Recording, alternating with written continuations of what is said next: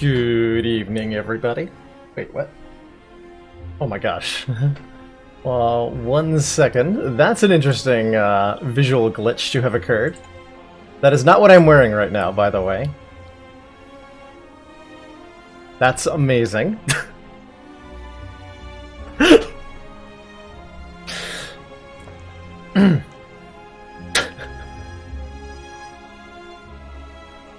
Well, I'm glad I was looking at the output there.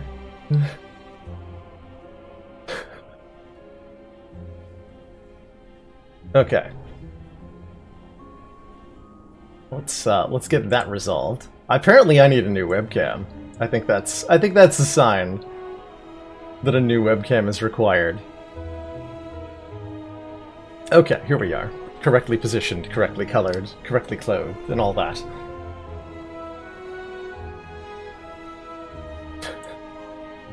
I didn't know it could freeze before I started streaming.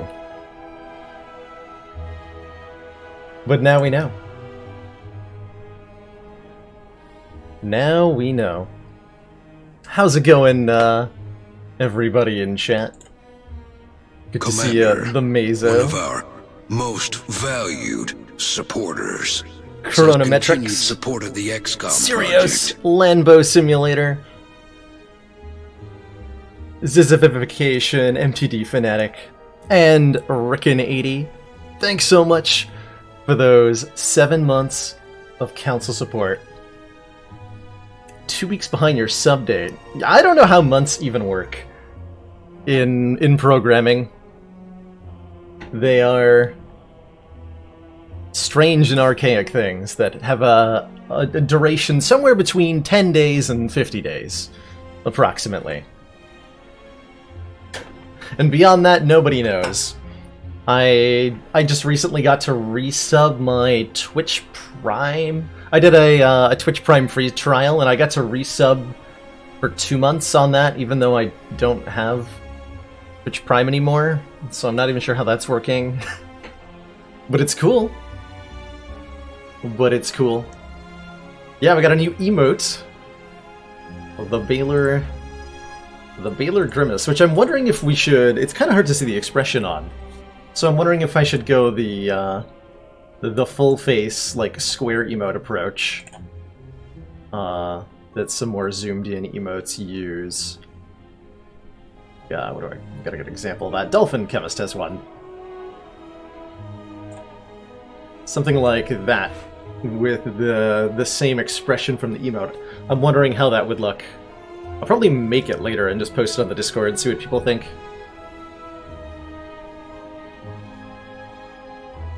So I'm not 100% sure which version might be better.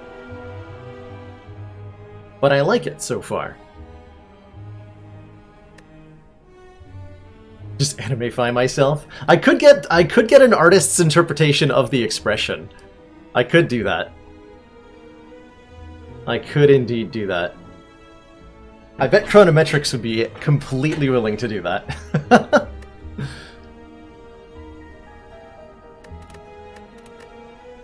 How was everybody's weekend, or start of the week, or whatever chunk of schedule the last 2 days have been for you?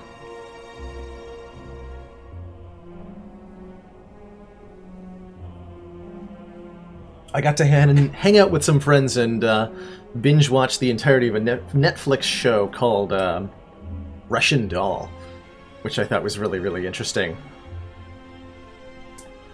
It's about getting caught in loops, is how I'll summarize it. About finding yourself doing the same thing over and over again, without being sure why. Ah, you've seen a Regular Fish? I thought it was great. I thoroughly enjoyed the experience from start to finish.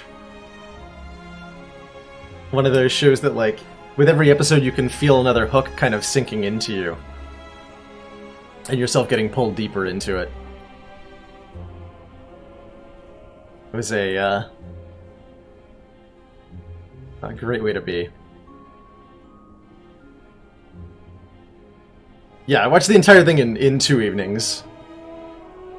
Yeah, Groundhog Day for a new generation. Basically, yeah. That's what I was thinking the entire first few episodes. Was like, this is just Groundhog Day. But like, also not at the same time.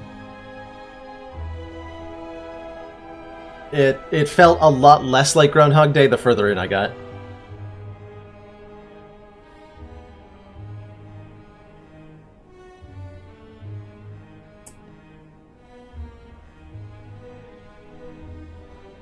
So where did we... What else did I like about the show? I liked its depiction of mental instability and the kinds of upbringings that promote it. Like the kind of trauma we all have to deal with in our past. That's right, looks like our last run on A15 here was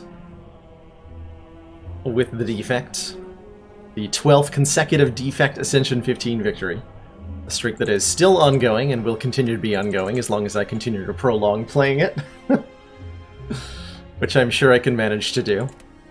We'll be mixing things up later with some Into the Breach, which I'm looking really forward to trying out. Another roguelike to try that is a little bit more at your own pace. I very much enjoy the Dead Cells experience I've been having so far, and I think I'll definitely be wanting to dive into more roguelikes. I want to try something that, similarly to Slay the Spire, though, lets you go at exactly your own pace, and is more of a thinking-oriented than reflex-oriented experience.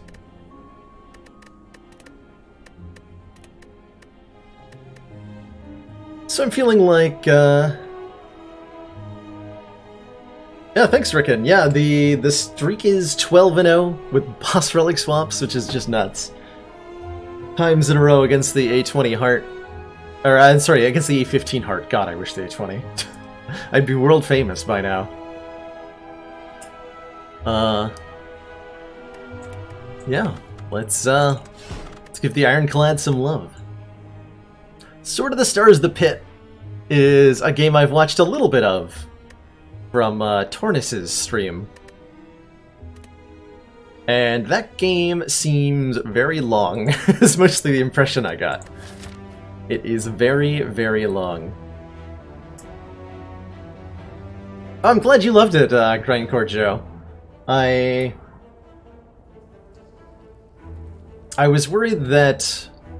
I still, to some extent, feel like I ended up putting...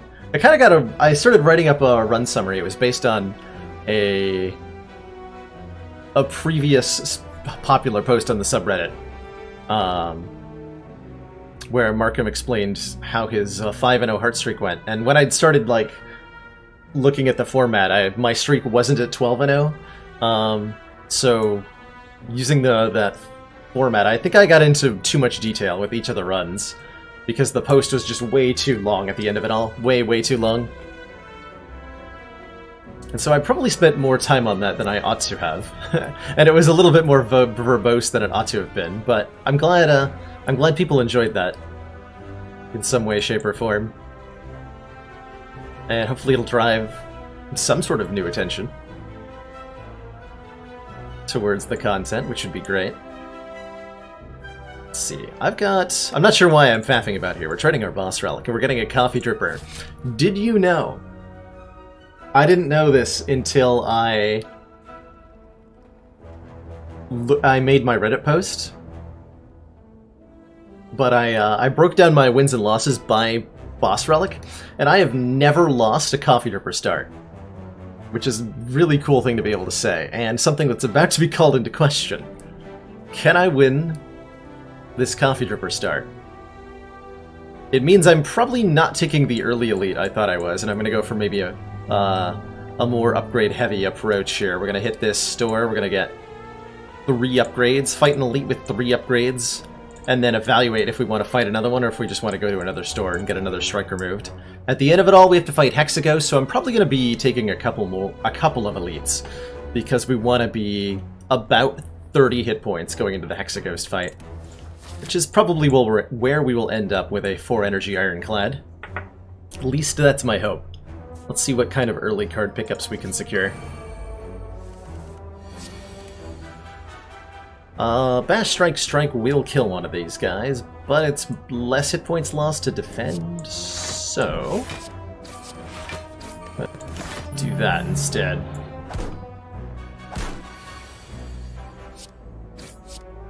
I wish I had a book deal coming up.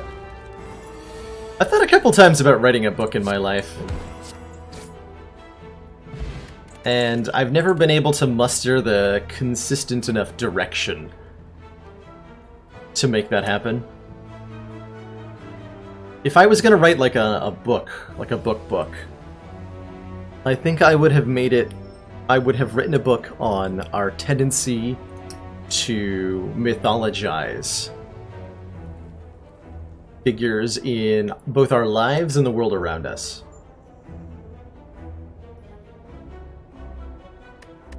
Like how we... artists, politicians, family members, the people we tell stories about, they become larger than life in the act of our storytelling. And the more we talk about them, the more they are described not as they were in fact, but as they were remembered. And it's a very interesting process that we do, basically subconsciously. Like, I hear the question raised a lot in the context of John Lennon, who was an incredibly influential musician as a core part of the Beatles, and had some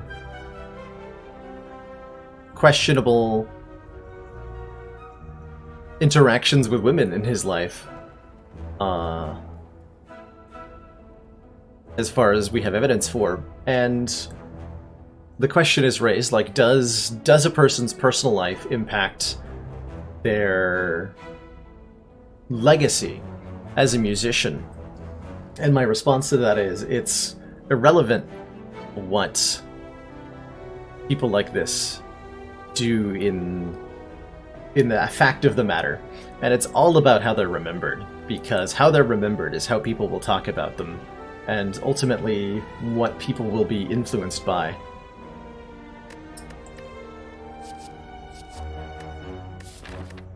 Do I want a headbutt or a rampage? I really like the headbutt as a general card. Rampage is something that gets you through early elites actually pretty well, but let's go with the headbutt. We can headbutt the bash a lot of the time.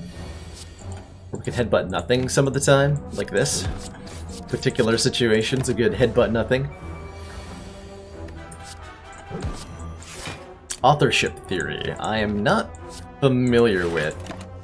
So it sounds like it's kind of what I just described. How good is an armaments in an ironclad deck that gets lots of upgrades because it can never rest?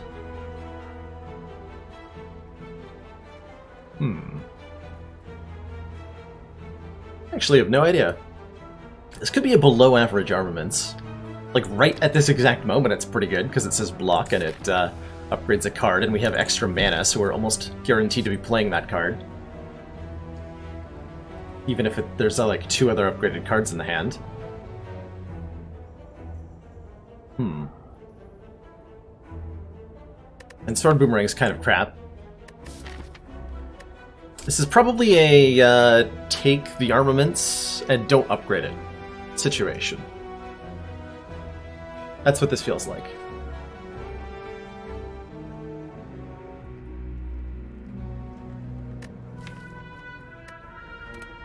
Hey, Horst. And Digital Shuckle. Welcome on into my take the armaments or not dilemma. I guess I'm going to take it. I'm definitely going to take money. I'm about to go to the store. And let's take one event as well. Remove a card from my deck? Get out of here. No. Take the strikeout.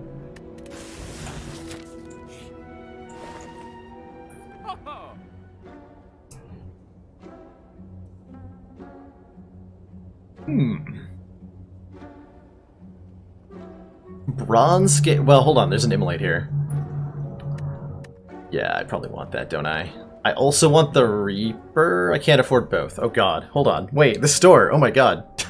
I didn't process everything I saw. Yeah, so my eyes first rested on membership card, right? Landbow Simulator. That was the first thing. I'm like, man, I can spend all of my money to double the rest of my money. Then I saw, oh wait, there's a bronze scales, and we're fighting Hexaghost, and we're fighting the Heart. Those are pretty good. And then I saw, wait, there's a 75 gold immolate, and also, oh wait, there's a Reaper when we have Coffee Dripper. Like, what do I do here? All of these things are incredible. It's also a regen potion, which is also incredible.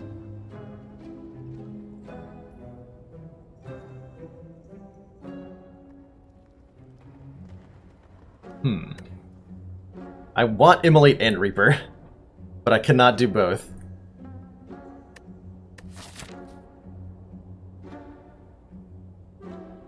Take and upgrade Immolate seems mandatory. Only took 1,000 hours. Congratulations, Juanito Taquito. For what it's worth, it took me like over 500 hours to be able to beat Ascension 20.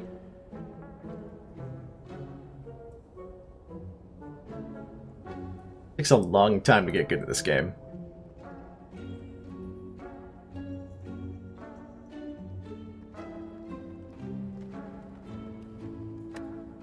Worship card's the only thing I won't find again for the rest of the run. Well, I also won't find the scales again. But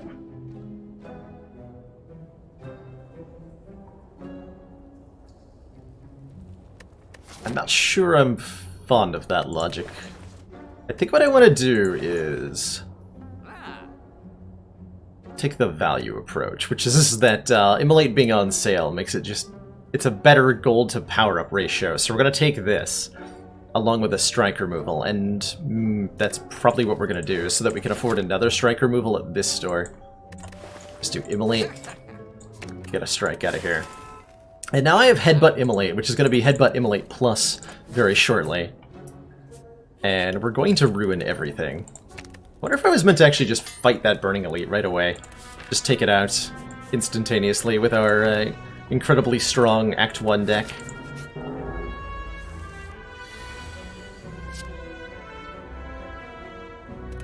Seven health. Down the drain. Thanks, Jawworm. Jerk.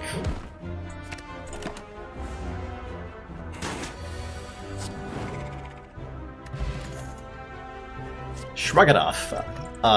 Yes, please. That way I can draw the Headbutt and draw the Immolate again on the same turn. We're going to upgrade our Bash, most definitely. Commander, we've just received the support of another council member. I didn't, like, miss a lethal in the Jawworm turn 1 there, did I? Am I insane? Akapanek! Thanks so much for that Twitch Prime sub. Welcome to the council. Glad you love the stream. I love the stream too. Thanks for being here. Yeah, we're going this way. Juzu Bracelets. Lets me hunt events in Act 2. Okay, I did just pitch away 7 health. Man, okay. I was on autopilot for that, and I totally didn't even do the math. It was all set up for the Hexaghost fight, though, you see. We're gonna get to Hexaghost with 7 hit points in a situation where 7 hit points more would somehow be worse. Thanks to that turn 2 attack, and reasons. Yeah, I definitely did that on purpose. The Juzu. Gonna upgrade, I think, our Shrug at this point. Let's get some upgraded blocks. I've been learning the value of upgraded blocks lately, and I like them. I like them a lot.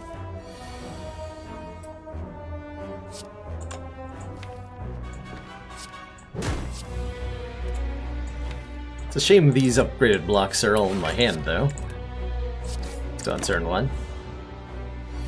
Hey, Abu! I miss you every time I take a shot. He's working my accuracy. Attacking again next turn. Could do Shrug, Immolate, Defend. That's pretty good. She might have had a lethal setup. No, I had no one card that did 26. Alright. Never mind. My camera froze again? Oh man. That is definitely time for a new one.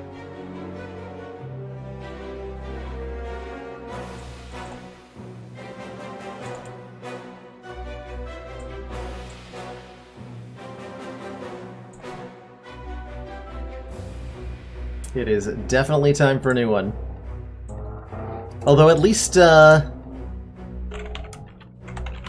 webcam freezing has led to some nice new emote. So there's that upside. I had lethal with the armaments on the strike there. I just chose not to use it so that I could get the immolate kill.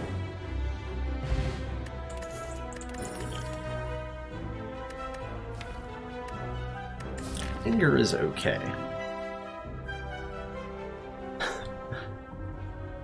It sounds expensive, Chronometrics. My camera should be in the same situation as I am. Freezing cold in the middle of an unfurnished, bare apartment.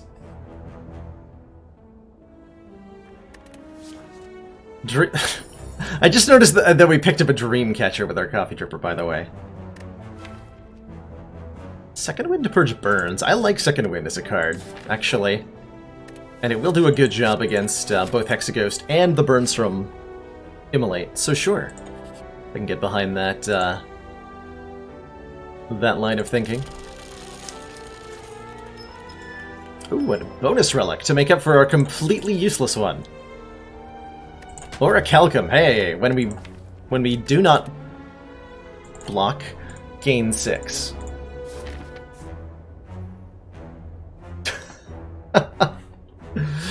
And really hot soup, presumably.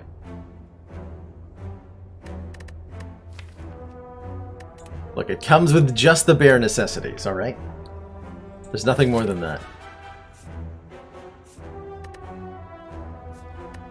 So if I go to the store, I could potentially find some way to deal enough damage to Hexaghost, which I think we don't actually currently have. We can play Immolate on a vulnerable Hexaghost a couple of times, but I honestly don't think that's going to be enough damage.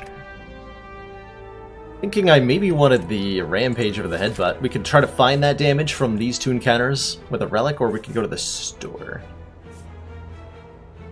Let's risk it with the encounters. Oh god, I wish I hadn't done that. Actually, no, this is pretty fine looking. Immolate Strike will kill you. I can block with Orichalcum. Bash Immolate is 50 something. I can actually kill the Slaver if I do Bash Immolate.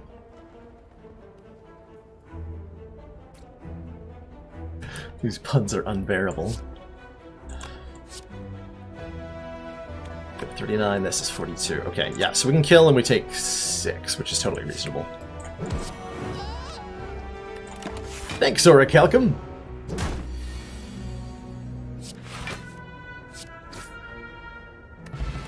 Hey, that actually totally healed us. That's pretty cool. A Body Slam. This is a deck that wants a Body Slam. We have got a Shrug It Off Plus. We have got... That's all I got. We got a Shrug It Off Plus. It'll have to be good enough.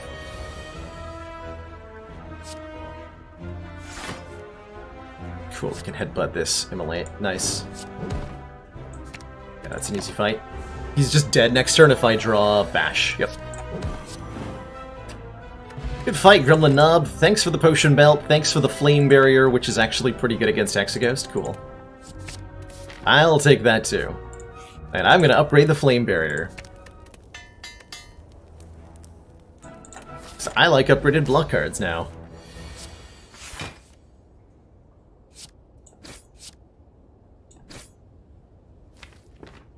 Let's lose a defend here. This fight is about doing damage.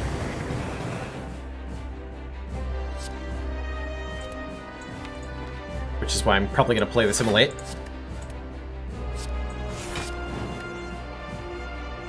I'll take 1 point of damage if I use the Plated Armor. I think I'm going to need that Plated Armor. Armaments hasn't been upgraded because I feel like it's actually a bad upgrade here, amazingly. Which must sound bizarre. But we're able to...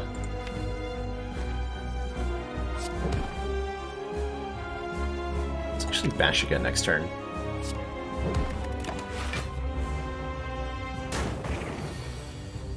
Like, we're not often drawing armaments alongside more than one other card. Like, in this hand is a perfect example, by the way.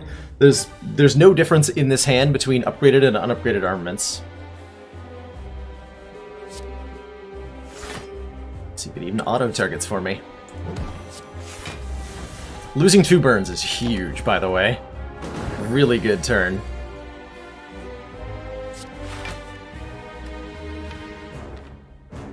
Am I body slamming or headbutting? Probably headbutting, right? It's just, yeah, it's nearly the same amount of damage. Buff turn next turn, so I can immolate. We're just gonna play immolate over and over again as our win con, apparently.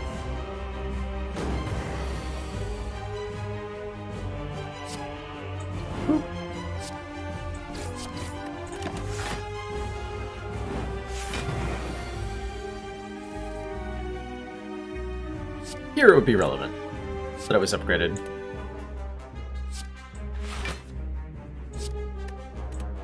Ooh, I probably should have played Headbutt before...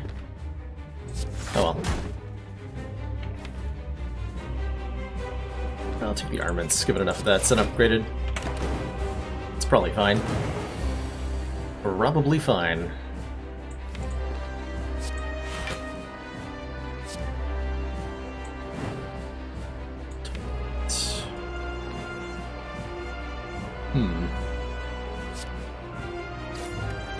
I don't know if I kill this or not next turn. I do, oh good. Alright, smooth fight. Got 3 potions. And we now have upgraded block cards, and 4 energy, and a body slam, and we're being offered a barricade or an impervious. Which one do we take? I guess we're doing block things now.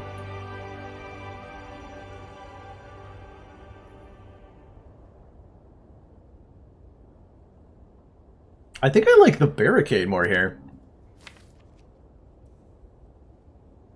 And I feel wrong for saying that.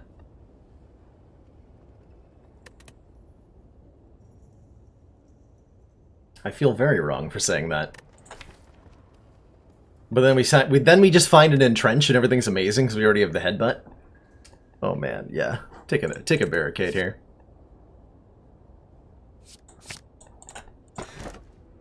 And go to 5 energy?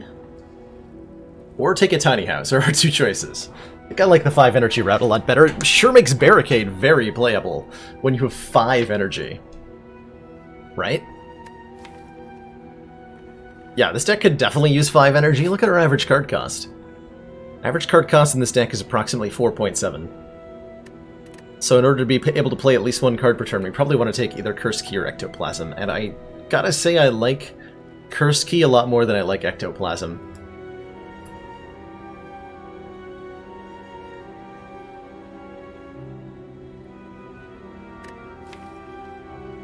I think I might agree with you, Whalerfish, on that assessment.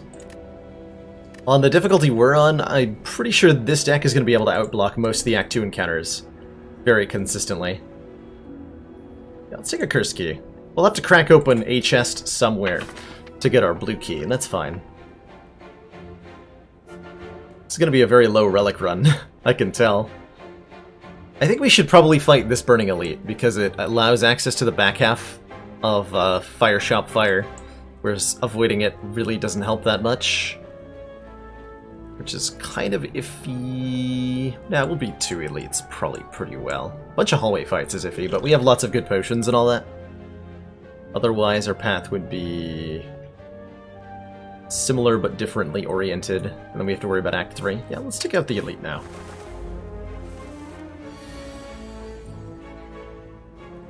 Oh, I have 5 energy, so I can actually play all the cards in this hand and knock a bird out of the air? Oh my god. which I actually have to do. Body Slam played for 0 damage won't count against Bird. So while the optimal way to do this would be to play the 4 attacks, knock one out of the air, and then let Orichalcum block. Without at least one block in the first place, the Body Slam won't do anything. So that doesn't work the way I want it to, and I have to take 1 entire damage here, which is just unacceptable.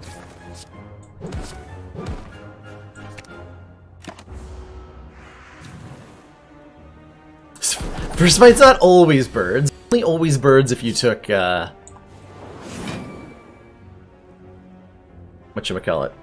It's only always birds if you took Philosopher's Stone. Oh, that's right, we're on A15. Well, I did a dumb play then.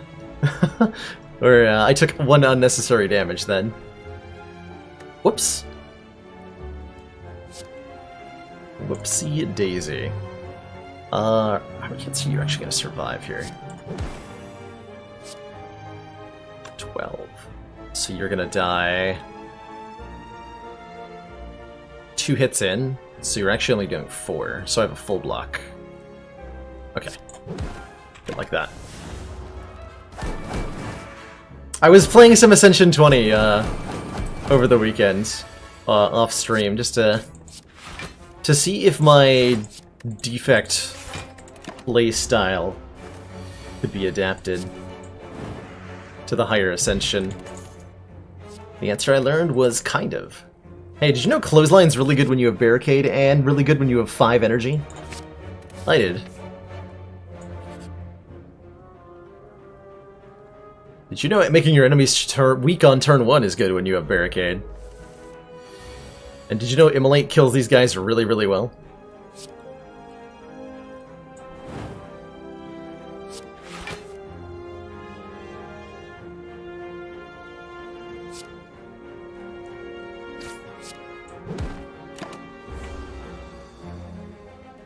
Grab him. No bear.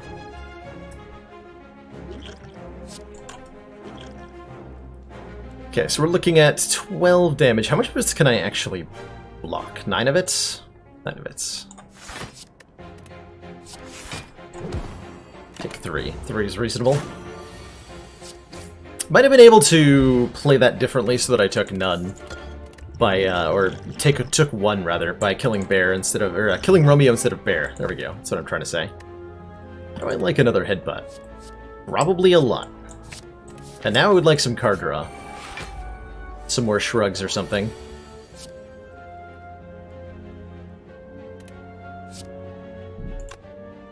Is this just clothesline, headbutt, headbutt? Yeah, I think so. Headbutt the clothesline, headbutt the headbutt, play the strike.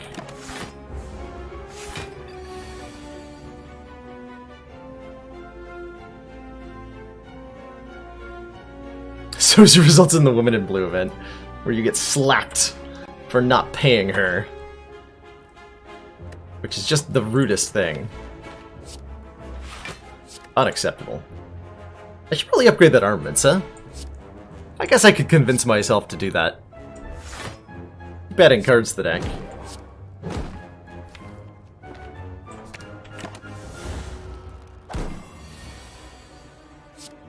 Oh, right, we have an Immolate that just kills this thing. Alright, goodbye.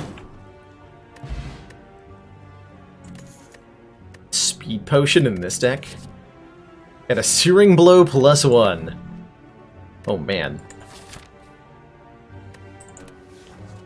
Do we go full Searing Blow with this Coffee Dripper deck? What does it look like when a deck like... What does it look like when you try to transition into Searing Blow? Is that a thing? Probably not, right? Doesn't feel like it's a thing. But it seems like it should be possible on some level.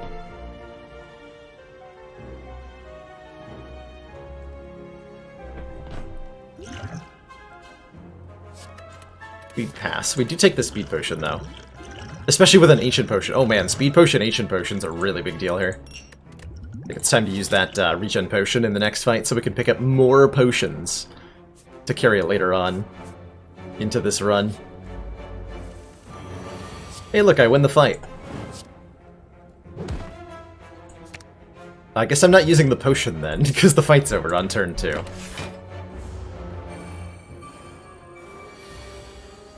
Yeah, right, like, it doesn't take a whole lot of upgrading Searing Blow for it to be above R.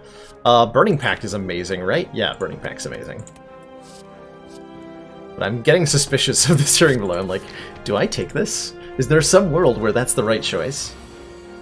Probably? Just, that's not the world I'm choosing to live in, I guess.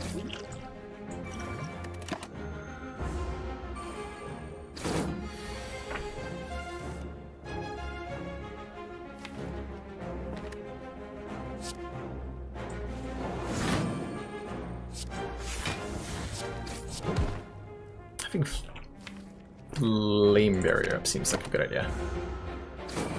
This could be a ×2 attack. But it's not.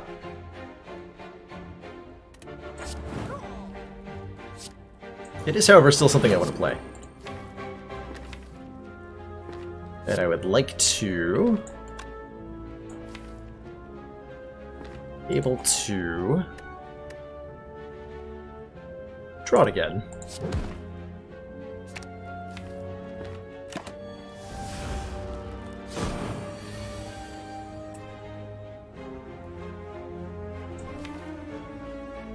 Okay, if I Burning Pact, I can still Flame Bearer and Clothesline to mitigate most of this damage. That is a scary turn. I was wondering how we were going to deal with 31. Well, it's taking a little bit, but Clothesline Flame Barrier solves almost all that problem. And I should guarantee draw both of these. Pretty sure that's how this works. Yeah. Take 7. Hey, congrats, Dimodius! Always cool to take the game to a new level. Whatever that means for you.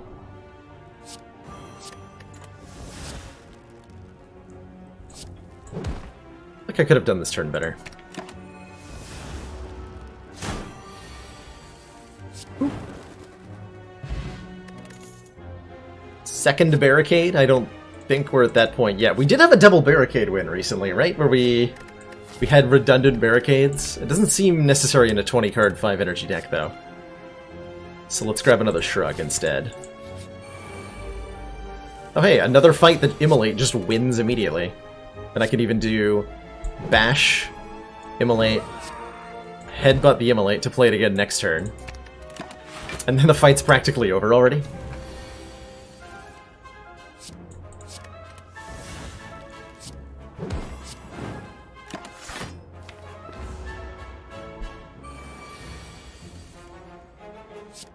Alright, so that was a good Grim Leader fight.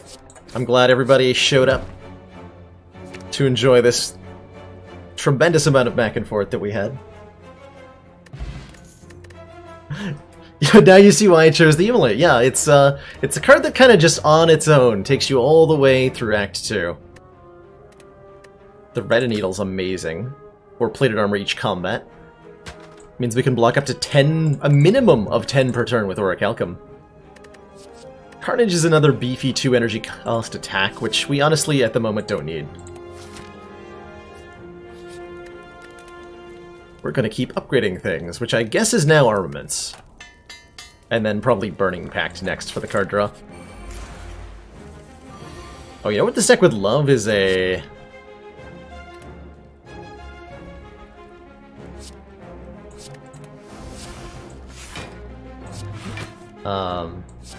What am I trying to say? This deck would love a Disarm to be able to deal with hard-hitting multi-attack enemies like this.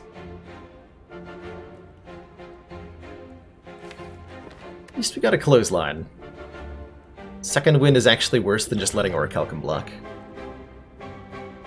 It's a sad statement, but a true one.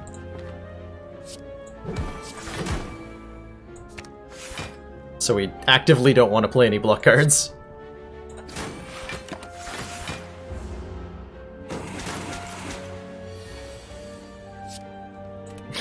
Carnage says, I'm worse than Immolate, and if you agree with me, I will remove myself from your deck. At your convenience.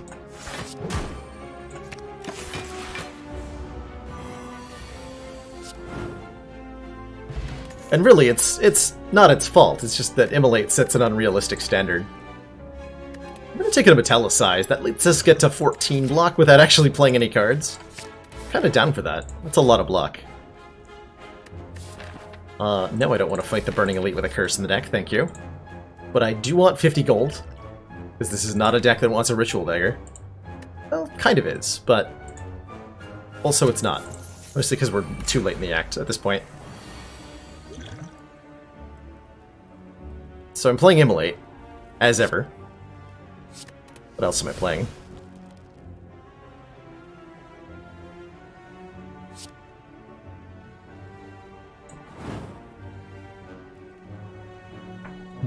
I full block this turn by second winding the Metallicize away. But then I lose the Metallicize for the rest of the fight. And I only take one if I just play Metallicize and strike. I think that's the best outcome, ultimately. Look at that, 13 block at the end of the turn. Wait.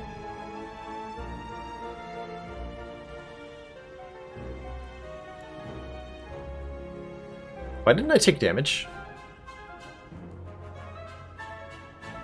7 times 2, we had 13. How do I not math correctly? Oh, it's 5. Oh, because we had the red mask. I forgot about red mask. Something went wrong there in my brain. I couldn't figure out what it was.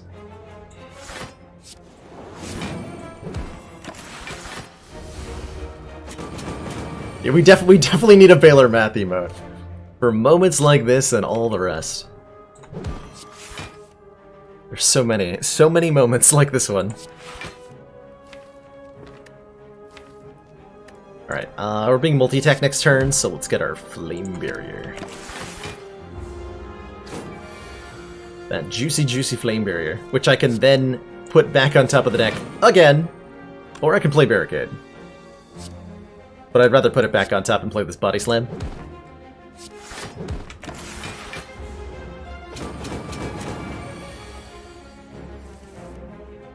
Seven times 5, he says. Did you know you're gonna die partway through your turn? My Thorns. Haha! More upgrades. And either a Shrug It Off or a Shockwave, and I think I gotta say that I like the Shockwave here. For the massive weak and vulnerable uptime. I love Shockwave as a card, and its only downside is usually that you don't have 5 energy.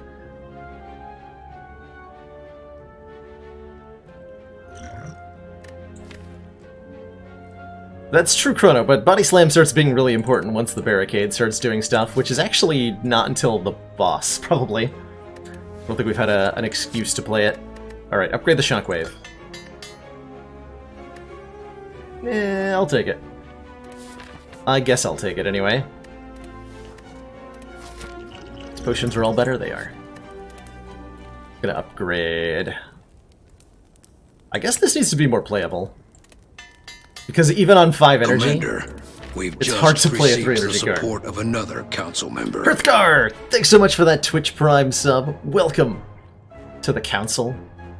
I'm sorry about the two defend upgrades. I'll try to do better next time.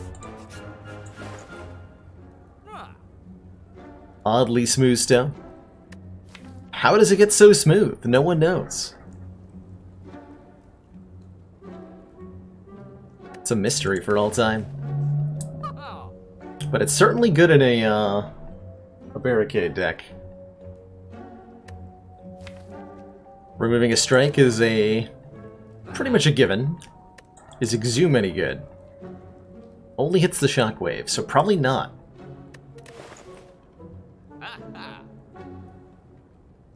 How do we feel about Magnetism?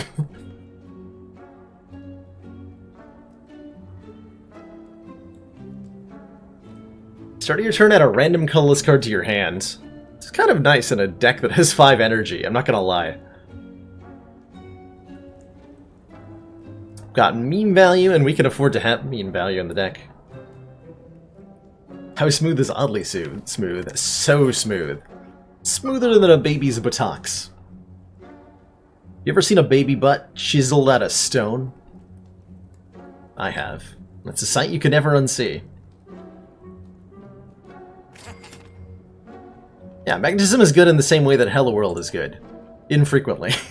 But this might be one of those situations.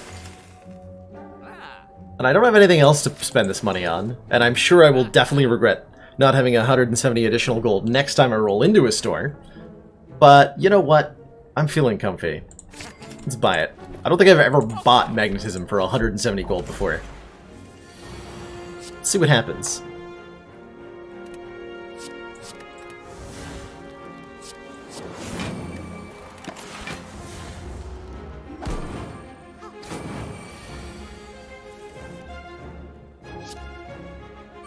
I have a Panacea now, so I block this Frail, I guess. Hooray?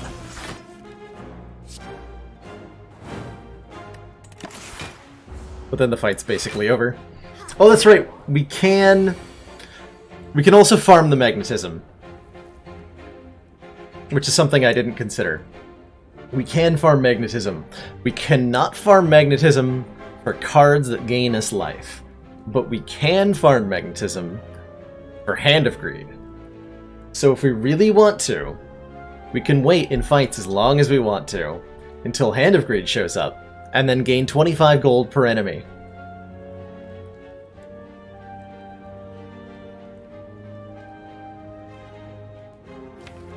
I'm gonna try that in this fight, and I'm never gonna do it again.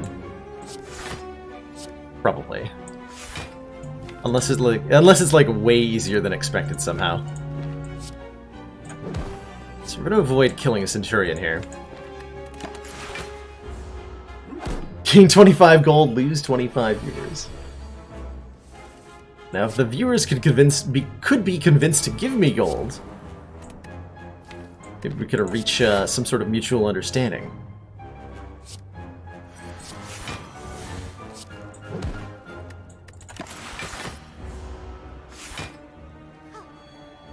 Can't farm for for bandage up because cards that gave you healing cannot be generated randomly. The ability for that to happen was patched out. So Dead Branch can't be farmed to give you feed or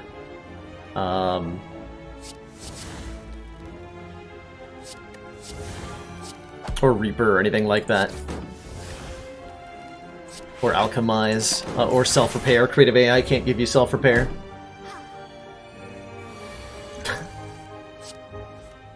Mayhem will probably end this fight quickly, and so I'm going to play it. We'll leave it up to fate what happens. And I'm probably going to kill them in about 2 turns here. Because I can already feel the insignificant value. Oh, there it is. Alright. Alright, fine. You convinced me. It's worth hanging around in this fight. Upgrade the Hand of Greed. That was actually a lot easier than I thought it would be.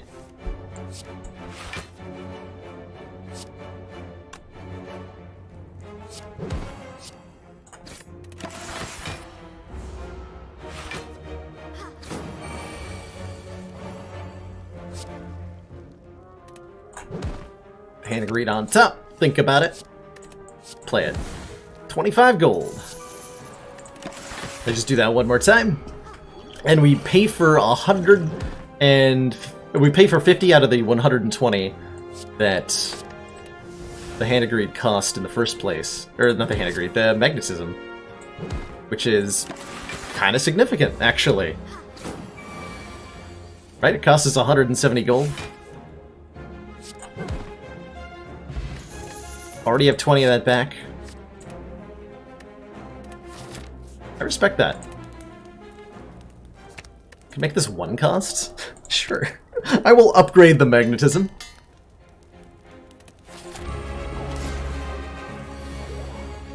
Let's do it.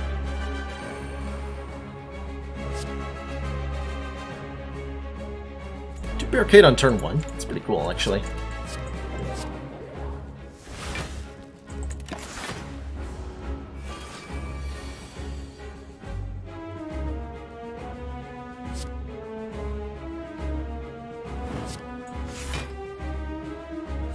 headbutt that back. You're stealing my magnetism? That's completely unacceptable.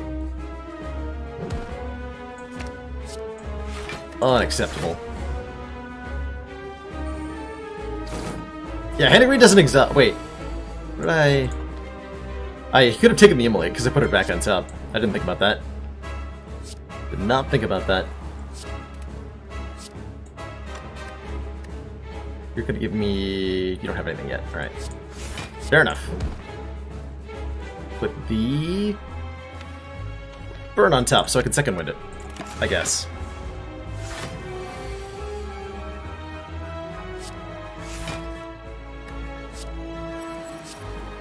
Flawless logic.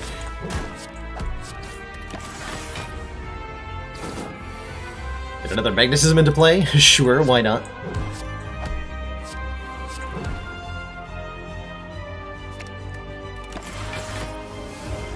Is this Hyper Beam? It is Hyper Beam. It's actually not ready for it to be Hyper Beam.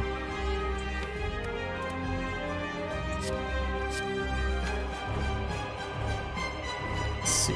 I can seek a skill out. Probably the Shrug Plus. Yeah, the Shrug Plus. Burning Pact, crap card here. I think Immolate can go away now. Burn all these terrible defends with Second Wind. And the second nature, second sadistic nature, can be gotten rid of. And then headbutt the Burning Pact back.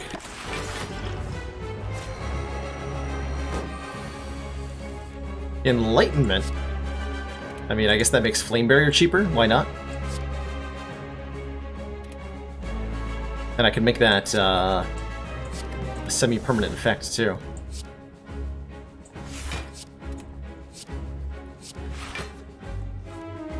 So that it makes all cards this combat, or the cards cheaper for the rest of combat. There we go, that's what I'm trying to say. So that's a permanently one-costed Flame Barrier, which is probably not going to matter here in a second.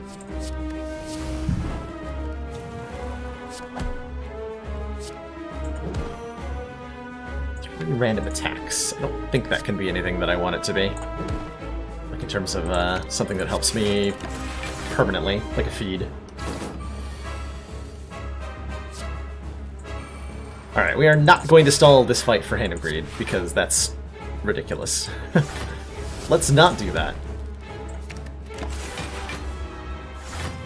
It could be feed. Metamorphosis can generate feed. Because I'm pretty sure that's not true. But you're the coder, so you would know better than me, right? Alright, well my sample size of 3 cards has disproven your statement. Let's go with that. Oh, I guess it can get me feed. Because there's a feed, and we have a barricade, so we're taking the feed. And now I understand why I was supposed to grab the Exhume earlier. So for the feed that we were going to have. Brilliant. Alright, well, 6 energy choker seems a little questionable. But there's an Astrolabe here that would let us transform and upgrade some of the trash cards in the deck. Like Magnetism. We could turn the Magnetism into a Hand of Greed directly by transforming it. Can't get feed. Okay, that's good. That's a relief to know, mainly. It's like, do I need to think about that now? Because I could infinitely stall for feed with the very... Oh god, no. There's a good old Calling Bell, which we can always wistfully look at and wonder, what's in here? We'll never know. There's no way to find out. What am I transforming? 2 strikes, maybe a defend? The feed I just got?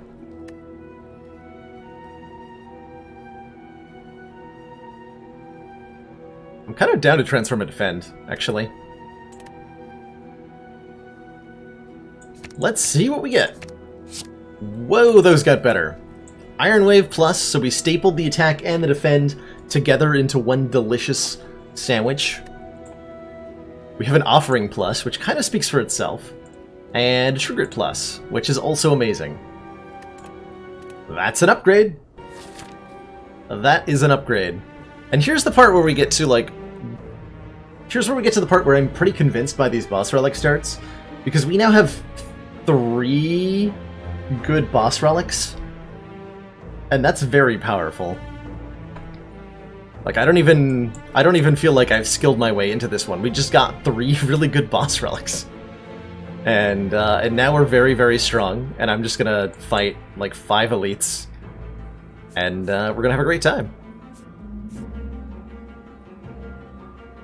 I already took out the super elite, too, so we just really go where we want, huh? Nice. Oh, but that reminds me, I need to remove a curse? Oh yeah, we actually get to remove the curse, too. Good. We'll have to do an elite fight with the curse, but pretty manageable. Magnetism, bash, clothesline. I have more than 10 passive block. Get ruined. Isn't Clad? Isn't Clad starter the best one? That's what I used to think. That is what I used to think. And I don't think that anymore. I think that Hand of Greed is a good card now. But the more I have swapped out the starting relic on Ironclad, the more I've felt like an ounce of prevention is worth a pound of cure.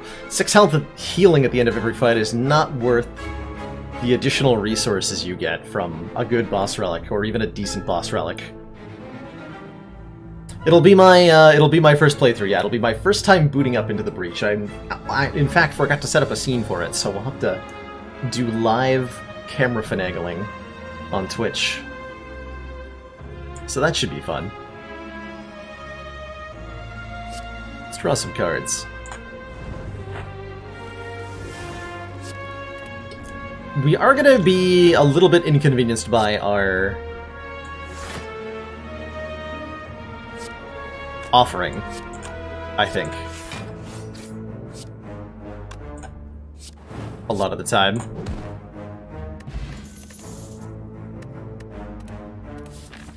There's maybe room for a second body slam? Nah, we have a headbutt. Also, I have a feed in the deck, so I should really remember that. I am going to learn the game on stream, yep. I've watched, like, 1 run, so I have, like, a little bit of knowledge of how it goes. Oh, that's a feel no pain. That's a feel no pain. That's another shrug it off. The toolbox is what we could have bought if we hadn't bought magnetism. Is that better? I don't know. I am not sure. We could buy a Regal pillow to go with our coffee and our dream catcher for the full triad of resting synergy.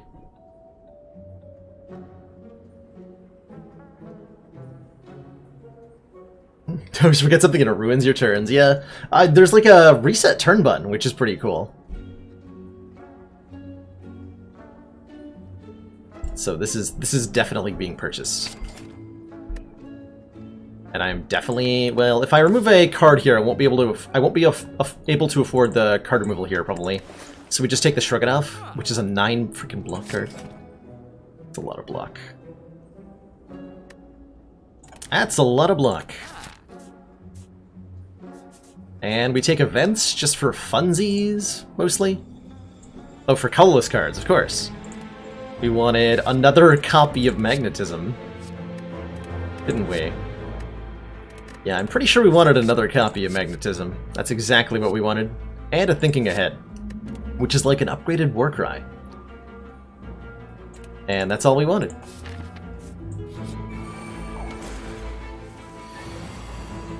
It's exactly those things. Do I play the offering? The age-old question. Actually, that's a question I really need to evaluate in a lot of situations. Do I play the offering? And I think the answer here is yes, I do. In this specific situation. They're all blocking, which means they're all going to be attacking next turn, and now I get to Barricade, Feel No Pain, Second Wind every good block card in the deck out of existence? But gain 60 block in the process, so that's probably fine. I hope that's fine.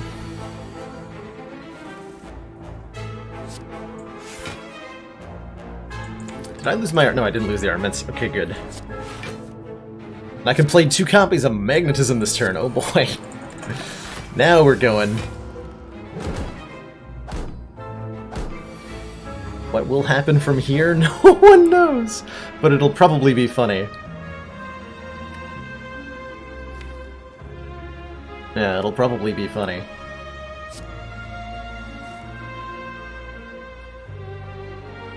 Put armaments on top and headbutt the feed. So I can have those together.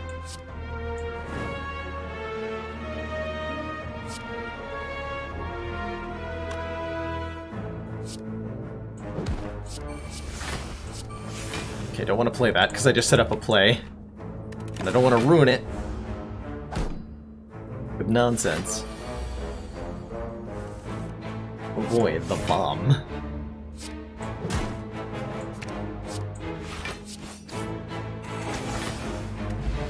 There we go. We fed and mitigated the offering downside. No problem. No problem. Now I just have to remember that I'm planning on doing 3 elite fights, and I don't get to have more health than this at any point during that. And I only have 1 boss to beat because I'm playing on Ascension 15. Okay. Let's spin the wheel and get definitely a full heal, or 300 money. I haven't won 300 money at this guy in a long time. 454 gold means we're going to have a really good store up here. Which means we can afford a 3rd copy of Magnetism. Heck, yes. Wheel of Greed. That is definitely what that is. There's a barricade when you need it. Do I try to... You know what? I think I do. Drink a potion here. There's Barricade. Thank you, Barricade, for showing up just on time. Hey, Unique Nick. How are you doing today? The amount of money does, in fact, depend on the act. Juan Taquito. It's 100 in Act 1, 200 in Act 2, 300 in Act 3. You can probably figure out the pattern from there. 100 per act.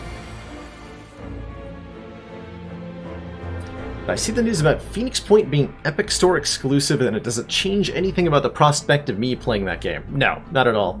The only thing that could change the prospect of me playing that game would be really bad reviews of some kind. And then I would, like, think about it. Nice, we got feet upgraded. It's probably better to clothesline here than it is to do anything else. In terms of damage mitigation. But you won't be buying it now? Well, no worries then, you get to watch still. Which should be nice and exciting, hopefully.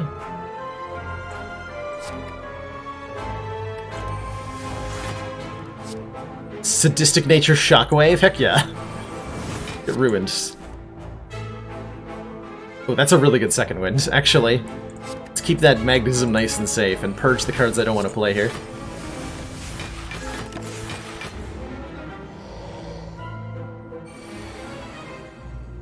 Games creators said Hitler and pineapple pizza are okay. Whoa, whoa, whoa, whoa. Let's not jump to extremes here.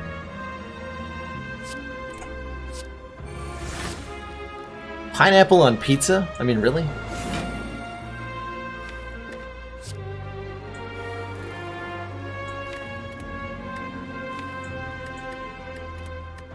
I don't want to headbutt that, do I?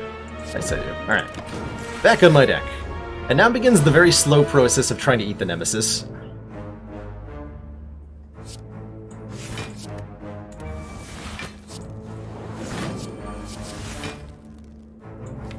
I think it's a slow process. I don't want a secret weapon because... Actually, if I secret weapon, I could head... No, I'm out of energy. Alright, let's play that for a sad point of damage. Questionable interactions with John Lennon. Topical. Brilliant. Ooh, second wind. Hey. Second wind keeping the streets clean.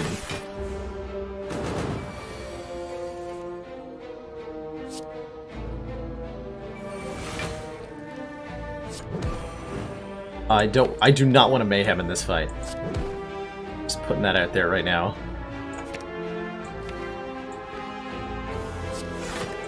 This is not a fight to be playing mayhem in.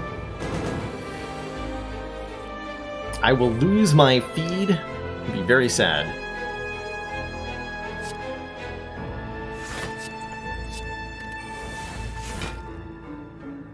So secret weapon can get me body slam, which would kill, but I don't want to kill because I want to eat. So we slowly get there, alright. A secret weapon for Swift Strike then. Secret technique for True Grit. Swift Strike, Clothesline, burn this Metamorphosis down.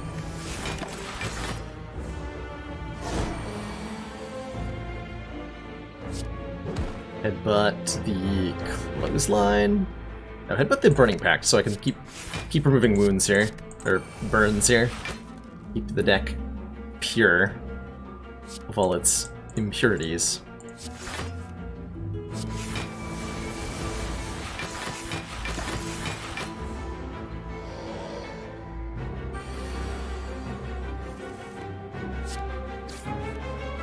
Relate's gonna do a good job here. Removed my bash, did I? Alright.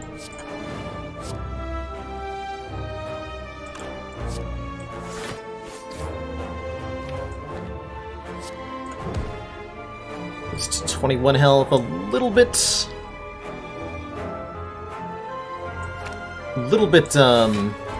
too high for me to eat him this turn, unfortunately. But we should be there momentarily. To what degree does the reputation of a creator impact my consumption of their art? If they are still alive and actively doing the thing, that's actually a good question. Because it does depend on whether they're currently doing that or like they've died and I'm looking at their past legacy. For artists whom have passed on and they have no chance to redeem themselves, then I usually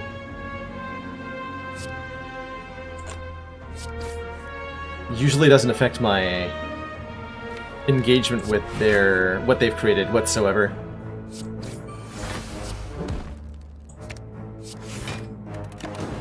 But if they're alive, it's a very different story, because at that point, usually consuming their media in some fashion results in directly supporting that person. And so if that person is doing things that I have substantial moral disagreements with, then I would have to be less inclined to consume their stuff or watch it.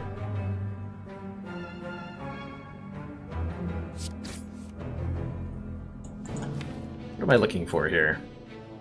Violence. So that I can get my feed here.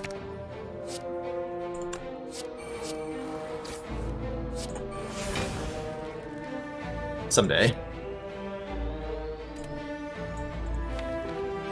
Come on, Burning Pact, I believe in you.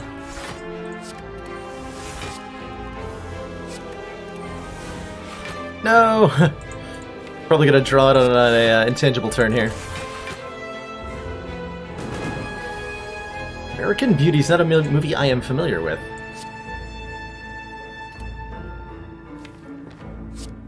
So I don't know if there's any controversy around it or what have you.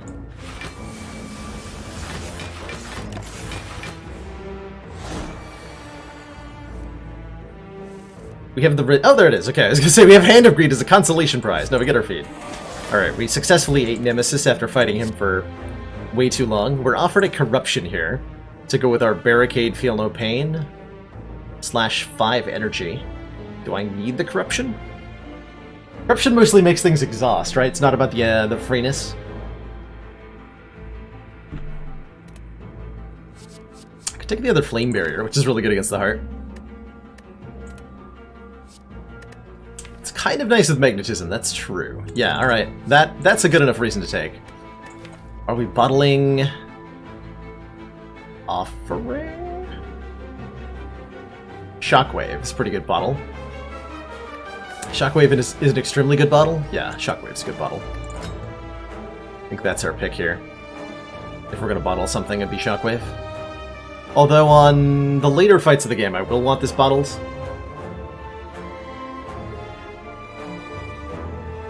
I will definitely want this bottled for Donu Deka. I will definitely want this bottled for the heart. I will definitely want this bottled for the elites. Okay, so we're gonna bottle it then. We're also going to fight a boss now. Because being able to no longer heal sounds like a penalty I cannot deal with. Especially in a deck that's pretty well upgraded already. So let's fight Hexaghost.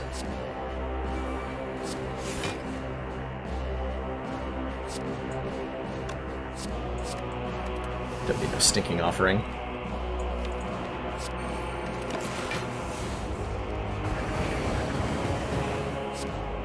Magnetism, best card. We just got a Dark Shackles on Hexaghost's opening turn. Get wrecked, Hexaghost. Nice try. Goodbye. Just gonna keep playing more copies of Magnetism to show how strong I am.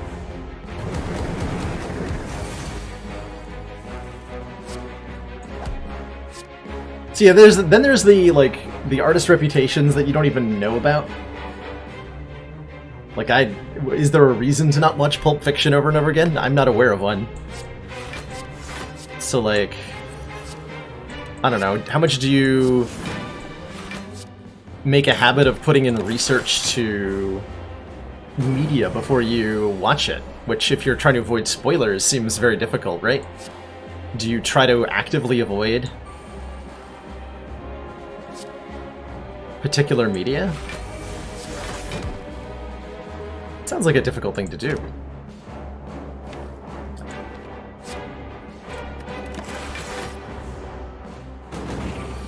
I do really want the offering opener for Donu in the heart. Oh yeah. Oh yeah, and we can talk about how sweet it is when we get there. And see how sweet it is.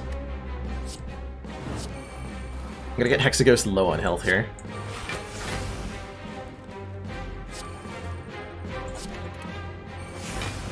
With a sweet body slam.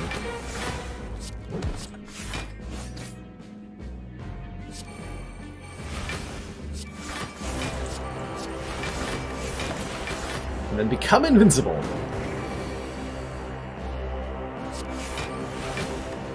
Good turn for Flame Barrier, we don't accidentally kill. 3 random skills. I'm just gonna see what I get. Alright, good skills. Fire everything so no one accidentally gets your money. That's really just the safest way to do it, right? If no one gets any money, then you can be assured that your money is not going to the wrong place. Flawless logic.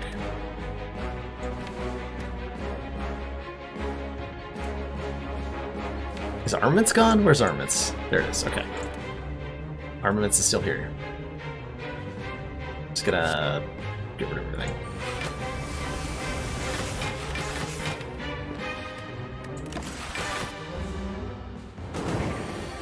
Except Comcast. They find the money somehow. They always get their money in the end.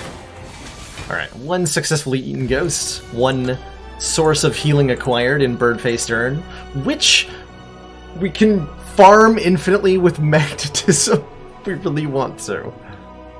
Oh no. This is the worst timeline, where magnetism enables an infinite healing loop on a deck that has a coffee dripper.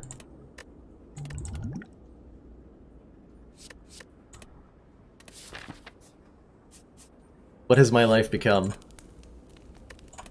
Let's recall now. Take our curse. No thanks, question card. Take another upgrade. Wonder if I meant to be doing fights. I get over campfires. Feels like I get a lot out of hallway fights, actually. We get at least 4 max HP from a feed. We get potentially fully healed.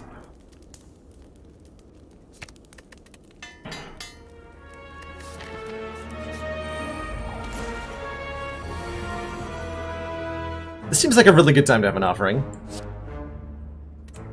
Just as a general statement, I'm going to play this one without question. And I'm going to like what I see.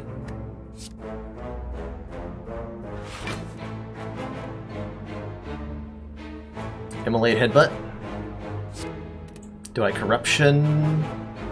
Shockwave? Immolate Headbutt? Yeah. I'm not going to play the Armaments, because I want to be able to upgrade the feed in a Dreamland world. Hopefully that'll happen.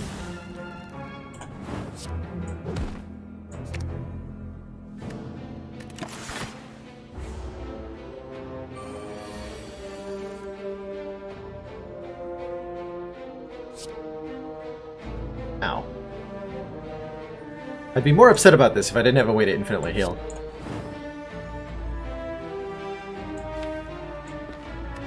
Like to headbutt something. Actually, no, we'd like to trigger the headbutt. Otherwise I have to lose the feed. Which is not something I want to do. Hand of Greed specifies on non-minion enemies, so we cannot infinitely farm health off of Hand of Greed. Or infinitely farm money off Hand of Greed, fortunately. Yes, I did just exhaust my body slam. What of it?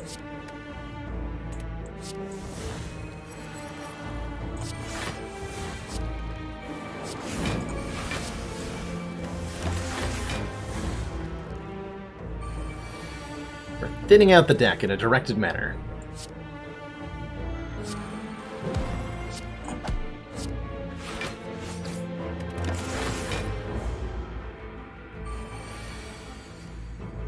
There's Feel No Pain. Okay, feed, you're going on the bottom of the deck. So that I have a chance of using armaments on you somehow.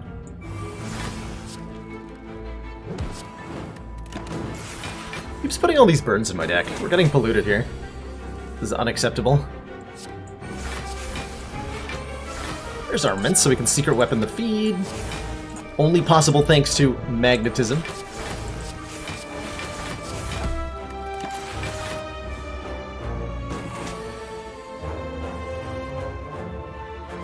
Thanks, magnetism.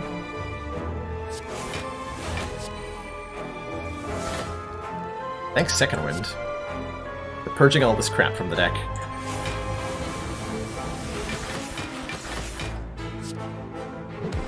That I definitely didn't put there myself. 13 is one too many, but we have a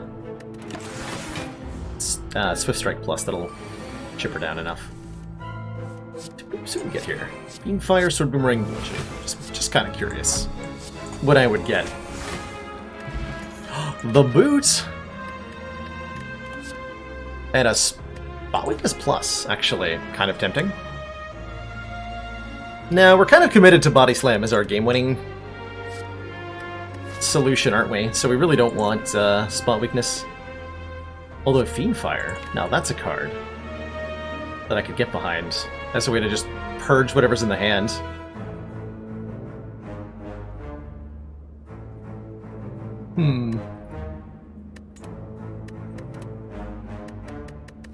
Like a secondary win con. That's fair. It's all about cumulative win cons. It's kind of how I feel about my... Well, I only have one copy of Flame Barrier, right? I didn't take the second one. If I had two Flame Barriers, I'd feel more comfortable as that as a damage source, but we only have one. One that might end up exhausted. And yeah, if we end up exhausted against the heart, we're not going to be able to do any damage. So that's mildly concerning. I'll play that. It's a fight I can't mess around in, by the way. This guy gets scary really quickly, so we have to set up and achieve a body slam kill pretty quickly. Kaka! Cheers, Juanito Taquito. Big bits for these very entertaining deck. Thank you. Yeah, there's definitely such a thing as too many win conditions. Happens all the time. Nothing to be embarrassed by. Would like to actually headbutt the spot weakness so we can go to even more strength here. next turn. Oh my. How do I feel about Mayhem in this fight? Actually pretty good. Let's get a Mayhem into play. Also heals us 2 health, so that's a reason to play it. Start of each turn, we play the top card of our draw pile, which was a Bash.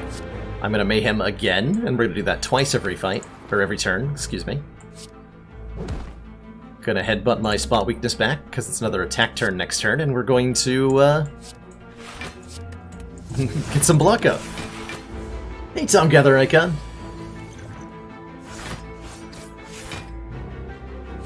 So far, so good, actually.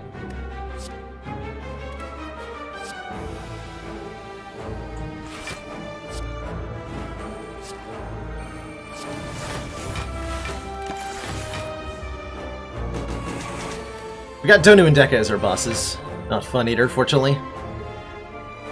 We can headbutt the armaments and play it on the feed right now. Perfect.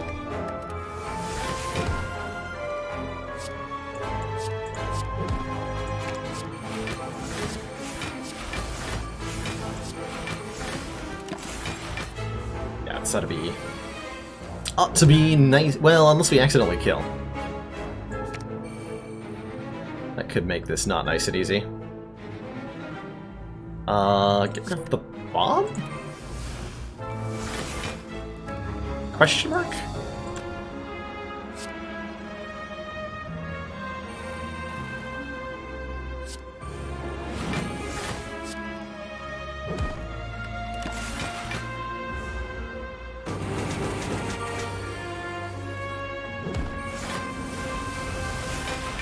Oh, I'm just gonna kill it accidentally with those Mayhems, aren't I? Oh well, that's fine. Yeah. Denied the feed from the Mayhem. Fair enough, fair enough. I can respect that. I have $700. How the hell did that happen? Good lord. What? That's a lot of money. It's enough to afford a curse removal, first and foremost. Get this Rive out of here. Tori seems pretty nice, right? Although if Tori is doing anything against the heart, we've kind of already lost that fight. So I'm not sure about that, actually. If we have no block, we're dead anyway. This deck could definitely make Abacus do something really interesting, because we can exhaust almost all of the deck. Abacus does something here. I'm just not sure it's very much.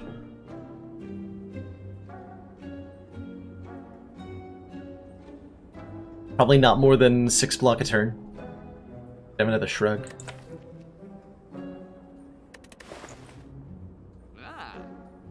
Insurance is a reasonable way to look at it. I'm thinking we could probably do better with a different relic out of the final act. Panacea and a steroid pot is a thing. I could actually, well, that would let me do even more against the heart.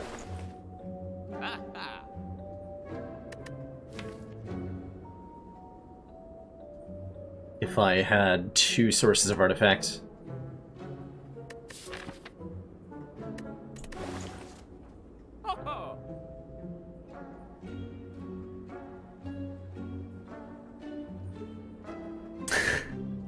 Abacus is the most reliable relic. You can always count on it. That explanation doesn't add up to me.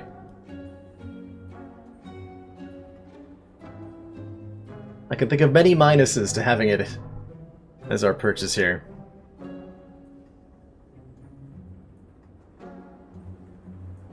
For the panic button off magnetism, I see your Kappa. That's actually relevant, though. That is not meaningless. It's mostly meaningless, but it's not meaningless. We just randomly get one, right? Probably fine. I think I'm actually gonna, like, all in on the next store being something better than this. And if we just win with 500 gold, that would be tragic, but acceptable. Alright, Nemesis Part 2, we got Barricade, Feel No Pain on turn 1. I am gonna play the Offering, now that I know that we can heal it. plus we're, you know, feeling pretty comfortable about our block situation at the moment. I'm not going to play Corruption, because this guy adds wounds, burns the deck, and I would lose the ability to remove those. So maybe I just... Burning Pact Corruption? I do, okay. I sure do.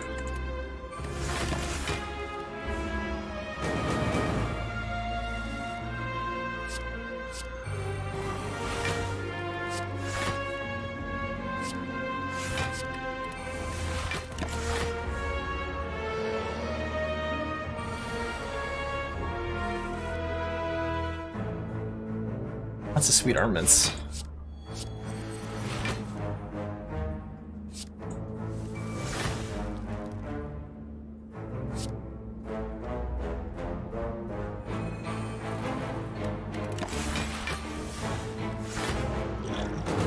All the copies of Magnetism. Forever. Okay, well this upgrades feed, which is very, very convenient. I appreciate that. We're just gonna burn this deck down to the ground. With the boot! Excellent. Excellent. The boot is here to save the day. As is Birdface turn.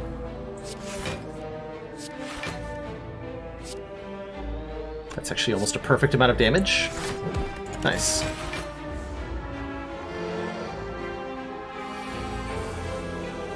Second Apotheosis. Brilliant. For when one isn't enough. It's actually really not how I want to draw the cards. Whoops. Whoops.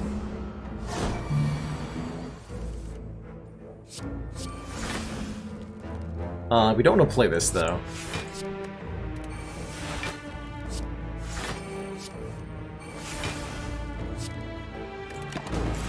This enemy does not intend to attack. We had enough damage in the hand. I don't think I had enough energy to play all the cards. I did see the potential for a boot play to feed, but it felt like we didn't have enough. We can set up a boot proc. Like so.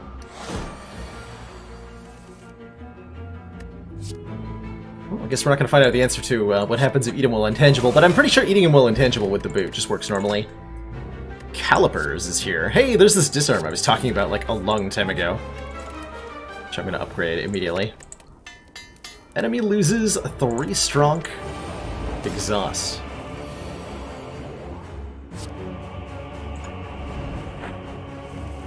Yeah, that's why I bottled the offering. That turn right there. Now we just play all this. And we win.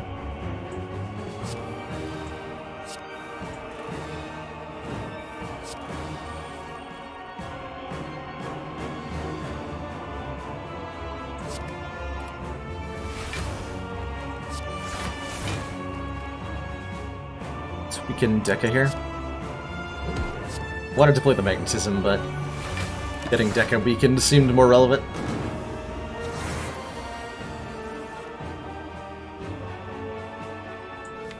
Can headbutt the Magnetism and try to play it? I don't think I want to do here. That's more like it.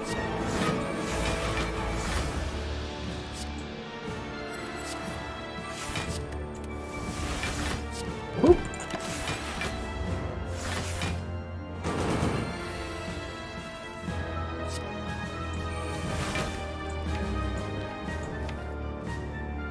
Drawn.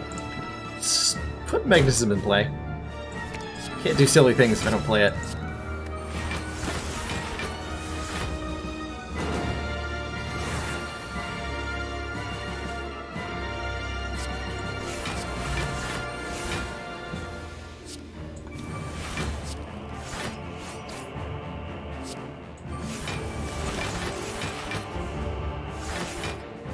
Am I out of block? No. Right, we can keep getting Panic Button. Hooray.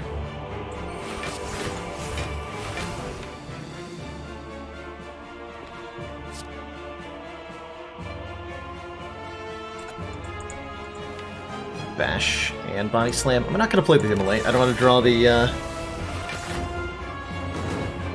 burn from it.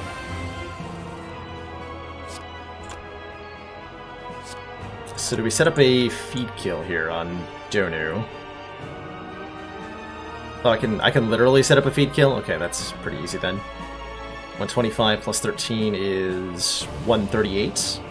So I can do Body Slam, Headbutt the feed, draw it with violence, play it, defeat the donut, bash the thing that isn't a donut.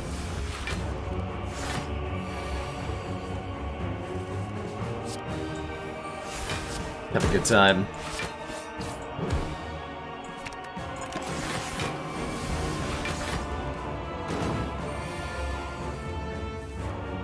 Now, I could wait around until we get a copy of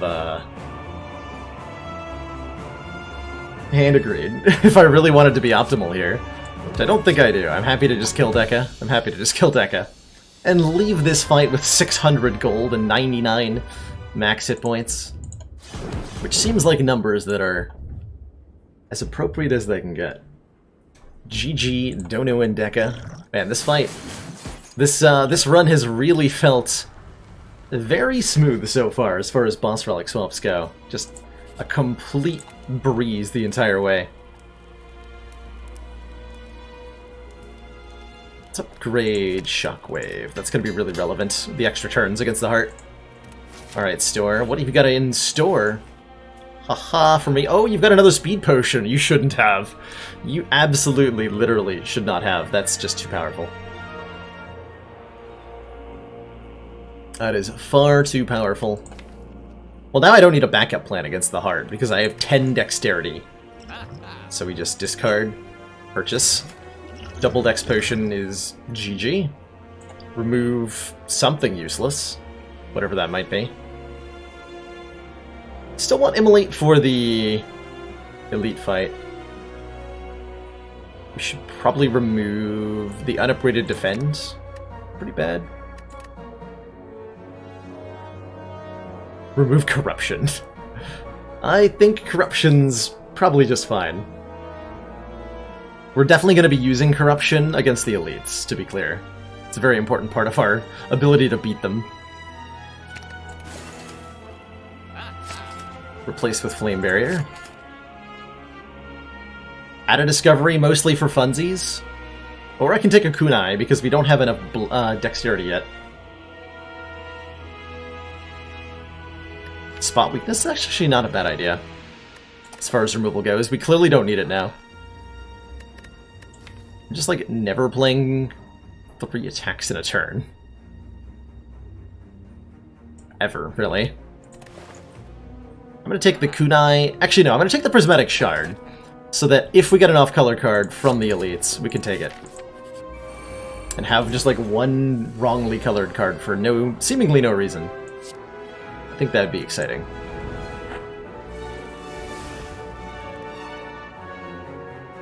Okay, this could be our Gambler's Brew. I think our potions that we have are fine against the heart. So we can afford to use a potion here if it's going to save us a lot of health. I'm thinking we didn't draw very well. Because I don't see a Corruption or a Barricade or a Feel No Pain here.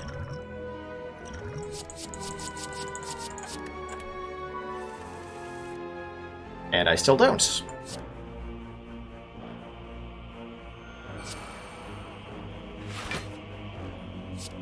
But I do see a lot of other sweet stuff.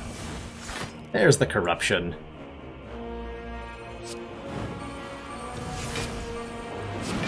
And now we get silly.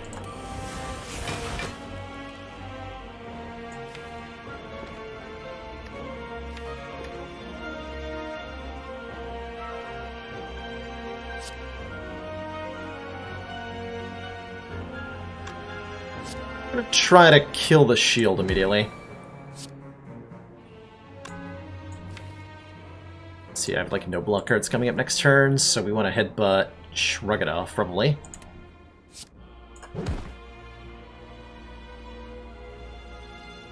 This one.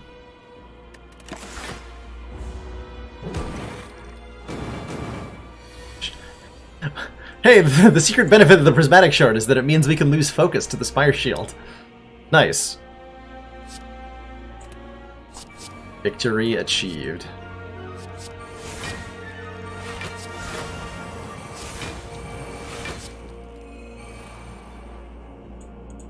Let's leave that in the deck for the moment.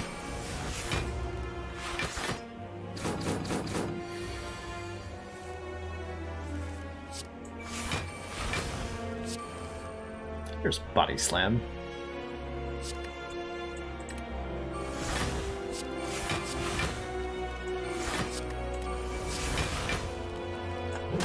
Delete that one.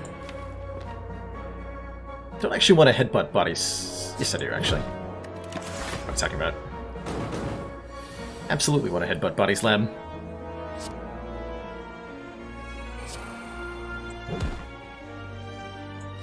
Now I want to wait patiently for an upgrade on feed. There it is! Apotheosis made that a lot easier than I thought it was going to be. Good, good. Let's do 24. Okay, so we can headbutt feed. Easy game. Wait, no! Never mind. Amplify! Next power card is played twice. We could double our barricade. I'm gonna take the Amplify. We're now an Ironclad deck that has an Amplify. Oh, we could double our magnetism, chat. We could double our magnetism. This is the greatest possible outcome of all time. Alright, so how... If you want to stack multiple speed potions like so, we can drink both of them. Then drink our Ancient Potion. Let's Iron Wave, Feel No Pain, Offering, see what happens.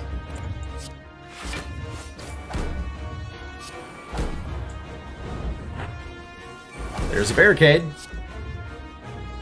That's getting played on turn 1, no matter what.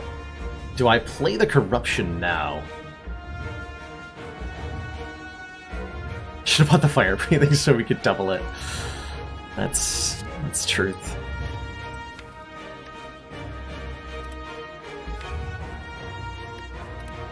Just want to draw deeper right now. Second Wind. Alright, so we have so much decks. I should just play the Corruption, right? I should just play the Corruption. Behold! All of my block.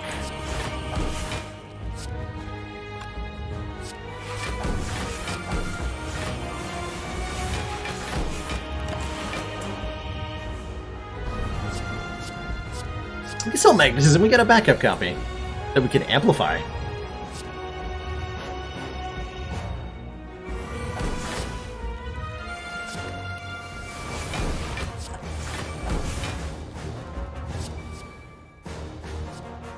I guess.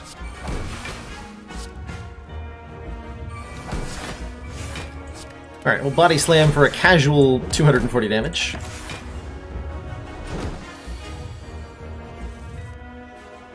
Casual. I want to headbutt that Body Slam. Yes.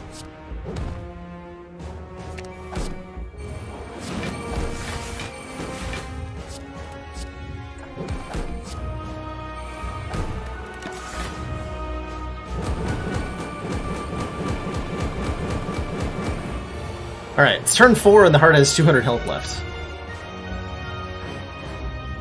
Oh, never mind. We already actually... Wow. We can get a turn 4 kill here. I don't know that I've ever killed the heart on turn 4. That's a lot of kill. That is a lot of kill. Just headbutt. Oh wait, no, he's a damage cap, actually. So that means... we headbutt the Body Slam. Draw with violence. Don't quite get a kill.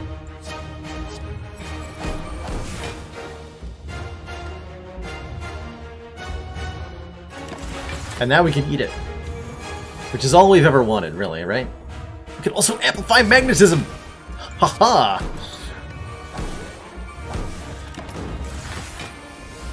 Don't let your dreams be memes when they're achievable and within grasp. The dreaded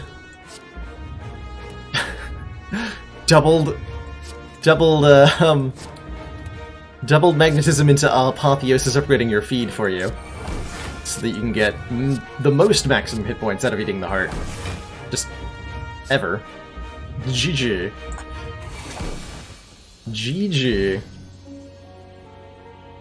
Turn 3 A20. You could do it with the Disciple. Disciple can kill the heart on turn 1 on Ascension 20 if you manage to break the game hard enough. I'm sure some of the other modded classes can break it in similar ways. GG.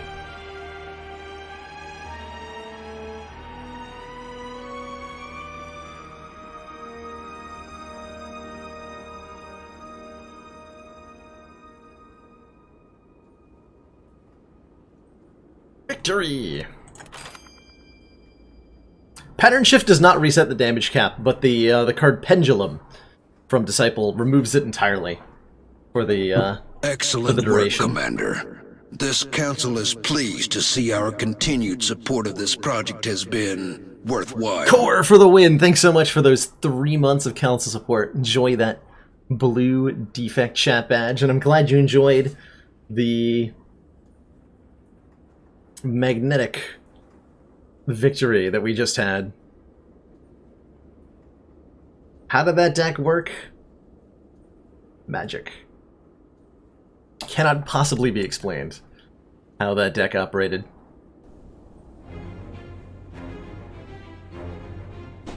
This makes sense that he'd be magnetic though, right? He's the ironclad, not the nickel-clad or anything that's not ferromagnetic, right? All those heavy metals has to amount to something. Speaking of heavy metal, actually, what if instead of an adventure clad in burning armor, we had giant robots clad in even heavier armor? As my title suggests, I'd like to try out Into the Breach today.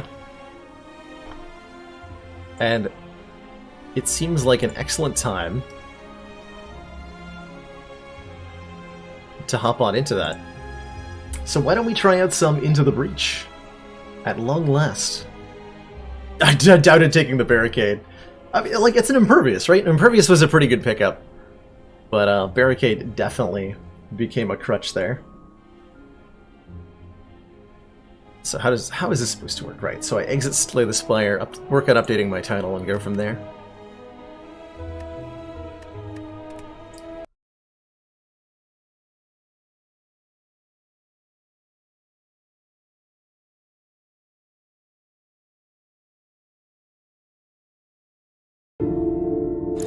Oh, that's gonna be really loud.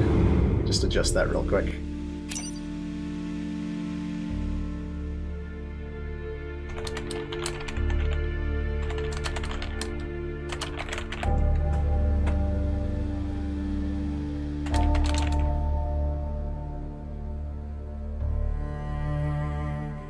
That is some sweet music, by the way. Alright, so let's get you looking at what I'm looking at here.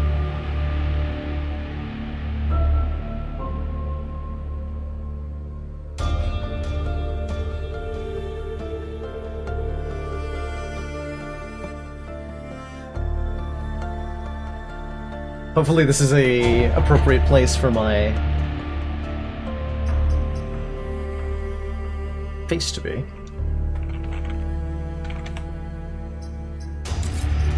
So let's turn the music down way the heck to a reasonable level here. First and foremost, fine game but lacks replayability is definitely, like, everybody's opinion that I've talked to about this game seems to be approximately the same, and that Into the Breach is a game that's really cool but doesn't have a lot of replayability. So I'm looking forward to playing it for the first time, because that's apparently the good one.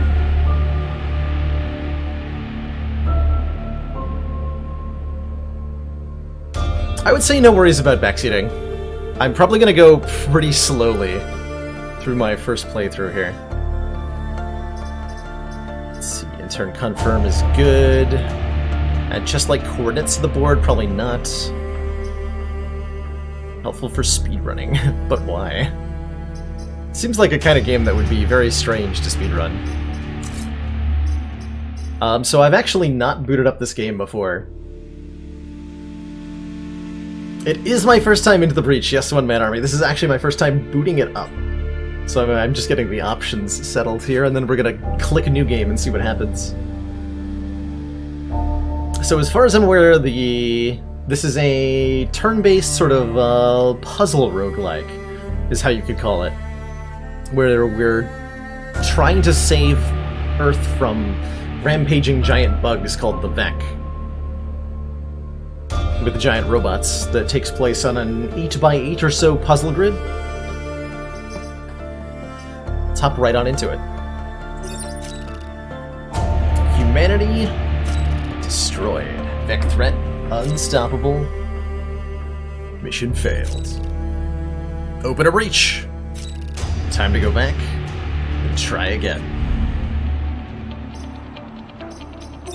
I'm gonna start on hard. Which I know is not advised, but I would like to.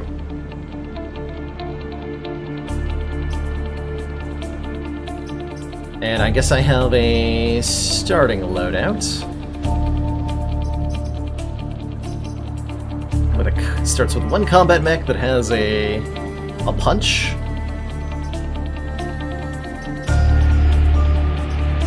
Three health, 3 movement. A tank that has a cannon that fires a powerful projectile that damages and pushes its target. So this both does damage and push. And then we've got an artillery piece that damages a single tile and pushes the adjacent tiles. Found only 2 or 3 pilots advisable on hard. Let's give it a shot. If I end up losing the first run, then no worries.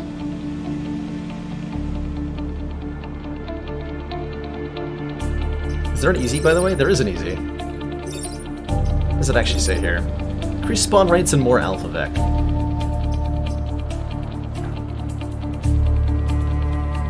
I'm worried I'll find it too easy on normal. I'm gonna jump into hard. Oh, I can change the colors. Oh, they're locked! What? Unacceptable. Unacceptable.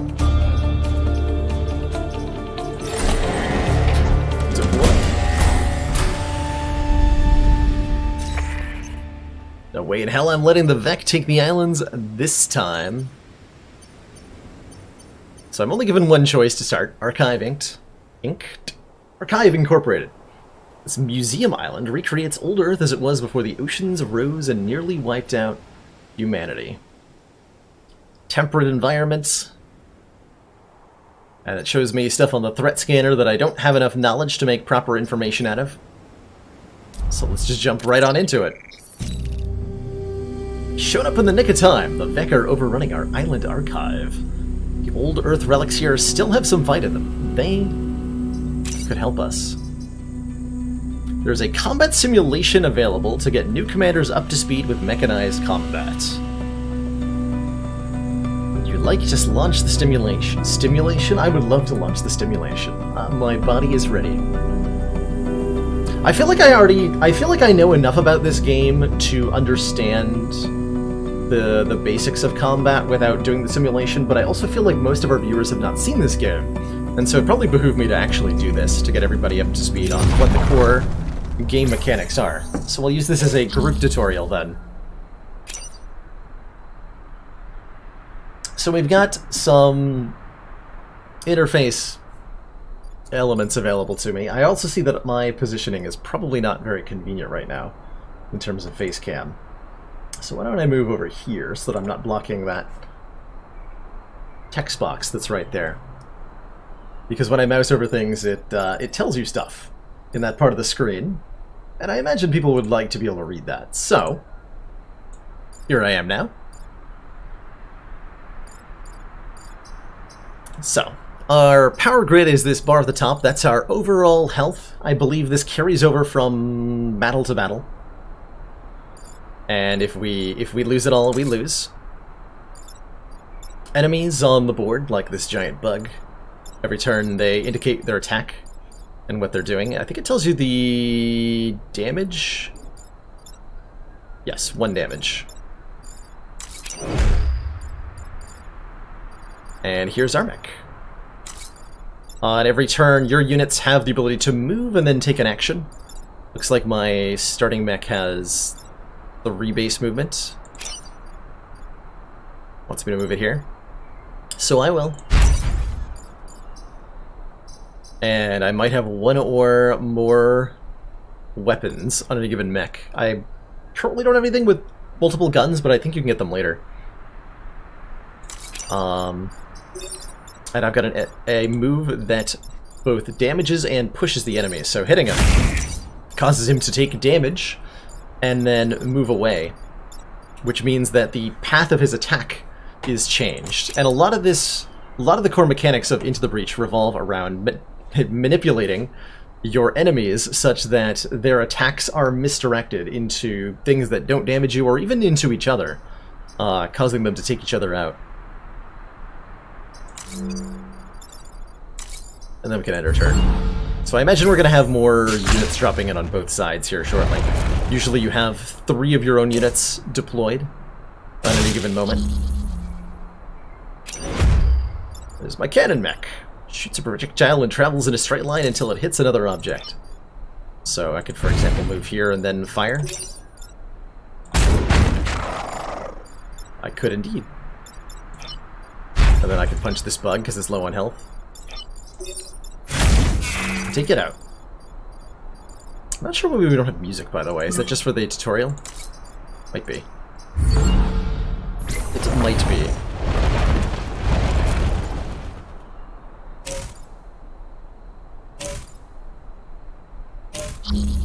So the kind of one of the interesting core mechanics of Into the Breach here is that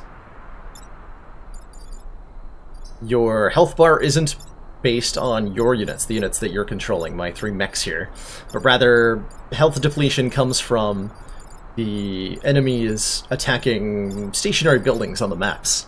So you're trying to constantly mitigate the enemy attacks, not against yourself, but making sure they can't hurt, the defenseless objects, which I imagine will be kind of frustrating.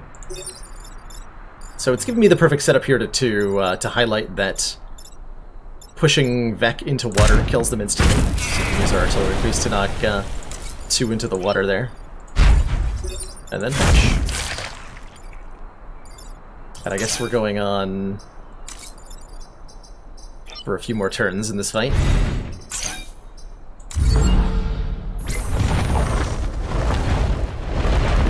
Spire.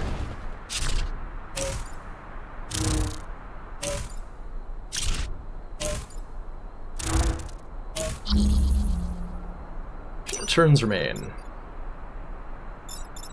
So let's see here.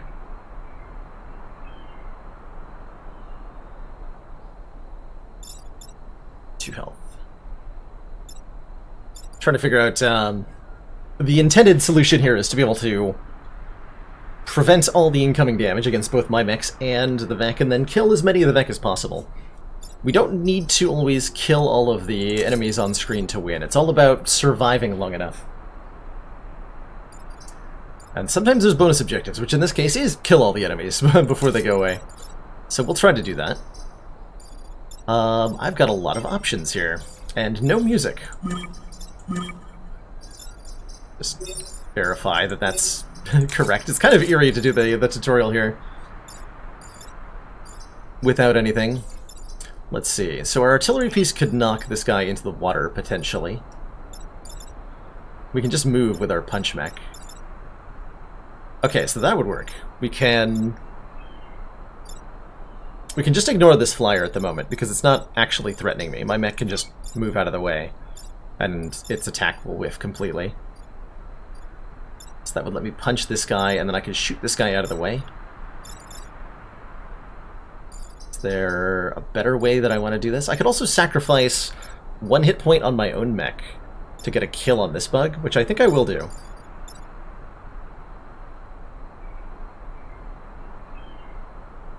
Yeah, I think I will do that. So I'm going to move my main mech here, and then have my artillery piece fire, which is going to push my mech into this bug, and when 2 units get pushed into each other, they both take 1 point of damage. Which in this case is beneficial, because it lets me kill this bug. See, the cannon does push, right? Yeah, this pushes. So this bug's going to get pushed out of the way. Let's see, now we're going to fire like this. Intentionally take the 1 damage. Kill that guy. I guess I could relocate if I wanted to, but we'll just do that. Yeah, buildings can't be pushed by any effect, I don't think. So they don't ever take damage from that.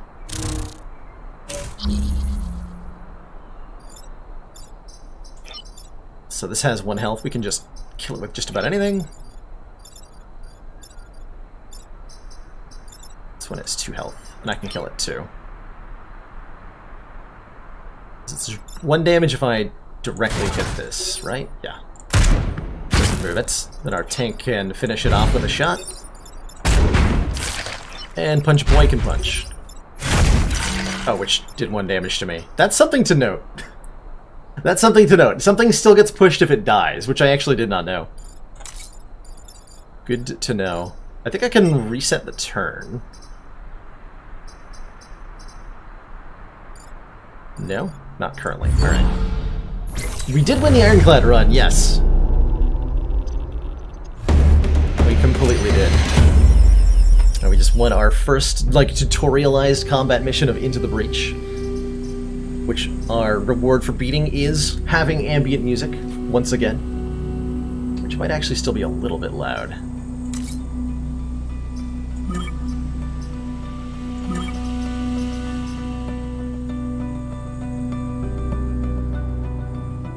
Okay, probably about there.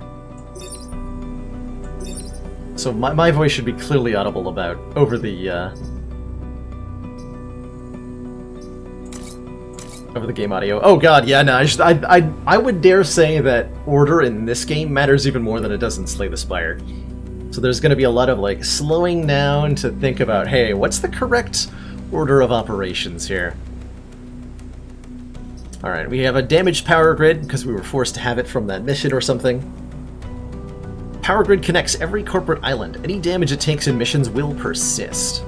That caused damage before you got here, but there will be opportunities to restore it.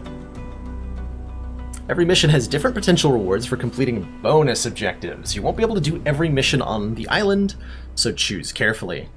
Power cores are used to upgrade your mechs. Grid power restores your power grid, which reaches you lose if it reaches 0. And corporation reputation. It's hard not to read that as core reputation, like a corpse, like an army corps or something. But it's short for corporation here. So we can spend that as money. Missions with more potential rewards will have additional danger. So our first, we can actually look at our mech loadouts here. Each has upgrades they can do if we have power, so we can give bonus health or bonus movement or upgrade our weapons. So this Titan Fist that our punchy mech starts with can be upgraded to let him dash with 2 power cores, or can have more damage upgraded with a couple others. Stardew Valley. Let's remind you of Stardew somehow. We also get XP for kills, but we didn't in that tutorial mission. That's fair enough. Oh, that was just a simulation, that's right. So we don't actually have anything permanently happen. So killing Vec, even though it's not required to win missions, gives you experience, which levels up your pilots in some significant way. At least I hope.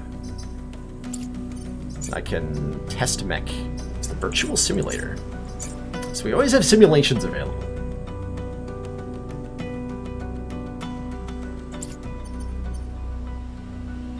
hometown. Gives us a bonus objective, or reputation, to block spawning Vec 3 times. Or Artifact Vaults has 2 bonus objectives for killing at least 7 enemies and protecting the emergency batteries. Which would give us more power on the grid, which we probably want, right? This one seems easier. Maybe we want an easy mission so that we can get some early resources. I don't particularly care for power, grid power. And everything I understand about grid defense is that it's something you don't really care about.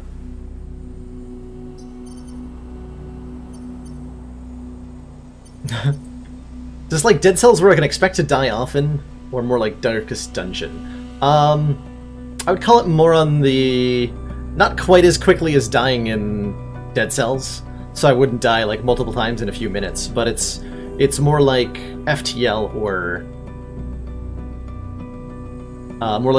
Slay the Spire, in that you can expect to either win or die within a couple of hours.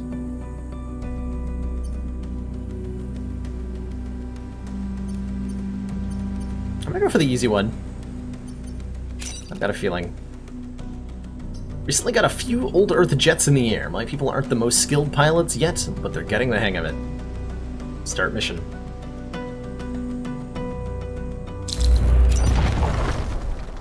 Energy shields. This is a shield. It will block damage and any negative effect. Only direct damage will remove the shield. Non-damaging negative effects have no effect. Alright, so it just blocks stuff. Environment effect. This mission has a special effect that will happen every turn. Bombs will be dropped on the marked spaces, killing any unit. Scorpion has 4 health. Hornet has 3 health, and I think this guy in the back gives bonus health to enemies. We are going to... Looks like we have a small deployment zone on the field, and then within that we get to choose where we're going. We'll up our mech there, our tank here, and the artillery mech. Hang out in the back. Hostiles detected.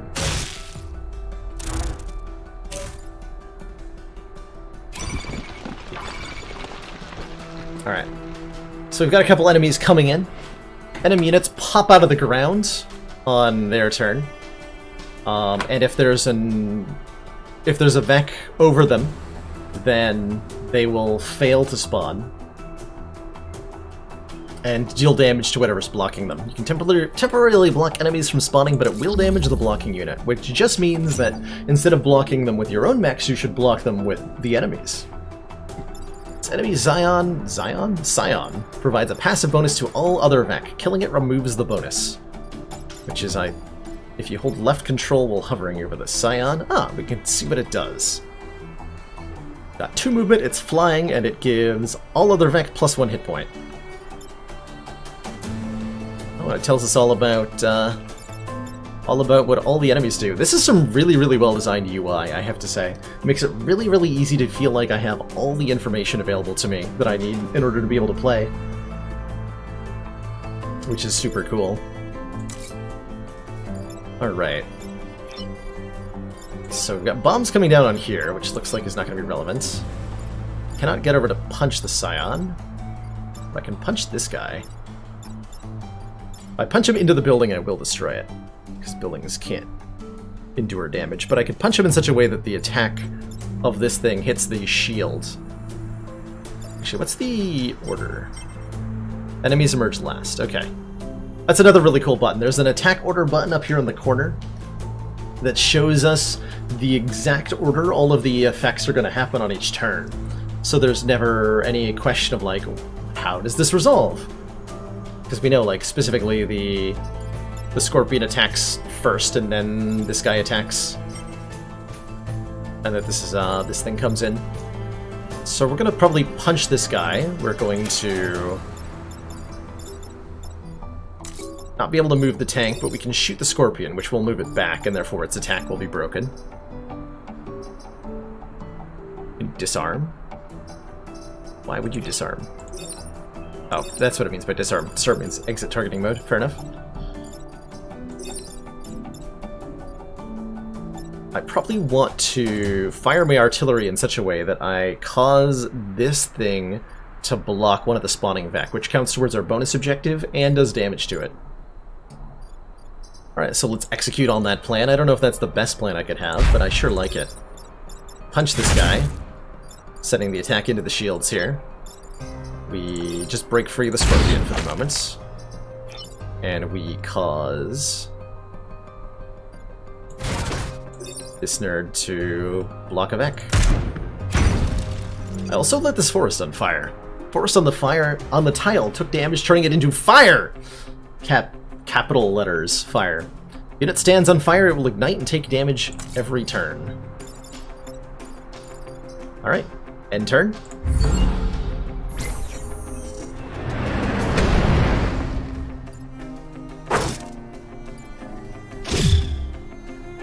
Shield is gone. Alright, that does count towards the bonus objective. Good.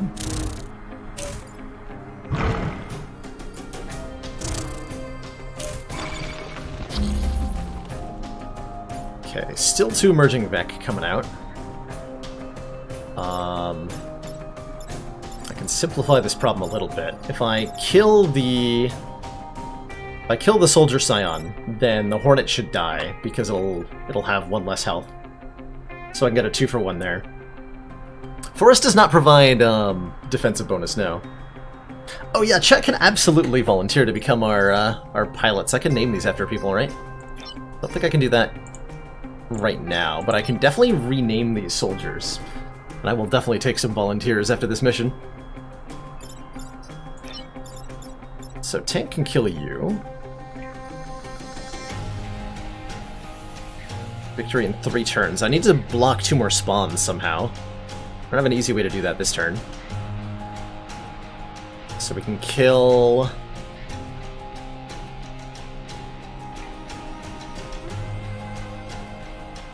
Actually, how do I want to do this? Probably want to knock the Scorpion out of the way and deal damage to it with the tank. That have the artillery piece.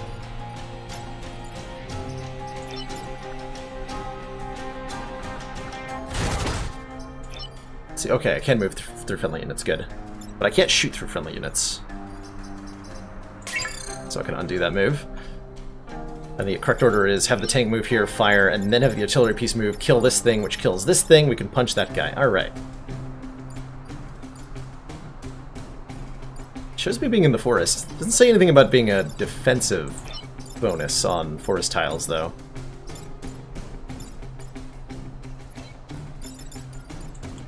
No, I don't think there's any defensive bonus to being in a forest.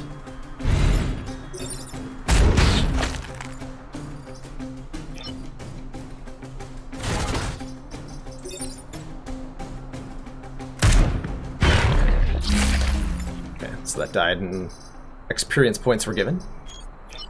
And we can punch these... What is that, an alpha? What are you? Alpha Hornet. Move 5. Does a 2-tile attack for 2 damage. That's pretty spooky. Let's punch it. Which also lights the tile on fire, interestingly. Apparently punches are really good at inflicting fire. I'll take it.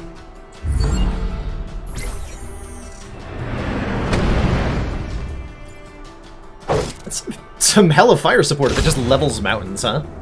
Good lord.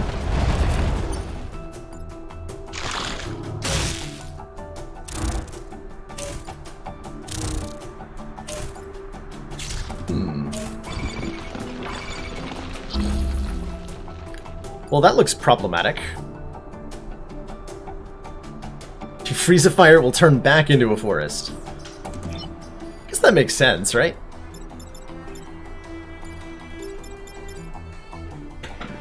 Okay, so we are webbed and... webbed and problems are happening.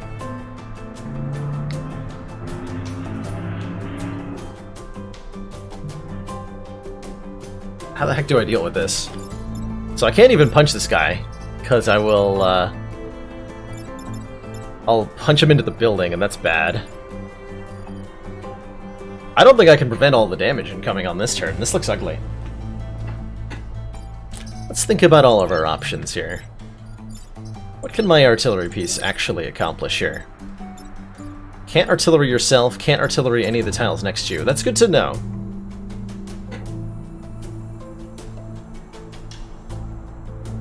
Is AI good? I have no reason to believe the AI is particularly capable. But they might be. It's a pretty simple game, which means it'd be easy to code the AI to be good. Let's see, Scorpion does 1, you do 2. Okay, so I need to move you. The Scorpion is fine if it attacks.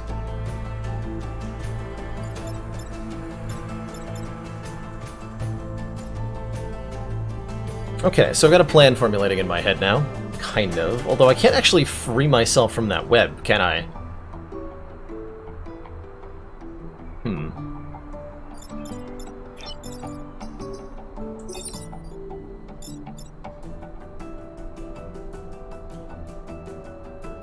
That looks like a terrible idea.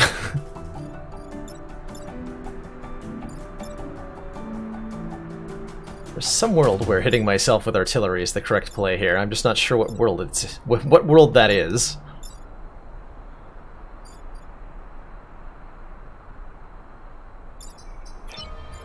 Being stuck is a problem.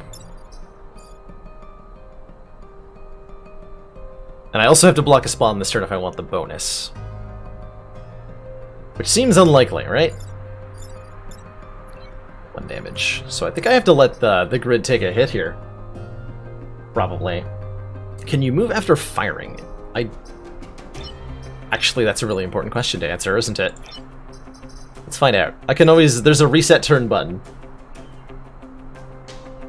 Somebody can just tell me, though. No? Okay. Fair enough. Cannot shoot and then move, which is tragic.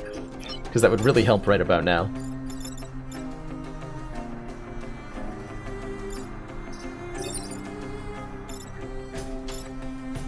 Taking damage won't free me from the web, right? Might actually be able to tell me.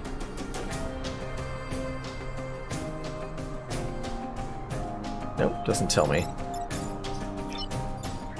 What exactly causes the web to break?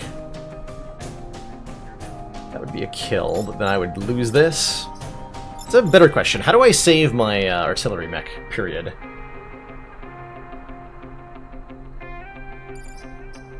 How do I save the artillery mech at all?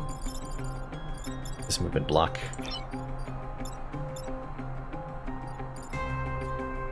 You can't move a little bit, then move another unit, and then move again, I'm pretty sure. And I'm really blocked in here.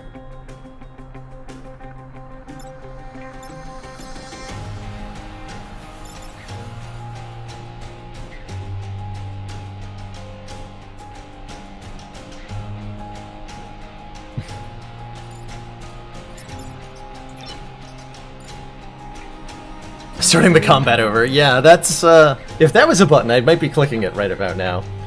As it stands... I'm wondering if I have to, like, punch this mech into the building to get anything done here. And that doesn't even save the artillery mech. So let's look at what does it cost to save the artillery mech. Is it even possible to save the artillery mech? Actually. Or is it just doomed? If I was gonna lose a unit right now... Well, we're currently at the start of the turn. You could undo move multiple times. I've not used the reset turn button, I don't believe, right? I don't believe I used that.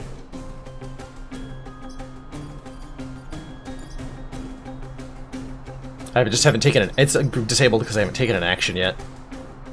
This is how the turn started, and it's horrible. It unfortunately doesn't help me at the moment.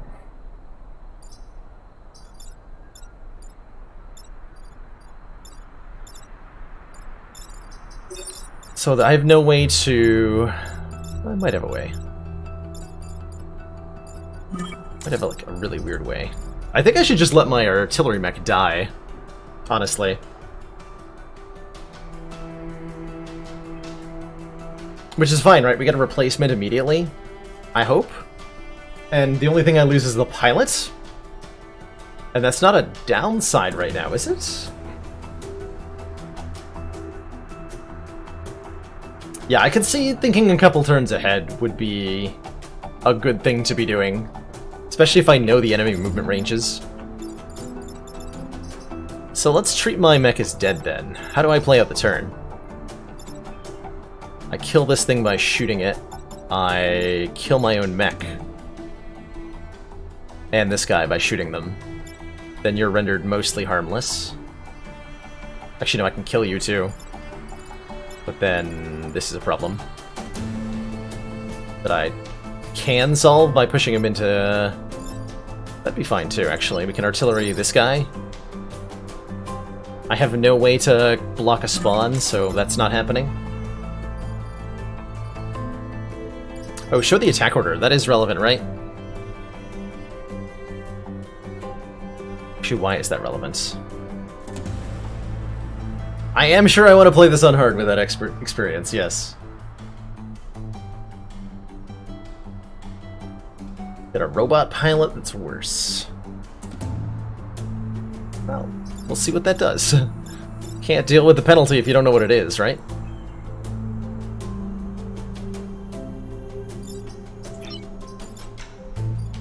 Yeah, so I think I just shoot you like that.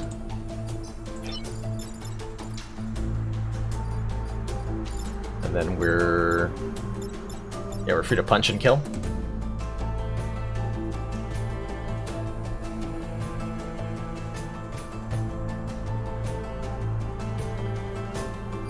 Oh, I can save it by shooting the artillery into my tank. You're right. Oh, you are right about that, actually. And then we take a point of grid damage instead.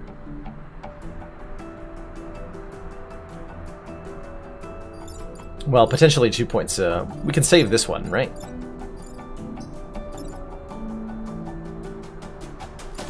So I guess the question then is the pilot better than a grid power? Grid power seems like something you don't want to be losing often, but something that...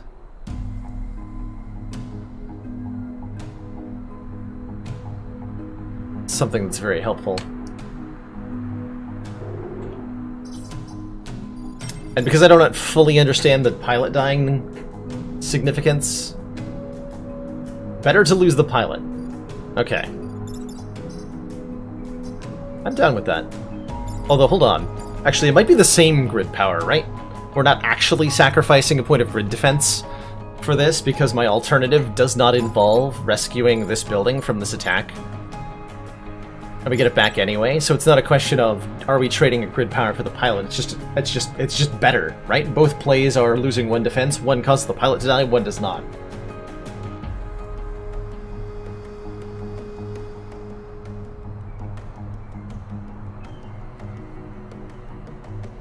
So I should lose the pilot. It also means I don't have an artillery piece next turn, if I lose the pilot. Yeah, let's not lose the pilot then. 183 casualties. Well worth it. Actually, wait. Hold on, that just kills my artillery piece. Why did I think that was a good play? This doesn't save the pilot, this just kills the pilot. Well, it's a good thing we have the reset turn button. Yeah, that doesn't help at all. That does not help at all. The thought was that that this saves our pilot, and that does not happen. This is what the reset turn button is for, because now we can realize, oh hey, we didn't actually think this all the way through. And that's okay. Okay, so we do just get the pilot killed. All right, that's fine. Jump timelines. I like the animation for that a lot, by the way.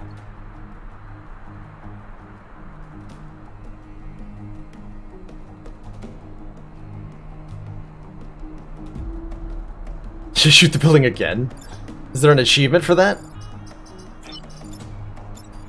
I can farm that. If there's an actual reason to do that, I can farm that all the time, probably. Okay, so we're doing this.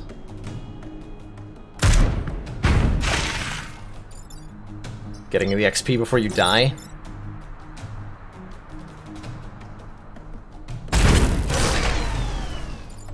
Tell CEO Singh I did my best.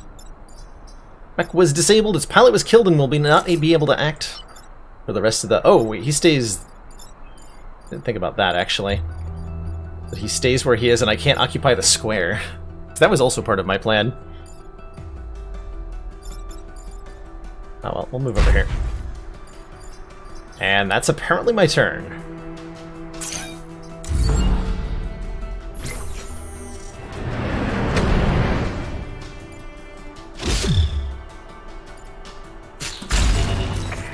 $183 casualties. And now... terrifying things.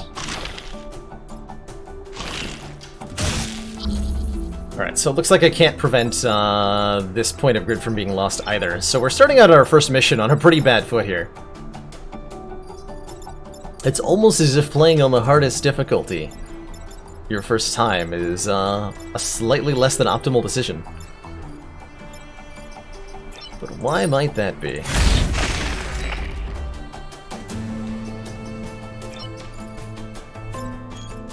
Actually, what's the attack order? No, that won't matter. Can't save that. But I could if my disabled mech wasn't blocking this tile.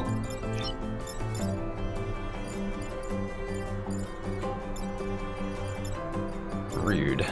Alright, we're gonna have to let that not happen again, I suppose. That was a rough first mission. Oh, hey, grid defense causes it to resist damage. We didn't even actually suffer that much. No problem. Thanks, grid defense. Oh, I believe that one, Man Army. Deployment seems like it's incredibly important. RIP. Whomever I didn't name. Nadia Volkov died after taking severe damage in the battle against the creatures. Mechs can pilot themselves, but it's better to have a specialized pilot. Apparently. Alright, let's toss some names out. Who would like to volunteer to pilot our combat mech? Amongst the ranks of everyone here.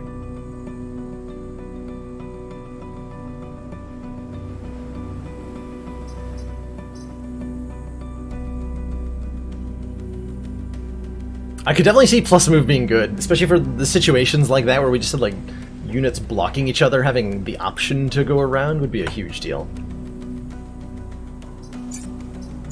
Be a huge deal. I can't rename the no pilot. That's unacceptable. Nick. Sign me up. How do I spell?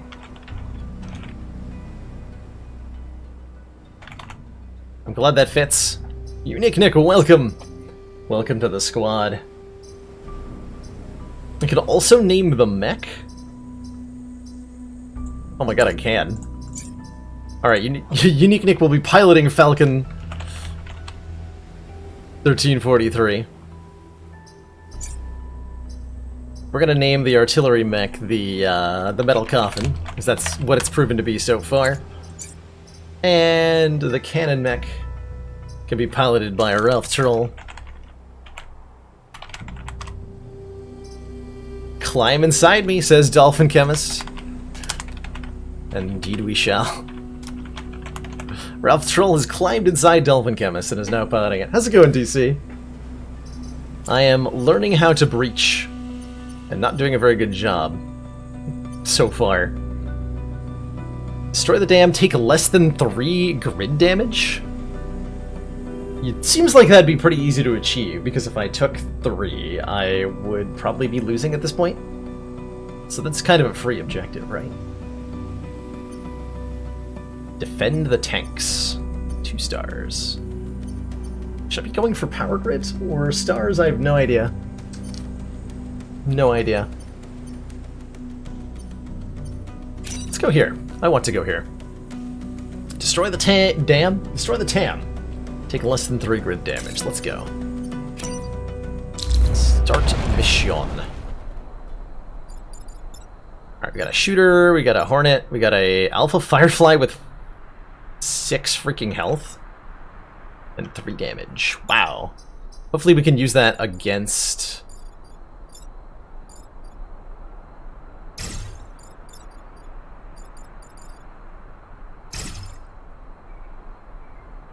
We want the artillery mech to be able to move kind of horizontally anywhere. So we'll put it here. I don't know if that's the right deployment or not. They kind of get to move immediately.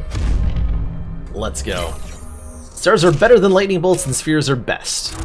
That's a great evaluation tip. Thank you.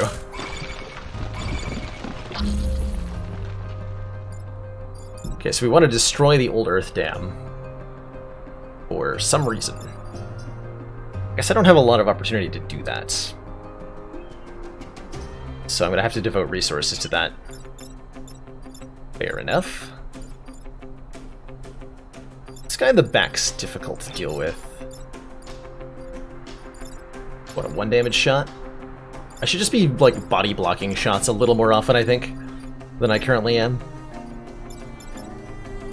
Oh, here's an idea. So if I push this alpha to the side, he'll shoot this guy, and then I take care of 2 birds with 1 stone, so to speak. Seems like a pretty good idea.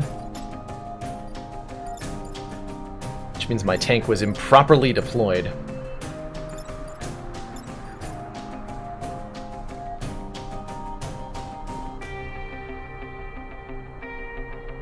I can also push him back once and then use the artillery to push him over to block this back deployment. Just punch this guy and body block this shot. I don't think I have a way to deal with this that's better than a body block.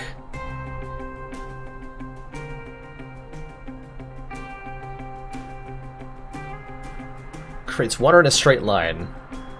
The same width. Okay, so am I understanding correctly that... Well, mechs are fine in water, right? So units can walk in water. Yeah. So that doesn't destroy my stuff, just the enemies. And you say it immediately creates all that water, huh? Actually, what if I move here, punch this guy into the mountain? Can artillery this guy into the way of the shot. We can body block with the tank. And then we've done more damage. Yeah, I can't fight in water. And it will kill all non-flying Vec. That's something to be well aware of. Okay, so I think my play is going to be this one. We're going to move my... Wait, gotta check order, right? Oh, this guy attacks first, actually. So my intended solution does not work.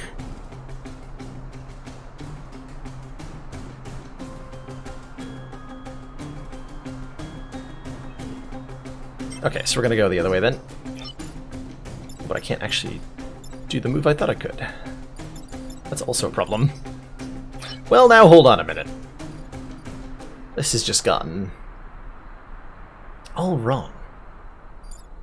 We can body block with the tank, though. Okay. Body blocking with tank still works. But then I can't use the double artillery move. Shenanigans.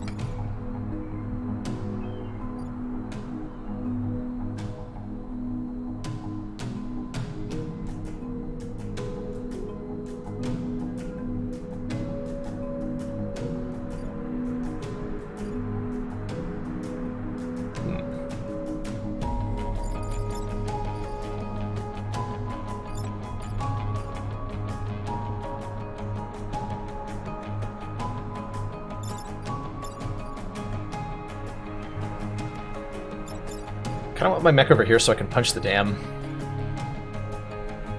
Feels like it's going to be really relevant on a future turn.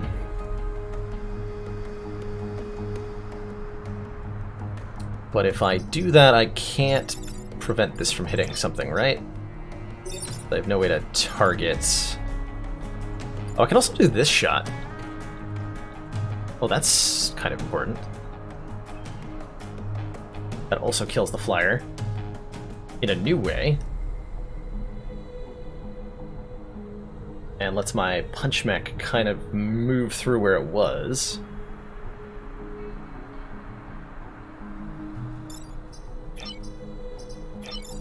So many options. What do I do?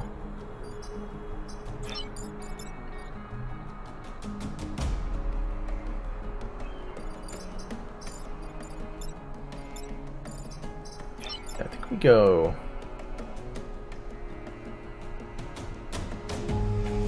here.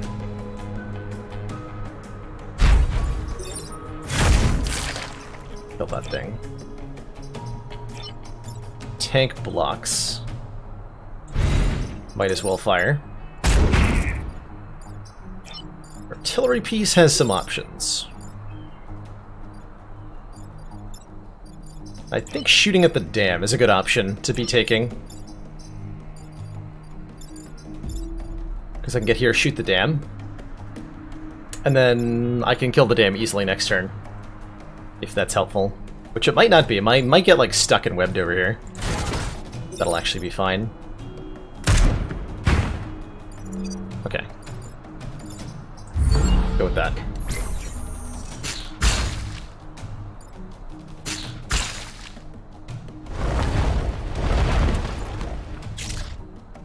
Yeah, there's the web.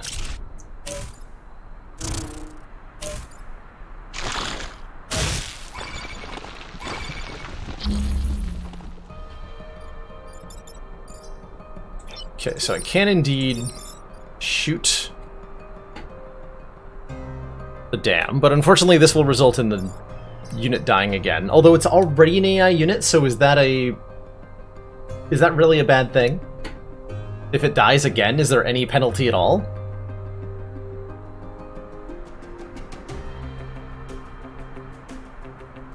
Because I'm down to just sacrifice this thing over and over again, apparently.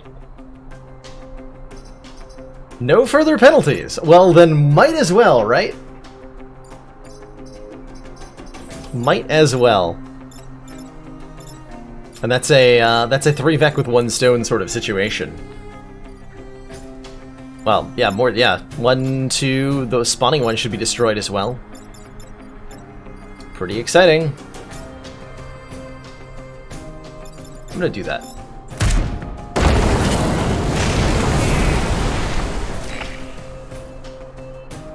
Region topography updated. River now online. Can't save him in any way, shape, or form, can I? I can punch him. I can punch him and kill him. Or shoot him and kill him to get the other Vec out there. Which I might as well, right?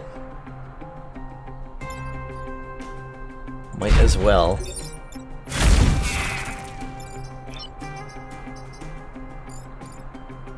Oh, but I can't shoot him, actually. For reasons. Watery reasons. So we'll move over here. And might as well repair. Wait, can I... hold on.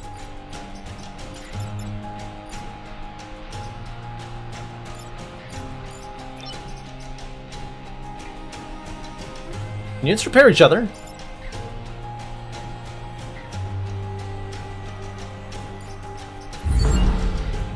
You can only repair yourself, okay. We're just clarifying what was going on there.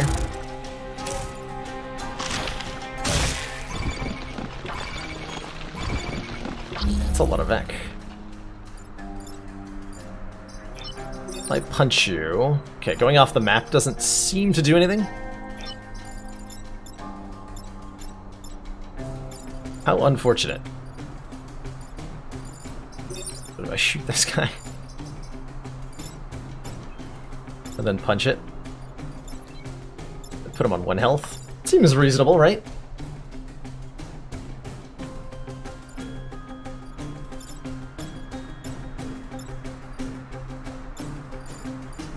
Plus, I've always wanted to know if this breaks being entangled. Oh, wait, that's 2 damage to me. Cool, I can reset the turn, though. That also doesn't free me. Okay. So we'll reset that turn. We learned something! We learned something. Is there actually not a way out of this situation? It's only a 1 damage attack, right? Yeah, just kill the fly and tank this hit. That's fine. Well, that is fine. Taking damage is one of the things I'm best at. Apparently.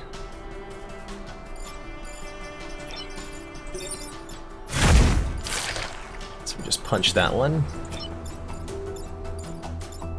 There's not a whole lot of benefit to driving up. Actually, no, there is, because then I can tank hits instead of having to worry about buildings.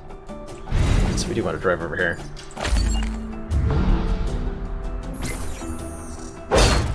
Clunk.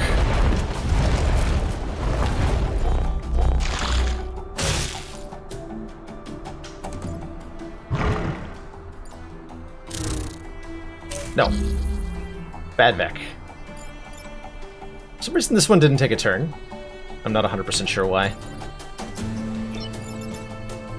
But I'm okay with it.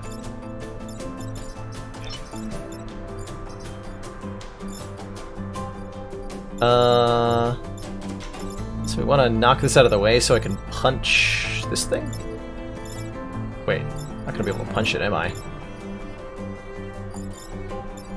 Now, hold on a minute.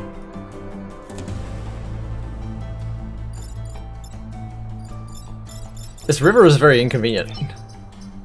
I am noticing.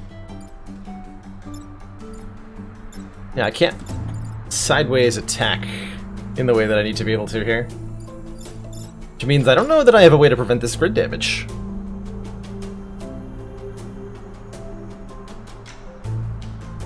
Program in a way that you almost always have a way of solving the situation. That's a good way to program it. I dig that. Yeah, for example, I do have a way to salvage the situation here. Salvage? Salvage. Actually not quite. No, hold on. Thought I did. That involved shooting my own mech into the river, but it still doesn't let me push this flyer out of the way. Mech cannot move himself out of the way. I have absolutely no way to deal with this attack, as far as I can tell.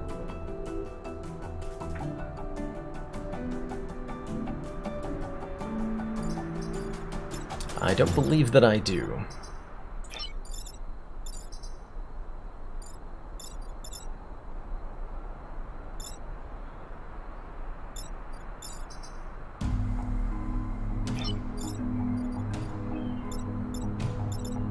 Which is a little troubling.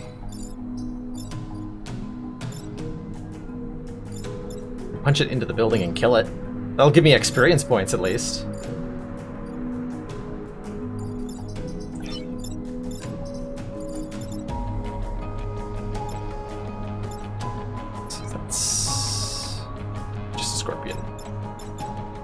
Kill the alpha one. Okay, so we should just resign ourselves to this happening.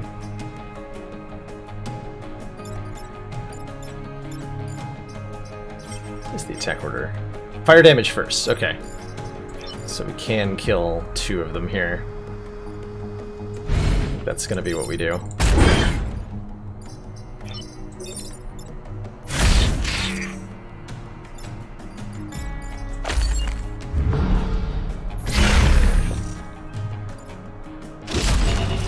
Rip power. And we still get both bonus objectives, so we got two stars out of 2. Hooray!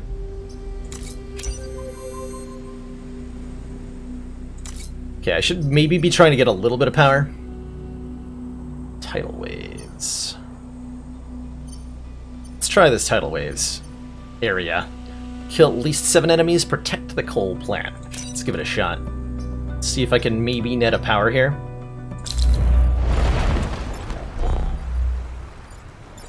Alright, so I have a very limited deployment area. We're starting with 1 soldier scion, which makes all of the Vec receive bonus health. 1 Scorpion, which we can maybe push into the water so that it dies, and 1 Hornet.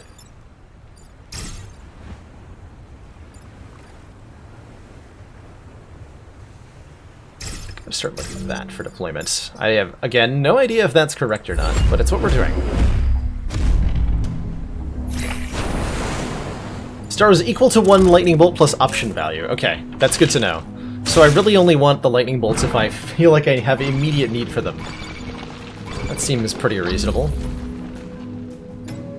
No, I was worried I was gonna get, Okay, here is what we can do. We can punch you to block this spawn. This is an easy solution. Punch you to block this spawn. Have tank shoot this guy into the water, which will kill him.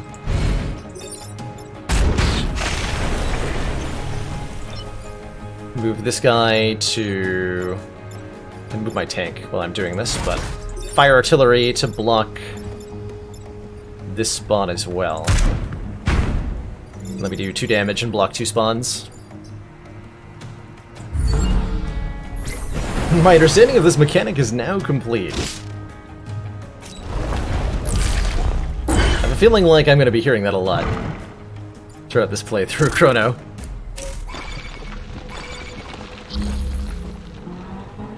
Ah, that's tricky.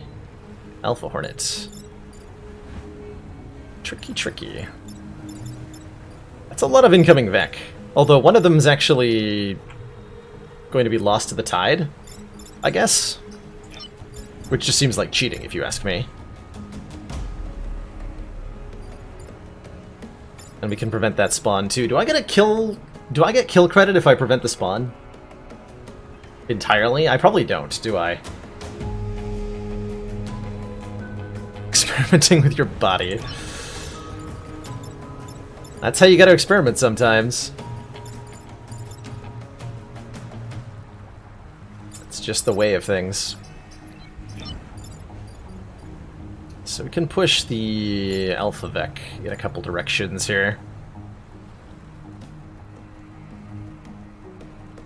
And I need him to be pushed this way to not be a threat.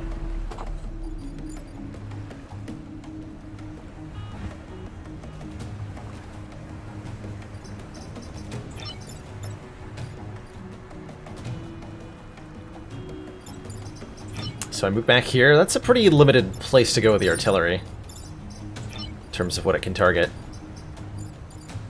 But I gotta push this guy out of the way somehow. And pushing him back 1 tile... No, pushing him back 1 tile is enough, actually. That is totally safe. So I can push him back 1 tile and go like here. Or here. It's potentially better. Probably not getting this enemy's killed objective. This Hornet has too much health.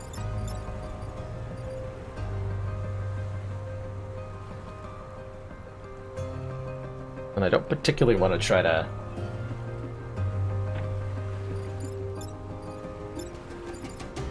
boop him. Let's move here. Alright, nope. Undo move. Move here. Push him away. This will light the forest on fire, but that's fine. Then he hits those 2. Okay. I guess I just punch. Rah. And then my tank doesn't have anything to do. And then my tank doesn't have anything to do. We can relocate him over here so that I can push these new threats away. That seems relevant.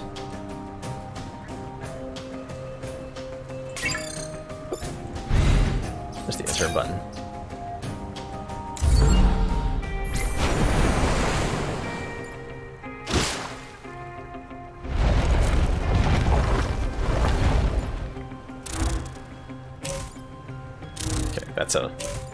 That's a relocation I'm gonna have to manage.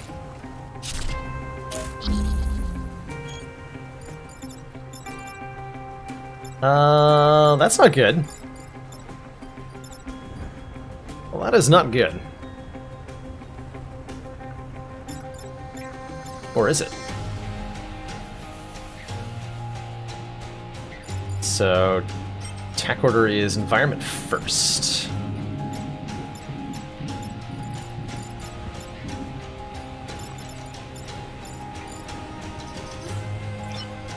Let me actually do this.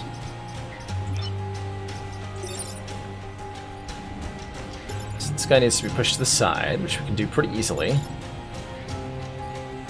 If I punch, we'll take damage.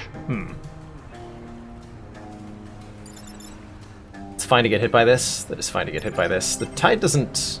That just turns them to water. Okay, so that won't kill me or anything like that.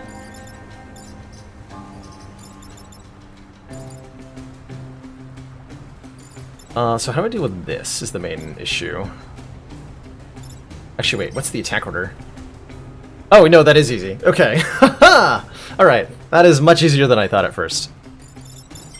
Because this guy attacks first, so we can push him into the way so that he attacks these two enemies.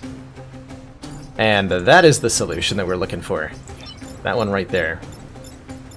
Yeah, that is easy.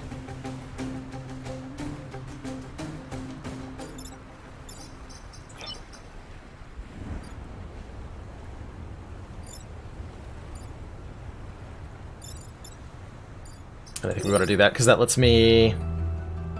Do I just win after this turn? Because I can't kill everything, can I? I would have to kill all 4 of these on this turn, which is not happening. It's not happening.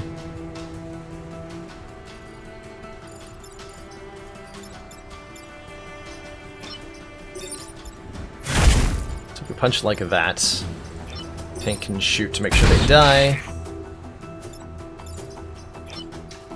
Artillery piece can just do damage to this thing and push me out of the way so I don't even take damage. If I go like this. I wouldn't call optimal, but let's see how that goes.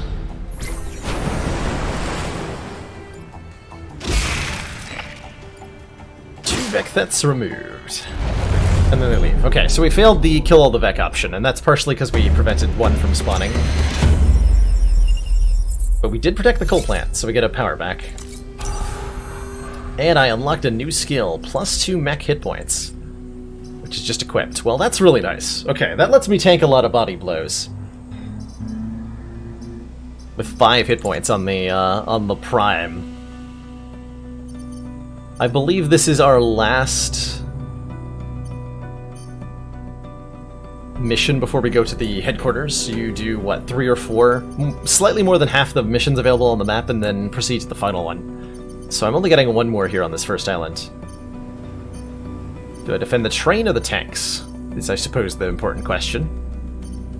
Let's defend. Trains are stupid or something, right? Let's defend some tanks. Although if trains are stupid, I want to learn how stupid they are. Let's experience the misery that is train missions. So we've got a train. Train cannot be set on fire, is unaffected by smoke, and on its move does the choo-choo action, which moves forward 2 spaces, but if it's blocked, it will be destroyed. And cannot be moved. Okay. Fair enough. So I gotta make sure it's not blocked at all. Because that would be miserable. Horrible, miserable suffering, mainly.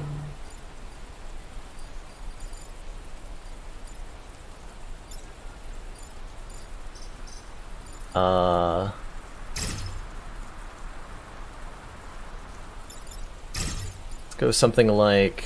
How much movement do you have? 3. So there.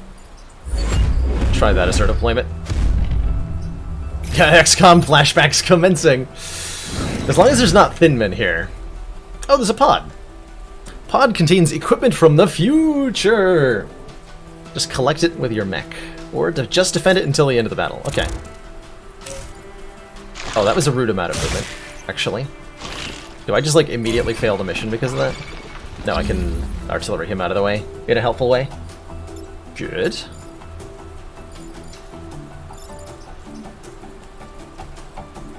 Going to Choo-Choo Town. So I could get a kill here, but then this thing is going to be a problem.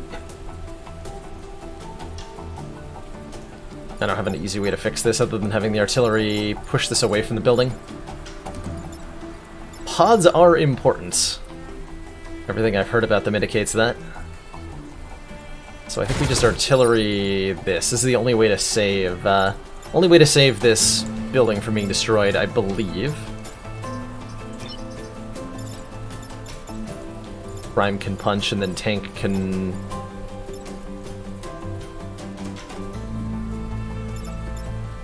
probably kill it, actually.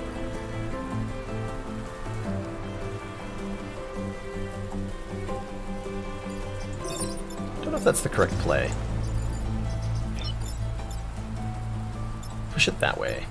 That has my tank in a different place. I'm allowed to move 3 tiles, right? It's not helpful. Usually includes a power core, often contains a pilot or new ability. Well, both of those things sound really helpful right now.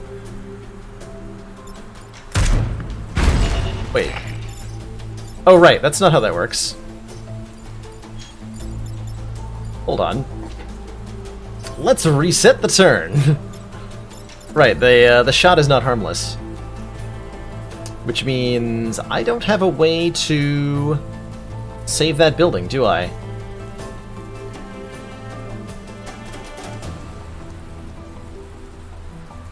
There was actually no way to save that pod, based on the positioning I got. Because I can push him into attacking more buildings, or I can push him into the train, and the train only has 1 health, so that destroys the train. So that's unavoidable damage, right? Yeah, which I should have done then, damaging him directly. Although, hold on, I can light him on fire, actually. Won't that prevent the... because that'll do 2 damage, right? He was sitting on a forest tile. Hold on. Forest tiles are a thing that I can light on fire. And I think fire damage happened... yeah, 0 is fire damage. So it is avoidable by using the fire. We just light him on fire. Easy game.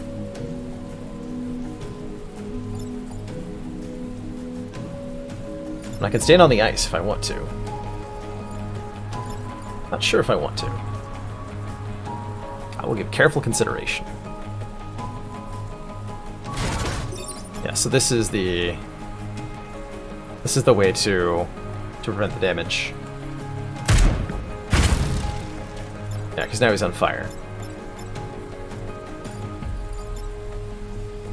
Yes, you're on fire.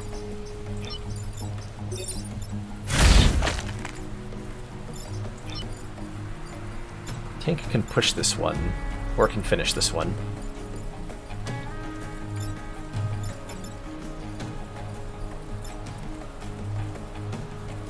This looks like it's going to be a bad position next turn.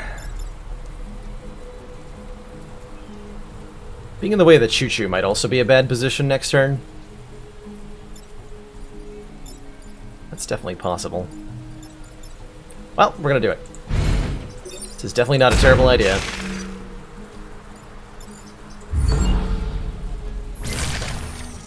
Alright, we have learned the Masters of Fire. Or the Mastery of Fire, rather. Okay, so I can't just easily knock this guy where I want him to go, because shooting the pod will destroy it. So what's my out here? Ooh, what is my out here? Figured that was going to be a scorpion. Choo-choo's in the way. Can't actually move him without destroying the pod. So I guess I have to destroy the pod, huh? Or let the train die. Those are my options.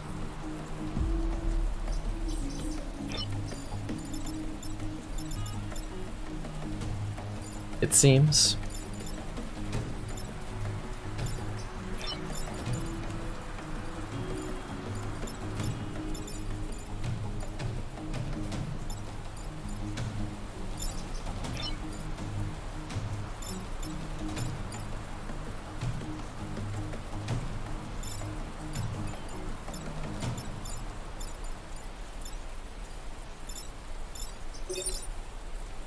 If I push a Vec onto a time, well, he's still going to be in the wrong spot, right? Yeah, it's not gonna help me. Pod is more valuable than the train. Okay. That's good to know.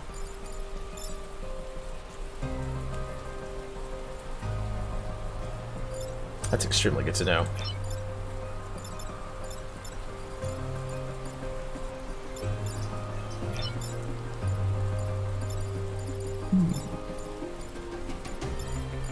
Tough calls, then.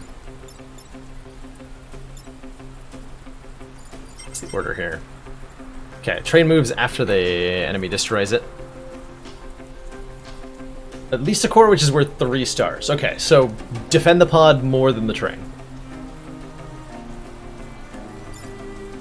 So I think we give up on the train here, then. Which is fine, because the train looks hard to solve. So I just push this guy into the train, then? Just mercilessly start murdering things?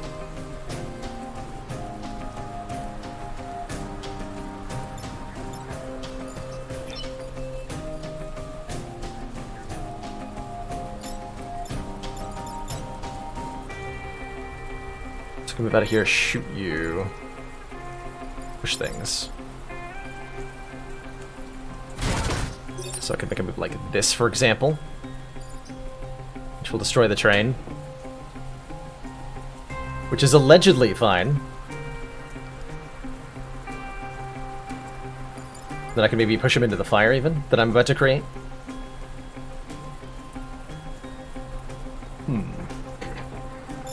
I should not be able to punch while I'm in water, no. Just verify that. Waterlogged. Punches don't work in water. Why is anyone's guess? See, I think I do go here. Take this shot.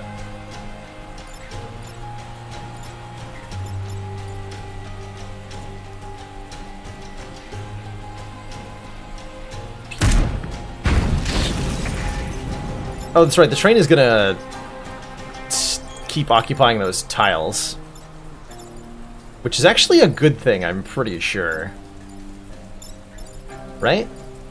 I'm pretty sure that's a good thing, that it continues to occupy those tiles. But I'm not 100% sure.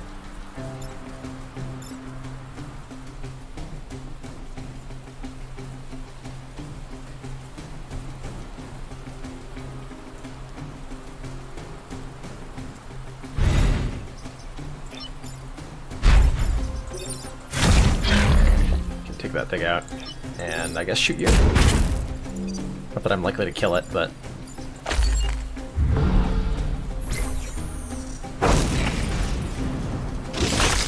Oh, defend the damage train was a different objective. I didn't realize that the defend the damage train was added as an objective there. I didn't even notice that.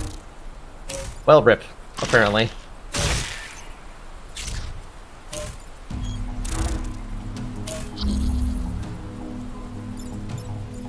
Now that's a slight problem.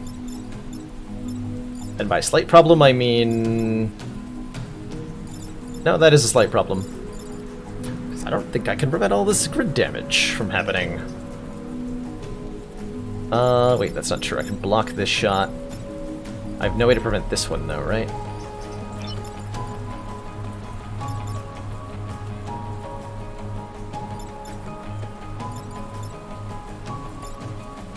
Yeah, I don't think I can prevent that damage. What do I think about Wraith Form? I think Wraith Form is a very, very powerful card for Silence. That is a little too much of a freebie in terms of blocking some of the game's most difficult encounters in Slay the Spire. I am liking this game so far, Ralph, yeah. I'm currently having a lot of situations where it feels like I don't have a move that can solve the situation, but that feels like partially a limitation of my starting squad and partially not thinking ahead far enough.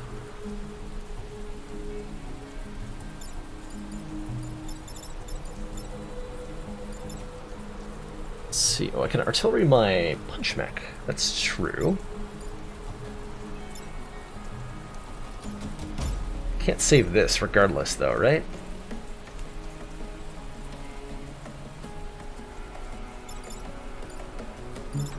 If I artillery him. 1, 2, 3. Still not enough, right?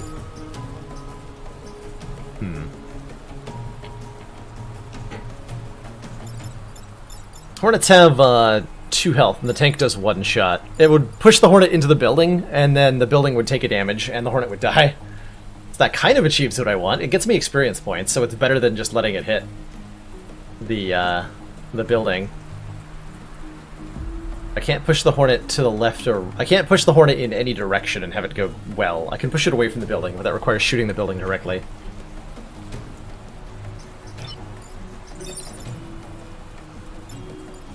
So that is not helpful. I was trying to figure out if there was a way to get the punch mech far enough, but even if I push the punch mech, it's not good enough. As far as I'm aware, even if the enemy dies, their body still gets pushed by any push effects. So that doesn't prevent the building from taking a damage if I shoot with the tank.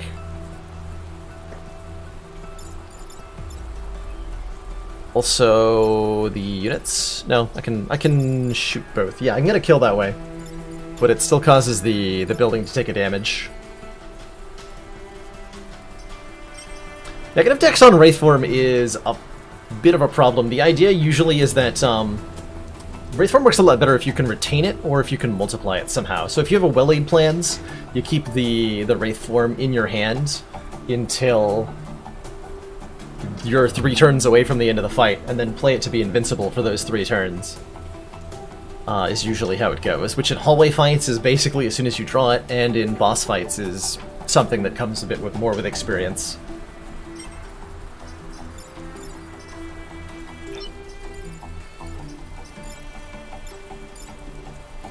So I think I'm taking a grid damage here, is where I've landed at all this. So how much kills can I accumulate?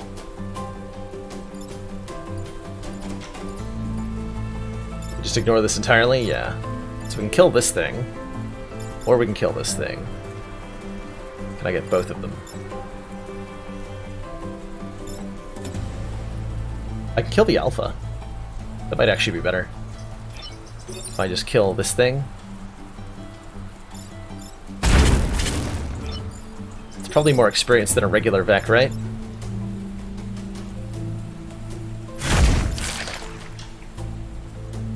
Yeah, 6. So we get as much XP as we can.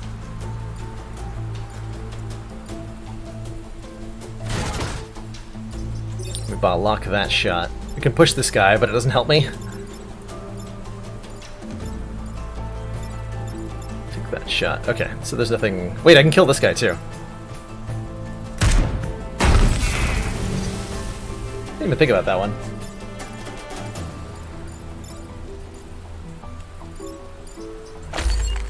I'm gonna take another 1 hit. We'll have to recover that. Seems like the game is a little bit tolerant of you losing grid points. And we got our capsule, which is apparently the important part. Tech the time pod. Open door. Harold Schmidt. Push adjacent tiles when repairing. Add a reactor core. So we found a pilot. Thanks. Oh! This is actually an upgrade I was wishing I had in the last fight. If I can shoot directly at buildings and not deal damage to them with this artillery piece, that would make life a lot easier. So, how do I swap pilots out? Hello? Can I only do that later?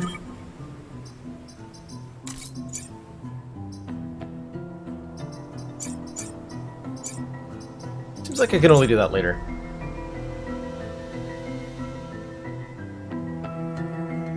Lots of viable ways. That's a well-designed roguelike then. Drag and drop from the top right of the... Oh, here we go. Storage. He's in storage. I didn't even see him there. Perfect. Absolutely perfect. And that's actually a good pilot to have in the artillery mech, because the artillery mech cannot target adjacent tiles normally, and having a repair ability that can do that gives him some versatility. So I want the building immunity. What else can I get for 1 power core? Bonus health or movement on either of these units, or any of these units.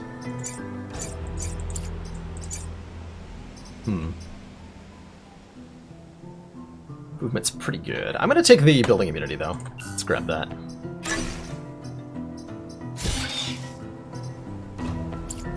Alright, he said something, but the boxes overlapped and I closed them both at the same time. What he said will be lost to history.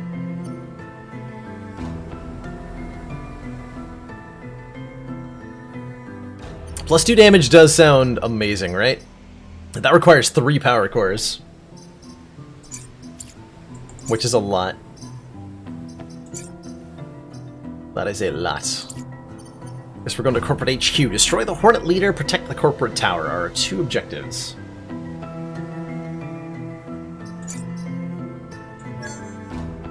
Oh yeah, so I can reassign power within a mech at any time, so I can swap out dynamically what I want. That's good to know. Can also unpower my weapon and just have a really tanky, fast spider-like thing that can repair and push away adjacent tiles. I bet that's a valid strategy. I bet that's a valid approach, right? To unpower the artillery gun and just have this thing be some sort of weird crab that walks around kind of punching things, but not really, and body blocking damage. That sounds hilarious. We're not gonna do that. At least not yet. We're gonna go to Corporate HQ. Some kind of Vec abomination. It's approaching our headquarters.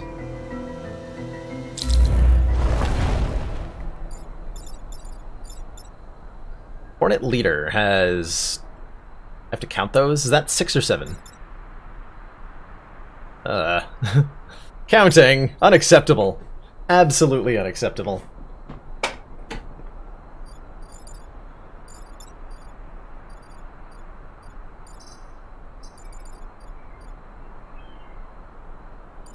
And this is the Corporate Tower. Okay, so this Hornet's probably going to attack the Corporate Tower on, like, turn 1.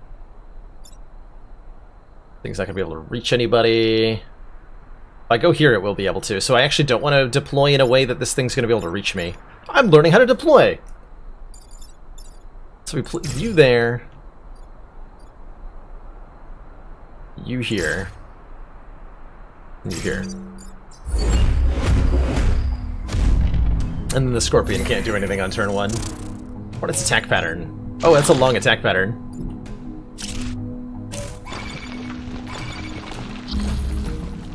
3 tiles long, huh? Does 2 damage. Can left click them to see the threat range. That's the movement range, yeah. And their threat range is then 1 further than that. Which is important to keep in mind. That's right, we can change names, but not in the middle of a fight. We'll fix that. Eventually, probably. 3 damage? Oh, that's an alpha. Alright. I understand.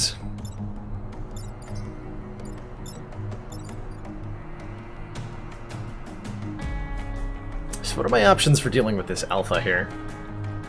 I can push it a bunch of times, but that won't kill it.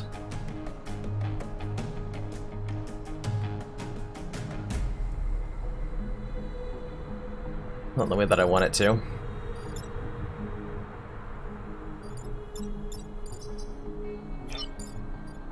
So we can block the spawn with this guy. We can push the Vec back 1, have our tank take a couple of damage.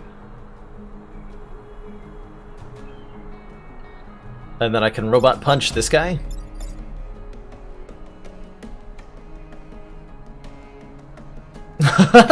Convinced at least 1 to play it. Excellent. That's the goal, right? Get people playing games. Because video games are allegedly a pretty fun time. Alright, so I think our tank is just taking 2 here. Which only means we're not allowed to do that again.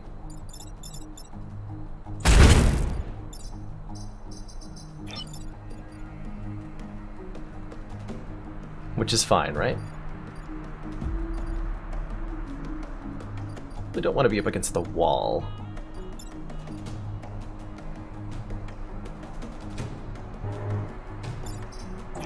So we're gonna punch... Oh, if we punch him into the wall, he just dies instantly into the mountain. That's easy peasy. Alright, let's do that guy.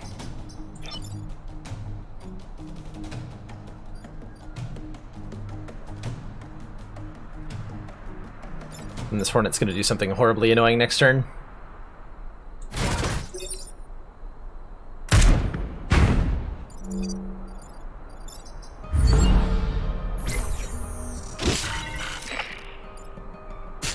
Has sustained critical damage. Okay, that's fine. It's actually ideal.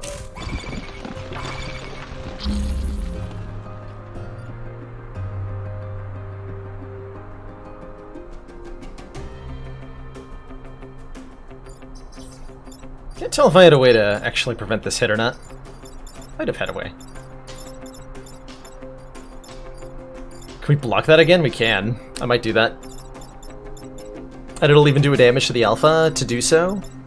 If I push. This is a, what, 1 damage attack? I don't really care. So I am probably going to repair with the tank. No, I'm not. Repairing is for fat nerds. Right? So our approach is what? Punch! Fire artillery. Actually, I can do... What are you at? 2 health? Hold on, I can actually kill you. It's even better.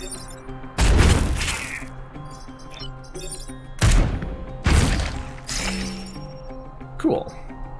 Okay, so the Alpha Vex taken care of, or whatever it is. We take 1. We block again, doing more damage to this thing. Everything's fine.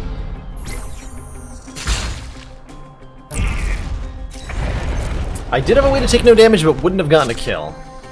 Fair enough.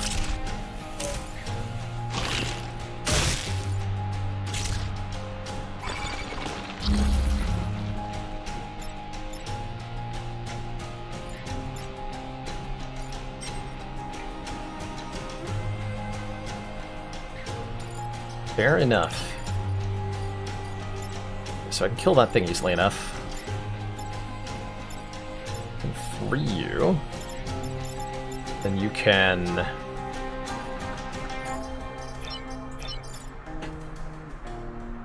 Is this working the way I want it to?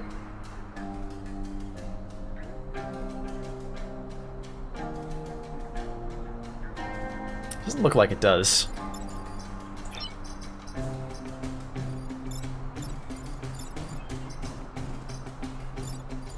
So I think the punch mech has to free this, or I can just take a hit on the artillery, which is also fine. If I just choose to take a hit on the artillery, what can I get done this turn? Can cause a damage to you, or can push you back onto blocking. Which is totally reasonable and fine.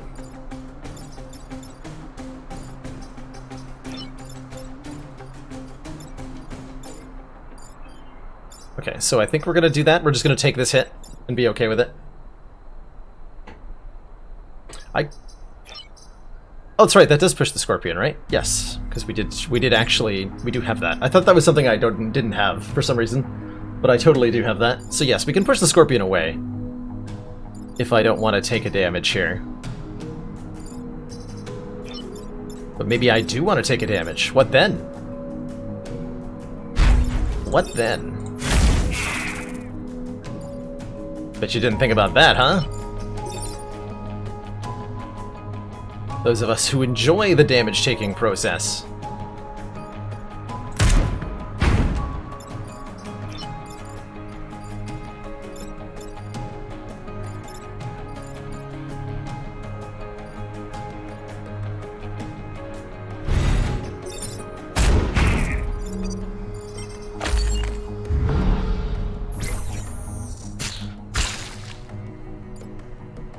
Finally a game that represents me and my desire to constantly get hit.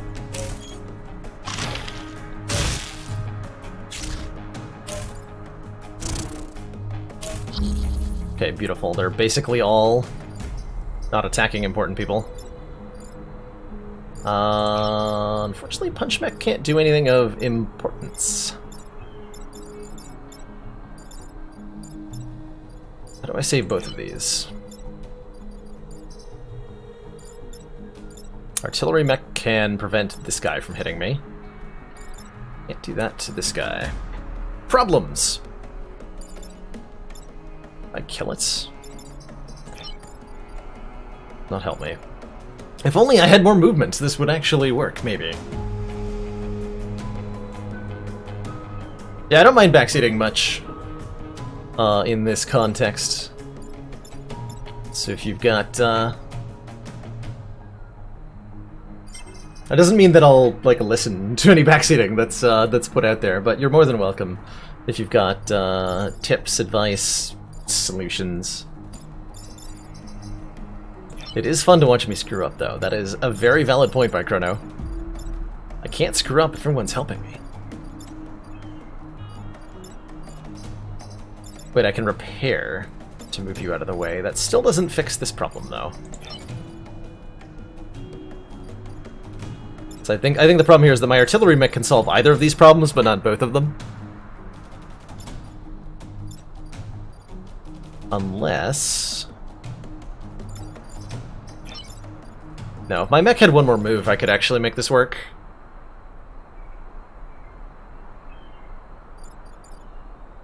Because I could use the repair push to get into position. Wait. Maybe it still is.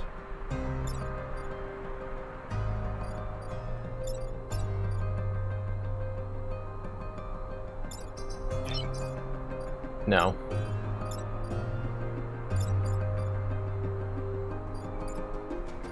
No, I don't think it is.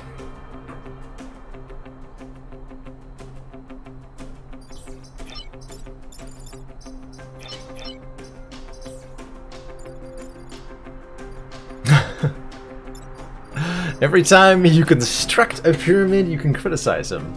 Constructive criticism. I like it. Really helps you, helps me to build character. Plus, that way I know you've got a structured argument, you know? So I think we're taking one more point of grid damage. Damage. And scoring some more kills. Unless I can figure out a last minute, like, hey, there's a secret solution that you didn't think about.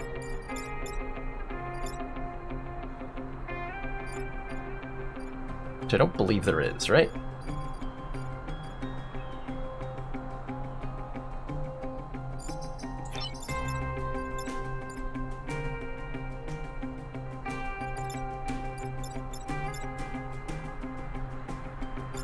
So in that case, we score kills where we can.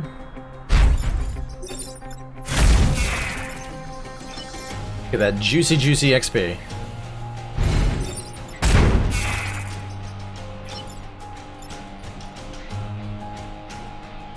I'm repairing. Little space for repairs, please. Thank you. Rip those people. Alright, well, we completed all the objectives. So that was nice. So now I have 4 of these, I can use that to get most of my grid back. Plus 3 grid defense. That's so terrible. That is so horrible. Who am I naming this after? You know what, this one's gonna be Chronometrics. Because he's helpful. But only in a way that no one cares about.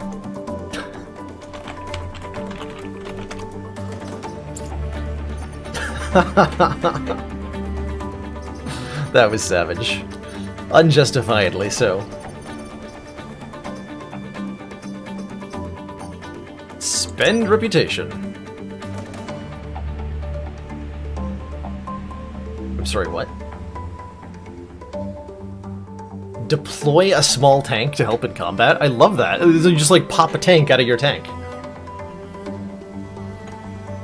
Oh, We got a rogue mod.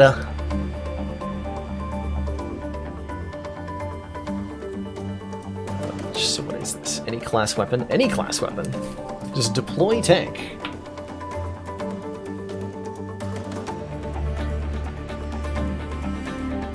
Targeted strike. Call in an airstrike on a single tile anywhere on the map. And it's free. Well, that's just extremely helpful.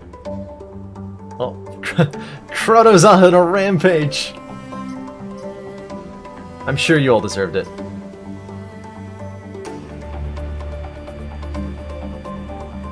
Oh, it's the judo toss.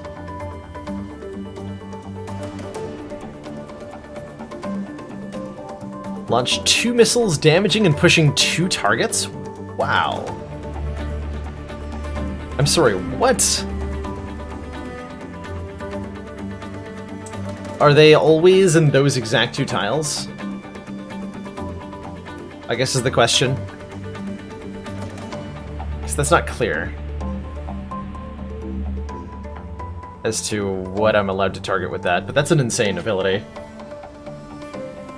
Maybe. Maybe an insane ability. Oh man, I can donate this pilot. 2 reputation. Okay, so it's always 2 tiles with 1 free in the middle. Oh, so the range is variable? Because that's fine. Oh, it's only got 1 use per battle. Oh, hold on. I missed the 1 use per battle limitation. That's not as good as I thought. Yes, well spotted, Kika. Very well spotted. Alright, so I think I'm taking the targeted strike and 2 points of grid power. And thinking about selling a pilot, even though I know it's not worth it. Because that adjacent tiles when repairing thing is reasonable. And we can get more pilots, right? And just sell the extra ones. It's fine.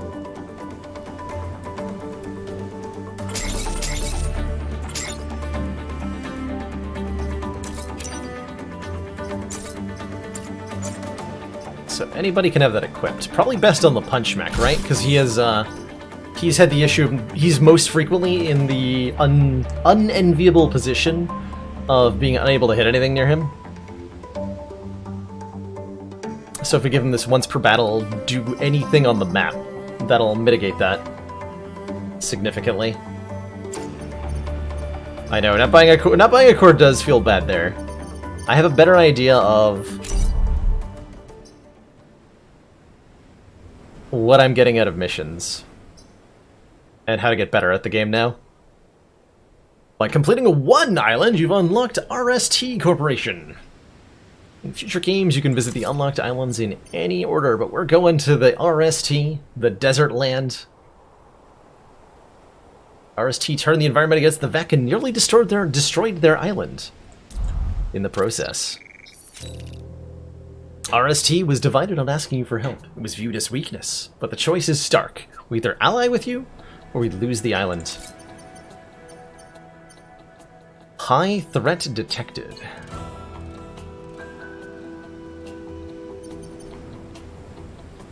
End a battle with less than 4 mech damage, protect the clinic. Well, stars are valuable, and I don't know how I feel about high threat. I do know I'm going here, though, because we're being offered a power core. And a lot of stuff.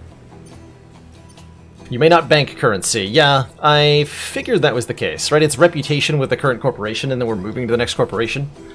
So, like, they don't really like me here at the new place very much.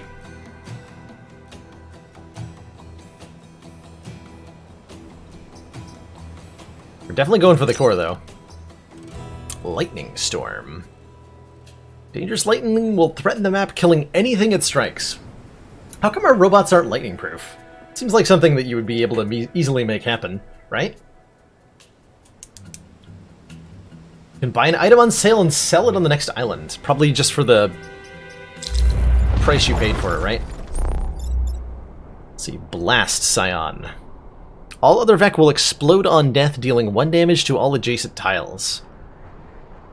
And I like that the preview on that shows answers the unasked question of, is the explosion the tile that they were on before you hit them, or after they move and die? So if you push them and kill them at the same time, their explosion originates from where they died. Scarabs. They have artillery attacks that do a ton of damage. And it's on a sand tile. Sand tiles turn into smoke if damaged. Units in smoke cannot attack or repair.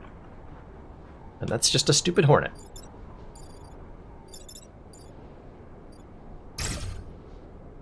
Deploy Dolphin Chemist. There? There? I don't know. Deployment seems like a thing. The mechs! They've come! Okay, so these are the instant death tiles, which are really good to know. Because it means I can push this alpha onto a lightning tile and just kill it instantaneously. So that's easily solved. I can also push it on top of the emerging Vec. But I think I'm less interested in doing that. And more interested in just picking up some kills here. That's right, enemies are going to explode on death. Hold on. Should really kill this thing, huh?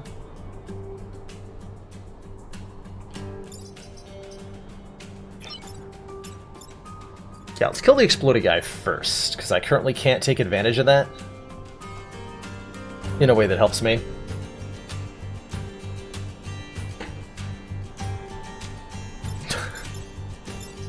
Oh no. Now he's on a pun rampage.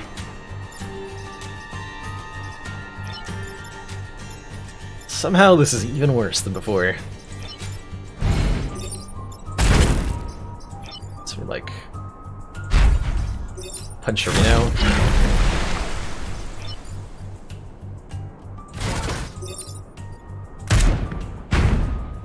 Rip! The localized rain. It's abusing.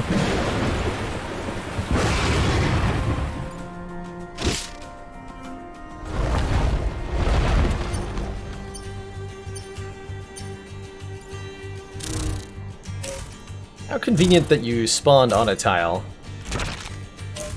that is being destroyed.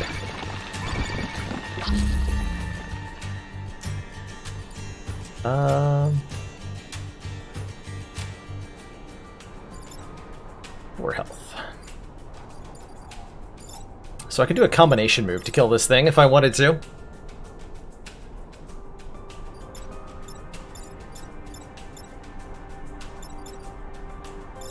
I can push you onto the lightning tile.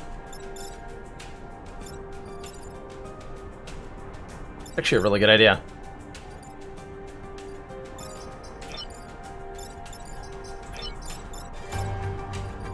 Coming. Do I want to block one of these so I have the situation more under control next turn with my tank? That might be acceptable.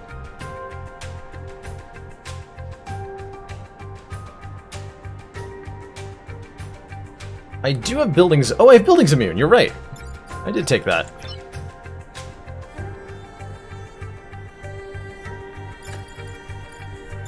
So I can indeed just kill this thing.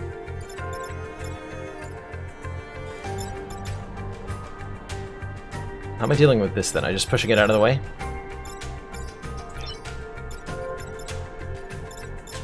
Instead of killing it, I'm killing this. That's super reasonable. I can actually also kill this guy with the same shot if I'm willing to take a damage on my mech. Which means this punch mech can punch.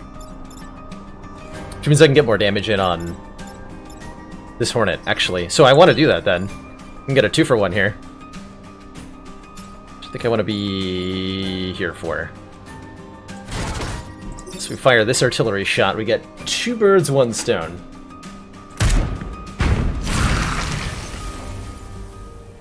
The Vec seem very ill-adapted for water. Apparently.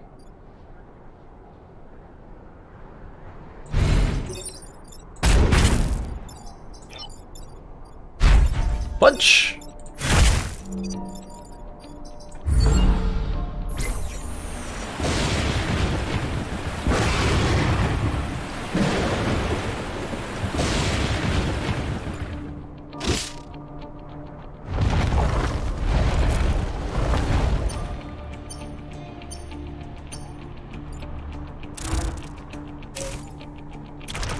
Okay.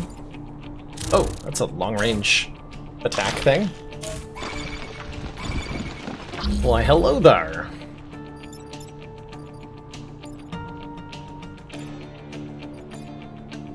It's actually not too bad.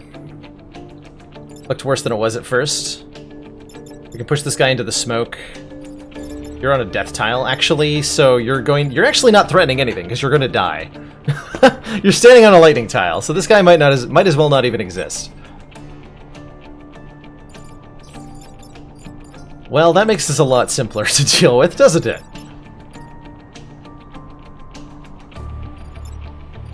Which means my tank can shoot you into the smoke, which will also block a spawn.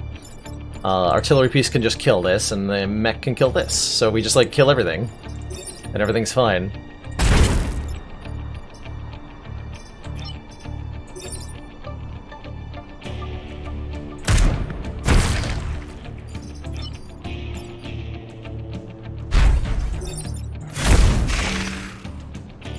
Okay, very, very simple. Wait, hold on. I'm an idiot. I didn't move off the lightning tile. And I can't even reset the turn, because I'm a dum-dum. I should have sold him at the last place. Rip that guy, I guess. At the very least, I get to kill everything, so that's nice.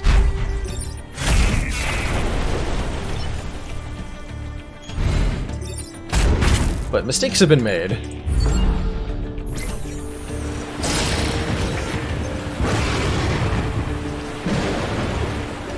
It's okay, he was useless anyway, right? No Vex life signs detected on sensors. And everybody else got promoted. Hooray. 1 mech reactor, oh nice. Parametrics died after taking severe damage in the battle against the creatures. That is definitely what happened. What do I use this reactor for? More movement. Well, then I don't really need targeted strike now, do I? Maybe I move my pilot around.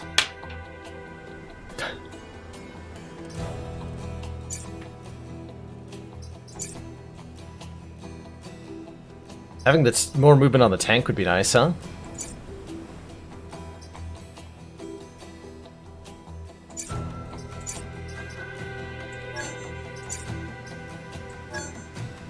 Swap pilots around. Well, that should even the odds. And then this thing won't die immediately anymore. Now the tank is the one with the body blocking ability.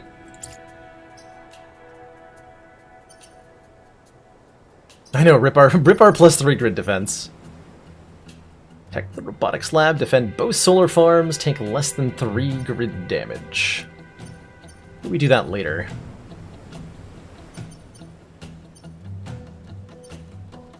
These are basically the same.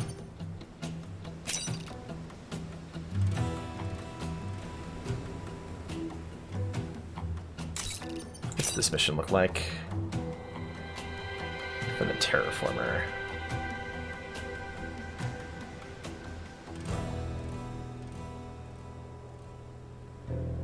I don't know if this is going to be an easy mission or not. Let's try it.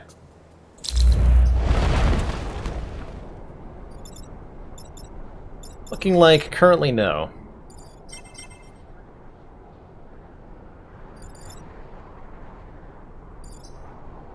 I know I get to use this terraformer somehow, but I'm not sure how. Looks like it targets adjacent tiles in some way. We'll figure it out, probably.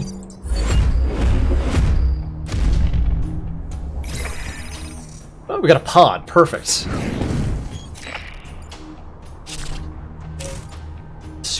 Perfect.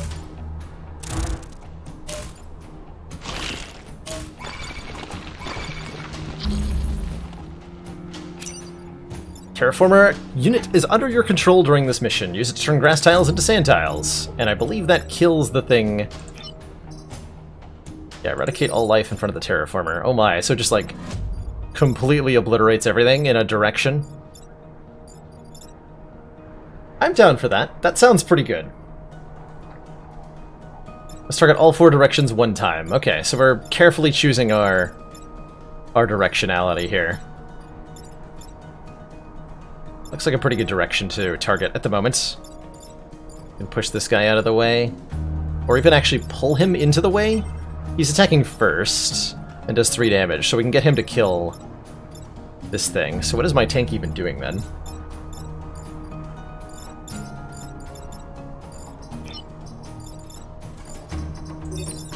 We go this way. We can grab the time pod. Yeah, this will work. Get destroyed.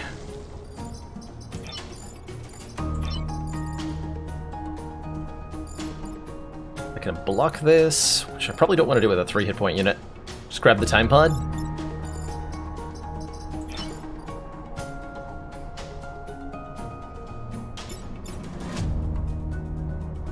Yeah, just grab the time pod.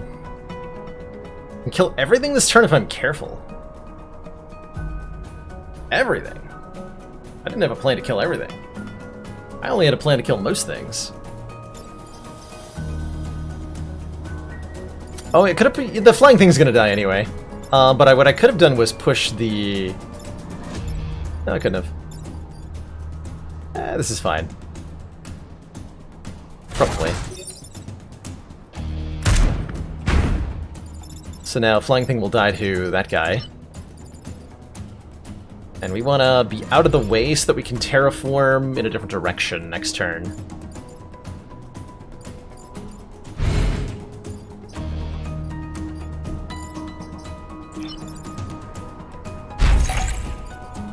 Okay, acquired pod. I can also use the targeted strike to maybe do something important that I'm not going to do. Yeah, the beetle thing attacks first. It's first in the attack order. So that works out. This terraformer also has a spare hit point, which is nice.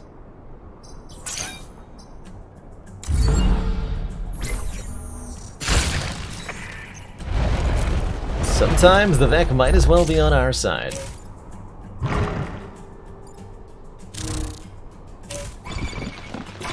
Okay, good. I get to target the this way direction this turn.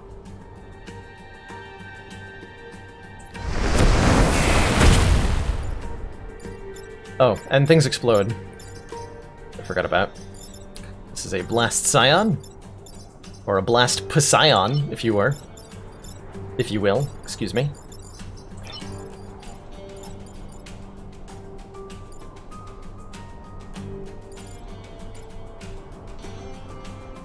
So we're probably doing these tiles next turn.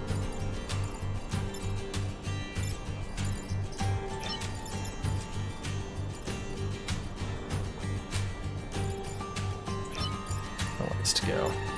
Can I punch this guy? No, because I can't attack in smoke, right?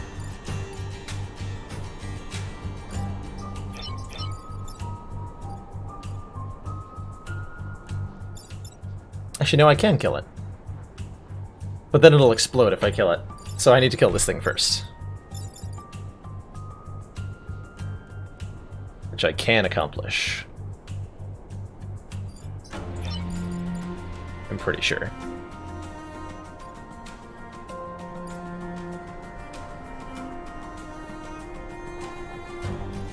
Actually, can I?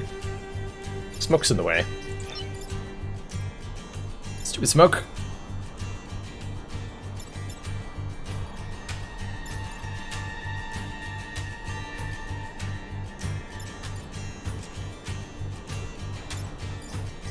Actually, I got a lot of health. How much does this do, 2? I could just take that hit and kill the Blast Scion this turn.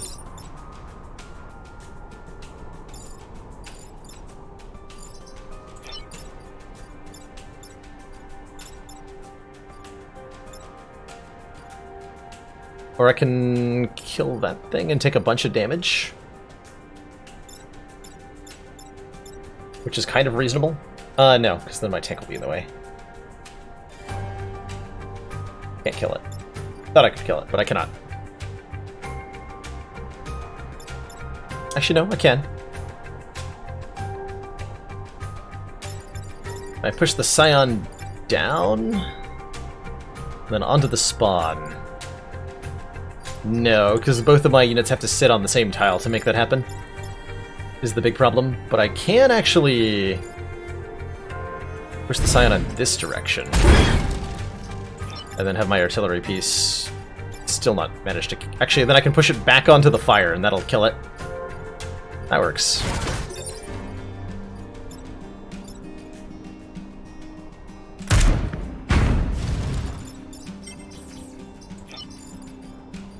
That is a weird way to do it, but it does work. Let's block that spawn.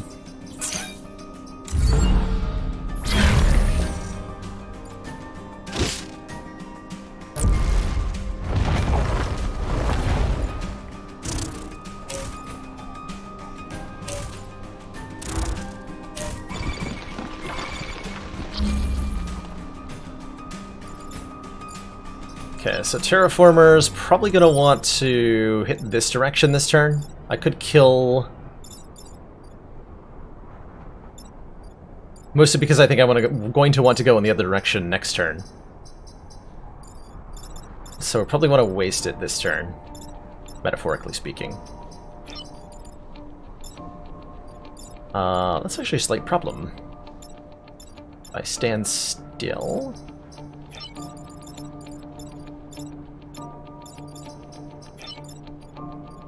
I'm just gonna push this guy out of the way, I think. Killing this thing earlier might have been helpful. Tank can... prevent this thing from doing anything. Maybe it's just easier to kill this thing, actually, with the Terraformer. It's probably easier, then I get to kill this thing too. Yeah, it's probably just easier to kill...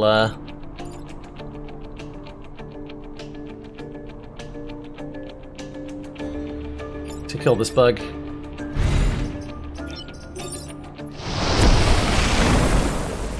Solve that problem. I think I'll block the spawn again as well. Less things to deal with. 1 health is fine. So they say.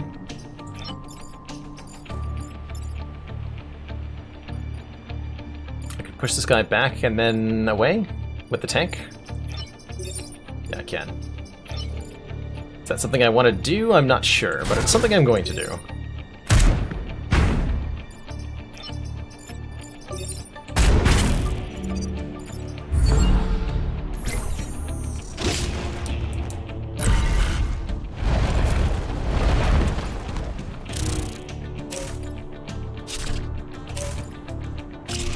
Oh, and then the aiming of the Terraformer is actually extremely convenient now. Well, that was helpful. That was extremely helpful. You know what's also extremely helpful is an airstrike that I can target anywhere. Although, that doesn't give me XP. So I guess I want to reset the turn, so that I can give that to the artillery piece. I do. Let's try that again.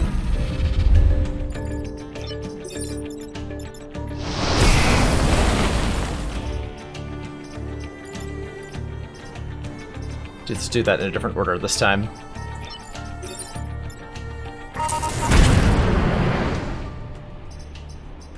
And you want the XP.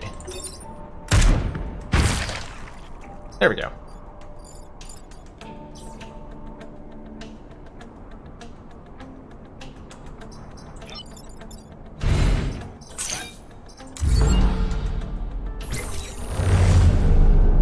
Airstrike is once per mission, Tom, so I'm pretty sure it's just a free use every mission. So there's no downside to that. Cool, we got all this stuff. What's in the box? Just a reactor core? That's a pretty sweet thing to have. That makes getting the other reactor core a little bit easier. Because now I can do something fun. Like give +1 damage to my tank. Instead of +1 movement. Or I can give +1 movement to the punch mech, which would be really nice. If that had more movement. That'd be really nice if that one had more movement. And we're just installing it on the mech. We don't have to commit exactly.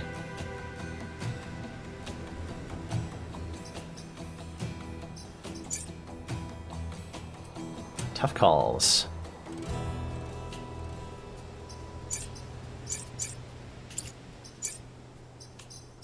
How good is +1 damage, I wonder, on the tank?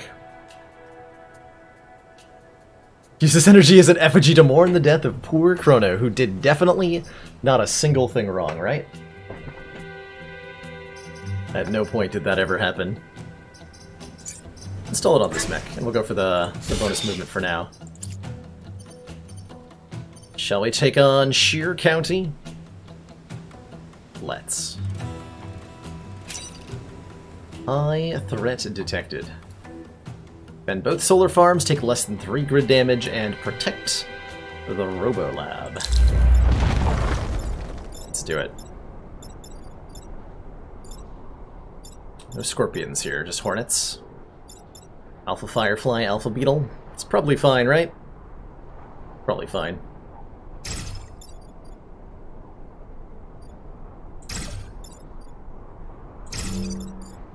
I think that's the correct deployment. Should maybe spend more time thinking about that first turn, but I just don't want to. Just gonna put that out there, I really don't want to.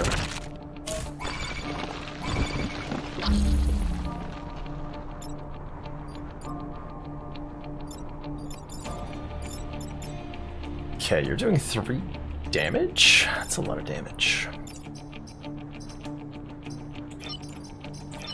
With +1 movement I can... Oh, I can make the Alpha Vec hit each other! Oh my, that's so nice. That's so nice. With that extra 1 movement is so huge right here, as I can move around, push this guy, and they attack each other for huge damage. PogChamp. That's gotta be the best move, right?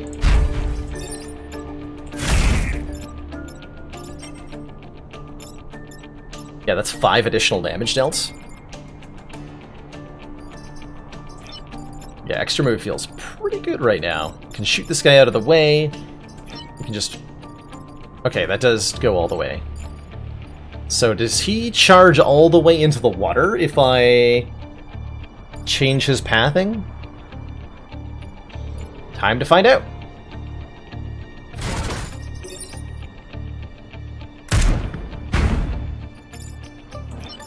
Yes, he just goes into the water. Well, get wrecked.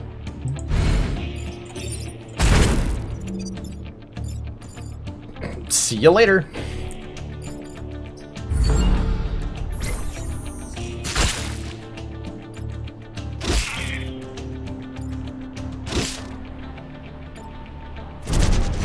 Sploosh.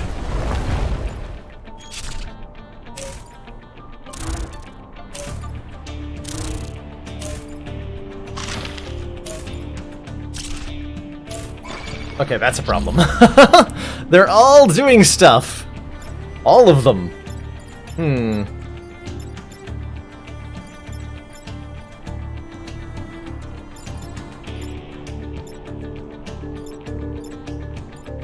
Well, that's poopy.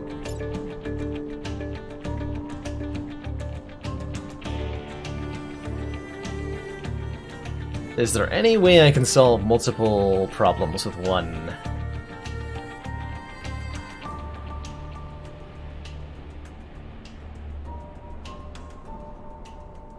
With 1 stone here. I can kill things by pushing them into buildings. But everything's like separated just enough. Oh wait, actually if I... That would solve 2 problems with 1 stone. Okay, hold on. I can do that with the artillery piece too. Actually, I can even kill the Alpha Vec if I move the artillery piece here and shoot here. This guy will get pushed, this guy will get killed by being pushed into me. Then there's still this to deal with, which we can do with that. And this guy, and this guy. Is there any other way to deal with multiple foes at the same time? Do not believe so. No way for me to body block either? No. No way for me to body block either.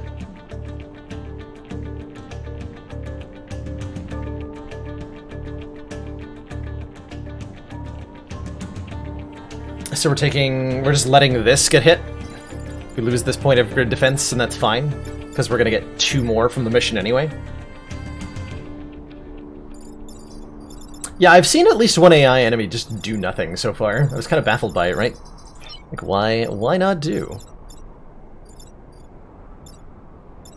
Why do when you could no do? Actually, wait. Oh, wait, hold on. Maybe I can solve even more problems with one. What's the attack order here? Oh, this guy goes last. Damn. I was hoping I can make him shoot this guy. Is there any other way for me to cause enemies to attack each other in a productive way here? Looking like a big old nope. Looking like a big old nope.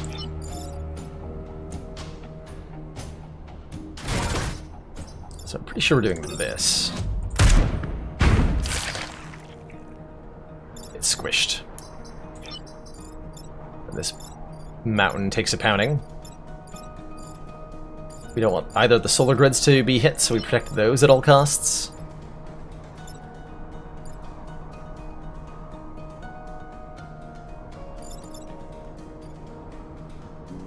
Wasn't any other way for me to do this, was there? I feel like there was.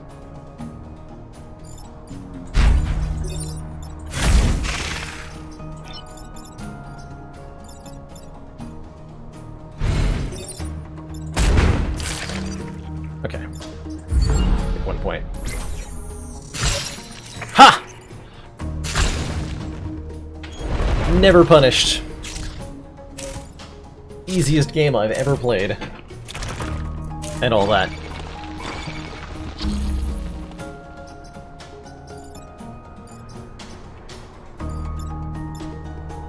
It's your shirt. How much do you do?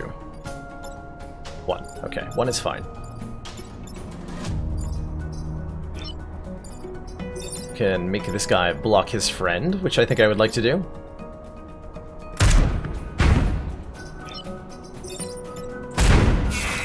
Deal with that thing. And if I move out of the way, this guy will miss me and I can actually kill this guy.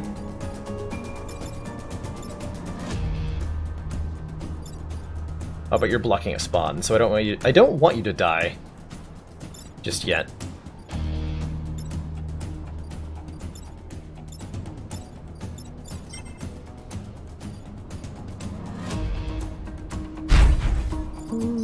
We'll actually do that. That's fine.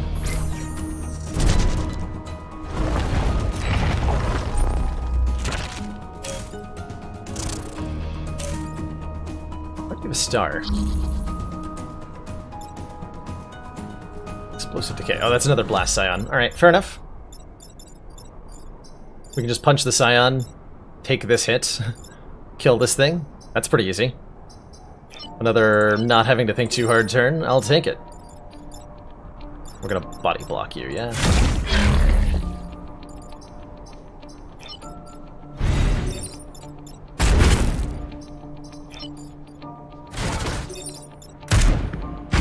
Alright, I'm finding this a lot easier than the first island so far.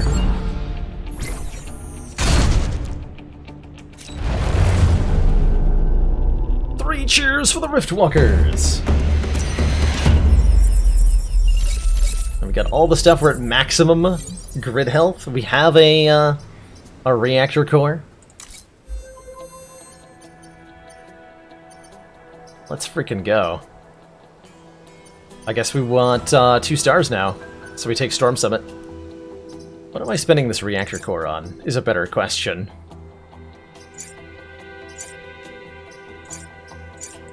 Do I want bonus damage on something? Do I want more additional movement? Potentially. Very potentially. I can also just hold on to it, because I don't need to spend it immediately, and I might need to put power in various places at the end of the thingamajig, but if I don't use it now, I don't get the bonuses now. So that's a compelling reason to use it now.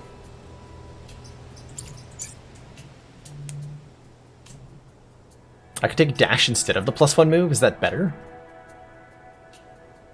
I have no idea. Could try finding out.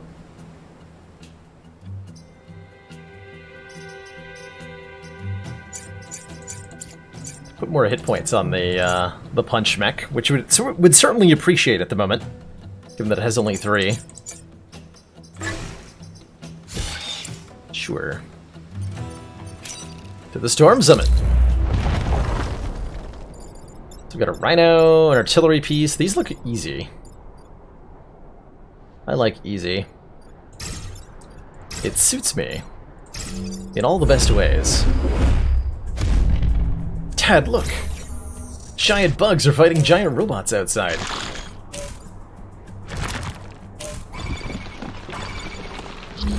Just as everything intended. With the bonus hit points, I can tank. I can tank this hit pretty well. Let's see, artillery piece can really easily solve this situation by retargeting a couple of things. You have 3 health. Is there any way for me to put the enemies in each other's paths here, in a practical way?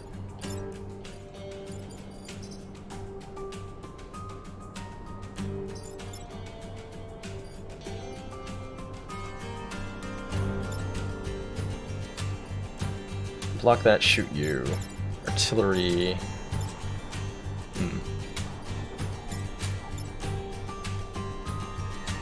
Actually, what if I punch you?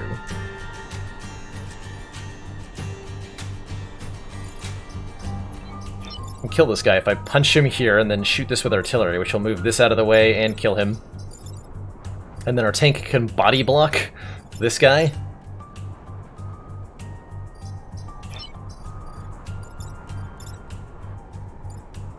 Actually, I might be able to shoot him out of the way in a more traditional sense as well. We'll do that.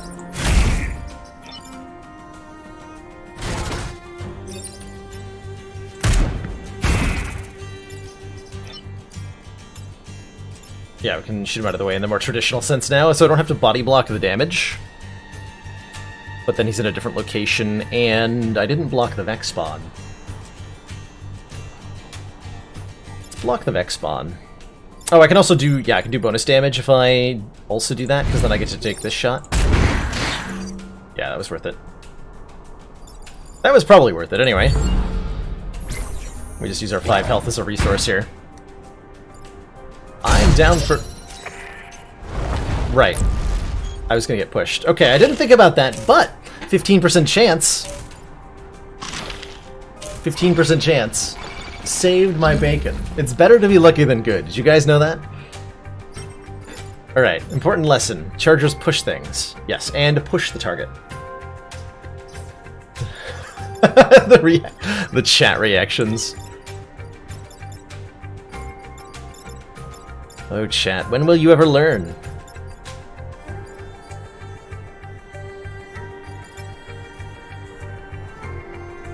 When will you ever learn?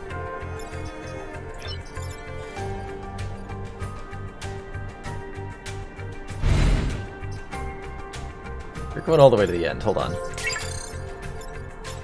Wherever you go, you're going there. We'll just kill that. Body block that, spawn, punch. You I can just kill. Okay.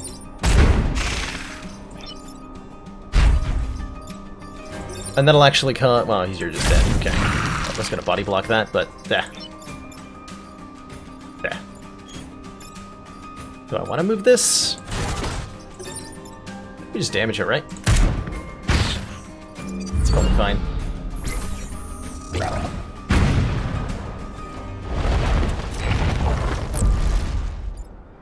blocked enemy.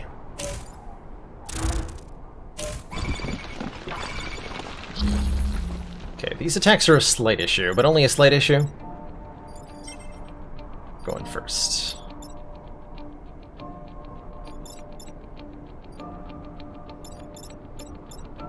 Okay, you're probably gonna get pushed, because it makes sense to do that.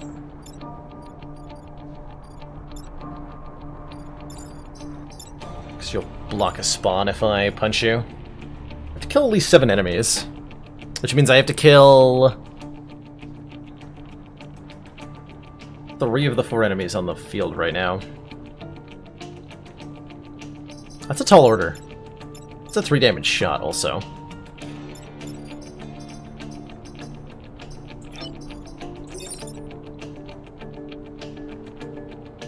Three damage is fine. Who here hasn't taken 3 damage? I mean, really. Who among us hasn't had a moment where they've taken 3 whole damage at the same time?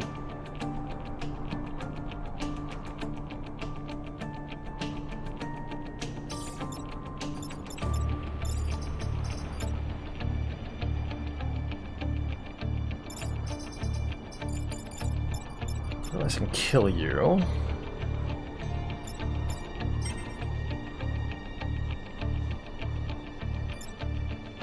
It's a 3 damage attack. Can I move that thing into the way?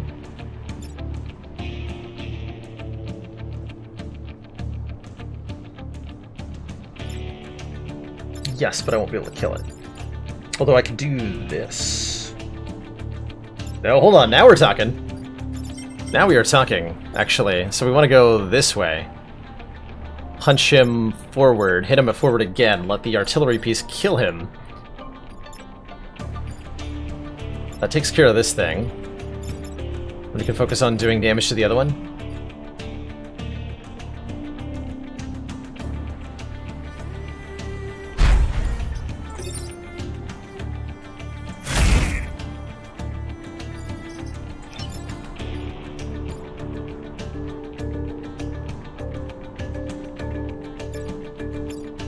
I have to do that with the tank.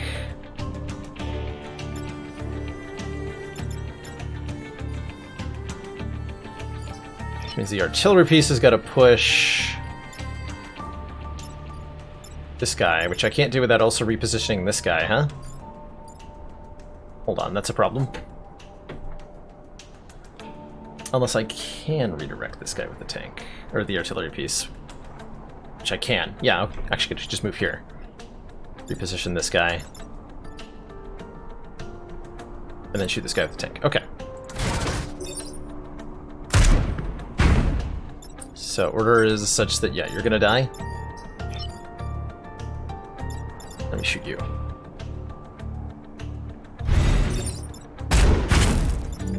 Okay. Well, that'll work. Spawn block does not count towards the objective, no. So I gotta try to figure out how to kill 3 enemies this turn.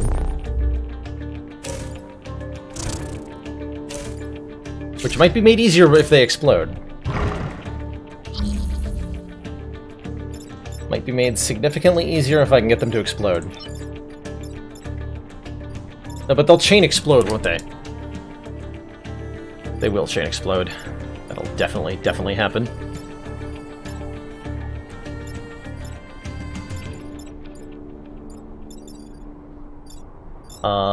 So can I kill 3 of them?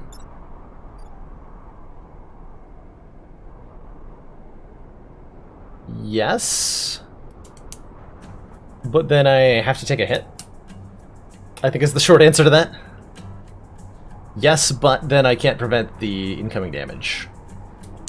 Which means I should take it, because getting the objective and taking a damage has a 15% chance of working out for me, whereas... Plus it's, lets me spend the resource. So yeah, I should do that, right? I should do that. As long as this is a 1 damage hit, which it is. Okay, is there a better solution at hand? Is the second question. Can I actually do better? Is there a way for me to use the explosives in my favor here.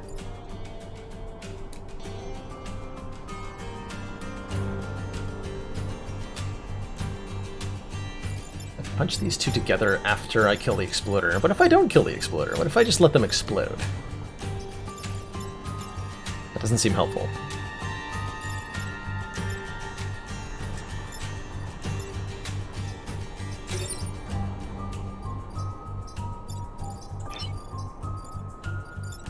Yeah, we could definitely kill 3.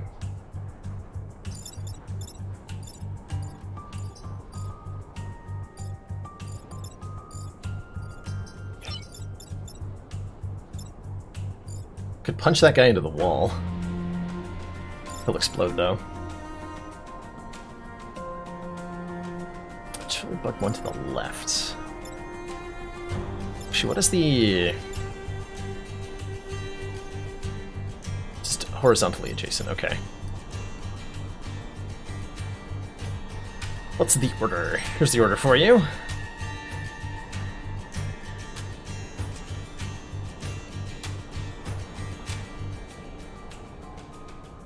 So I could push the artillery back one. He would kill the fly. I can punch the explodey boy to kill him. That only scores 2 kills. That only scores the 2 kills that I want.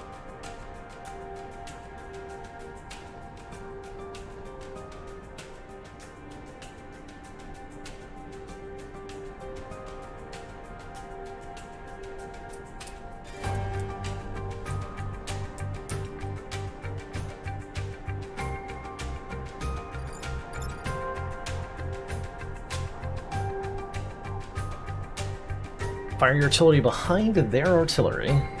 So, like, here.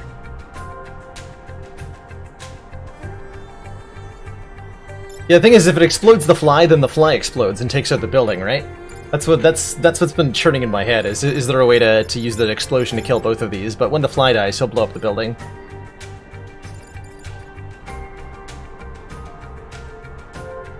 And that's a bit of a problem.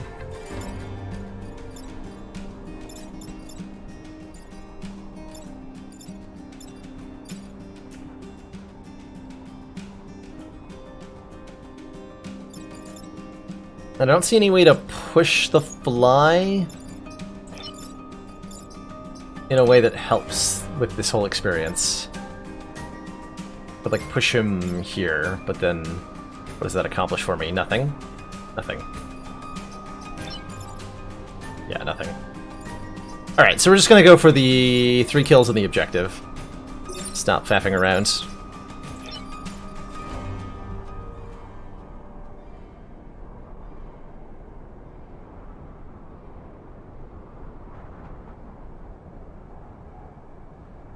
Shoot the butt guy. Oh yeah, that's right, I can kill him with the tank. Then punch this one into the... Oh, hold on, you're right. Hold on, that might work, actually. Because then we get a double kill with that. And that leaves the artillery piece free to move. Yeah, that is the solution. Okay. So there is, in fact, a way to get everything here. Excellently spotted, Sir Johann. Excellently spotted. By using the tank. That should work, yeah. Can move here, right? Yes, perfect. Excellent. Actually, I like the group puzzle solving a little bit here.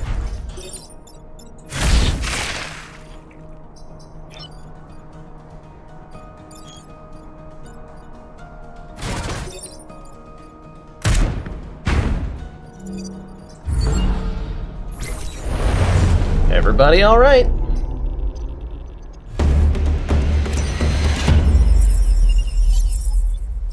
Very sweet. Back to corporate HQ. Destroy the Firefly Reader? Reader? Destroy the Fireflies. Protect the corporate tower. You get the idea. Firefly Leader shoots for 4 frickin' damage in 2 directions. Oh, that's worrying. That is super concerning.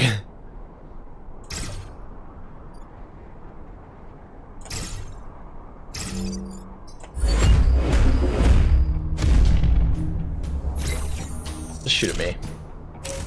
Okay, I can work around that. That I can definitely work around. So you do what, 4 damage? Yeah, so we can kill you. Superb.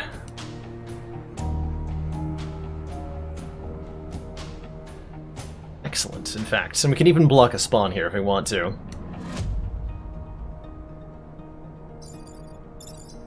We definitely want to kill this thing as quickly as possible, more or less. So we push him here and then push this guy and get him. What's the order? Okay, he does go first. Good. Good. So you can do this from where you are. Push him into the line of fire. That leaves the tank free to block a spawn with the Explodey Boy, which will also kill him. Hold on, did I have a way to push this guy, big guy into water? I did and still do, actually. If I want to just kill the big one right now. Instead of blocking spawns, I can take out the big guy. But the big guy is serving my interests at the moment, so I don't think I want to. Oh, bosses don't die in water. Oh, so he does. Okay, well, thank you. Very well pointed out. Immune to water, they can be more challenging to kill. So it says. Well then. We'll just go with the original plan.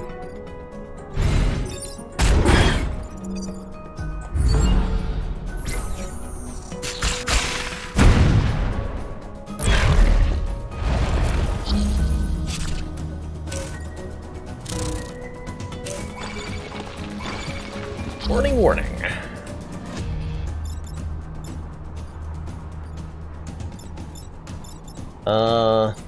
So it's about time I killed this big guy here.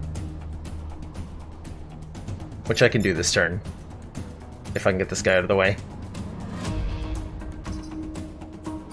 By punching him and then pushing him into something else for a bunch of damage.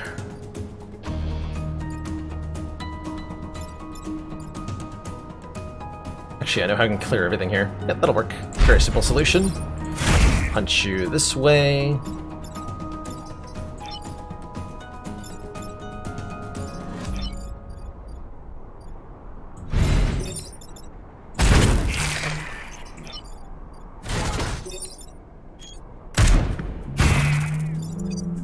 And that got XP on the person who needed it most as well.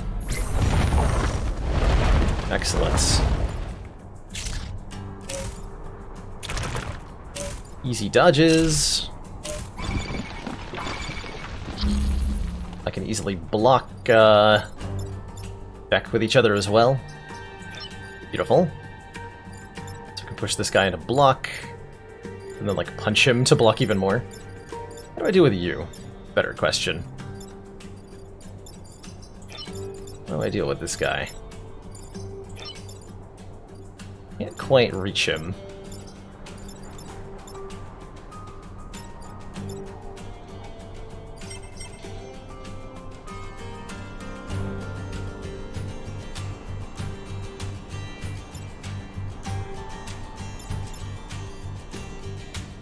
Push you this way, cannon fire? Only if I move this guy out of the way. Doesn't help me. That does not help. This is actually quite a threat, huh? We're body blocking this 3 damage hit. Which feels fair and fine. So how do I protect corporate HQ? If I'm going to do that.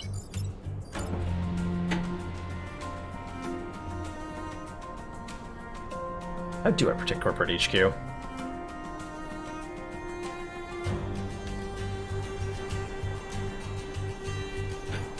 my airstrike only if I push him.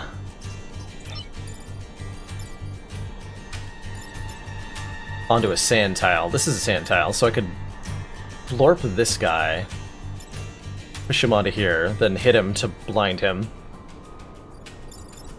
But it's only this one tile that'll turn into smoke if I hit it. So that's no good.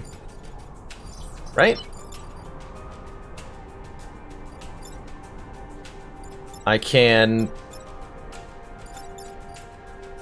gotta kill somehow? I think so. No, it's not the airstrike that makes smoke, it's the ground that's been doing that.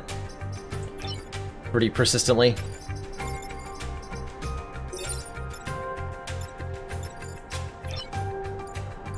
Shoot you and then push you. I can... Doesn't seem very helpful.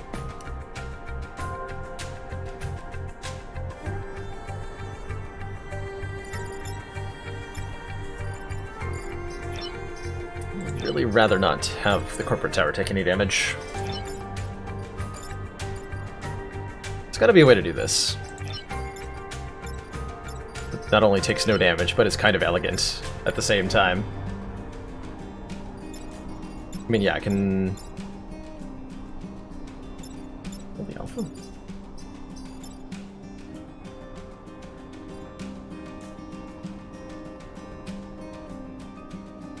Wait, how? 5 hit points on the alpha Vec, yeah. And shoot him down 1. So here's the attack order. So we can shoot the alpha down 1, he'll be on 4.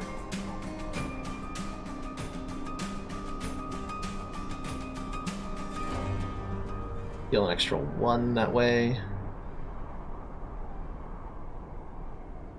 3, take a couple hits. I see a way to prevent all the damage. Well, to prevent any grid damage. Excuse me.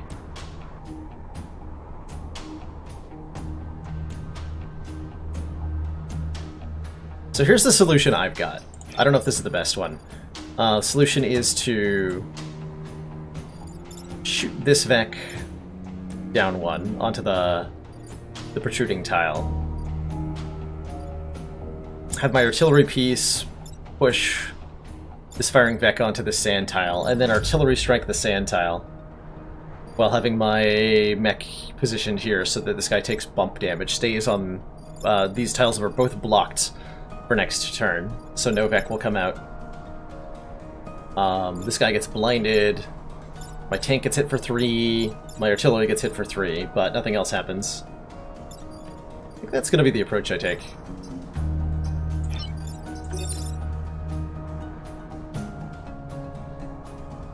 And we're just fine with that. That level of body blocking, we are.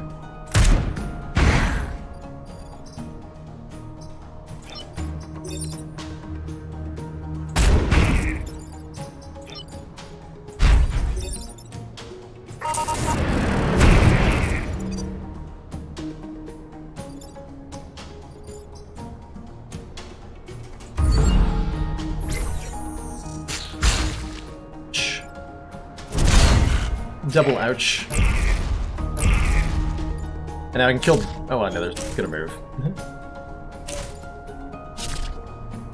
Yeah, it's an easy double kill. Is there any way for me to kill this guy?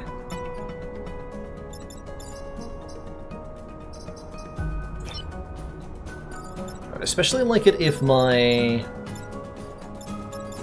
artillery piece could score 1 or more of these kills. I can kill that one. And if I do a damage with the tank... Yeah, hold on.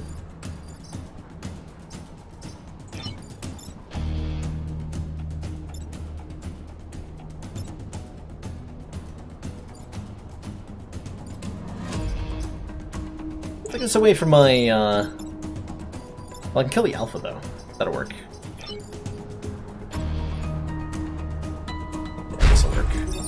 I just want to kill the alpha Vec with the artillery piece, is specifically what I'm trying to accomplish here. Beyond that, I really don't care.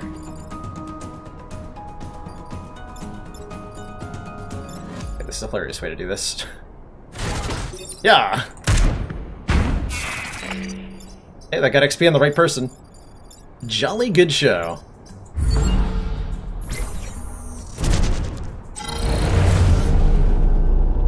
Riftwalkers are heroes!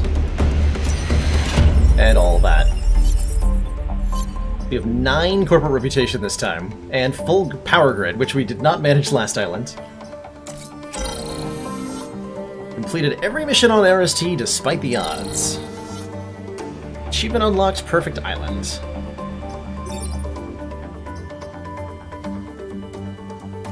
Select one free reward. Mechs gain a +1 move if they start their turn adjacent to each other. Ooh. Gain 1 extra reset turn every battle, and +1 mech move. Ooh, that's a big deal too. And overpowered grid, which is probably terrible. I like the +1 mech move pilot. I also like kickoff boosters a little bit, but I'm not sure how much I like it better than just one movement all the time on the right mech. Let's take that guy. And then sell him! No. Let's definitely take a reactor core. What else have we got here?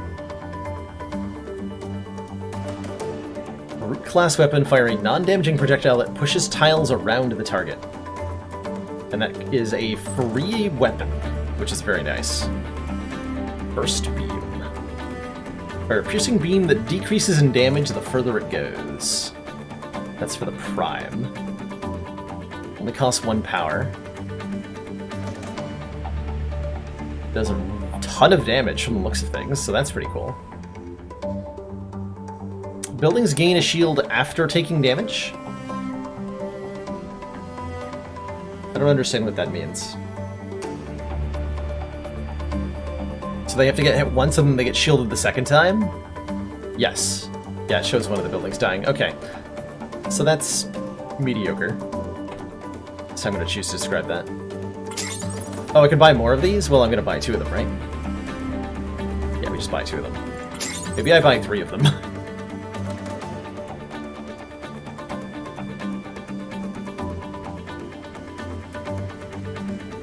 Light the target on fire and push adjacent tiles.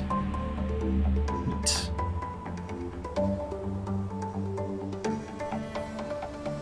Maybe just take 3 reactor cores and we get all the upgrades in the world. I could use all of those to make the mech punch. Super strong, super deadly. Don't know how to feel about the perfect island. Undeserved is definitely how I would describe it. We nailed a 15% grid resist to get our perfect island. Easy game, right? I'm just gonna take 3 reactor cores.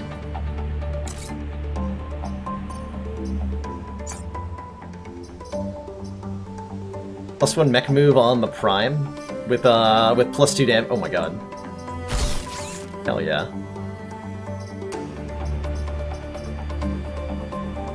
So we just install.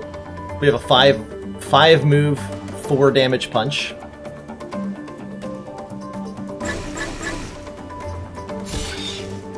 I do think it will make a difference. Yes, I do.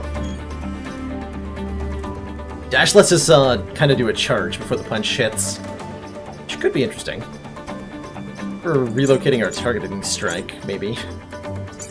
Might be better on somebody else right now. Possibly on the tank. When they don't have a clear shot. Unlocked Pinnacle Robotics, and we also now have the the access available to us to go directly to the final mission, which scales to our current progress. Fighting it now will be as much of a challenge as attempting it after securing additional islands. That's not necessarily true. But we can get more score.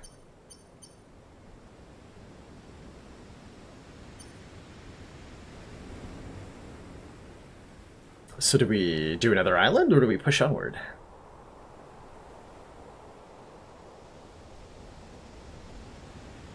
I think we do one more island. Do this as a 3-island run, although I feel very, very powerful right now.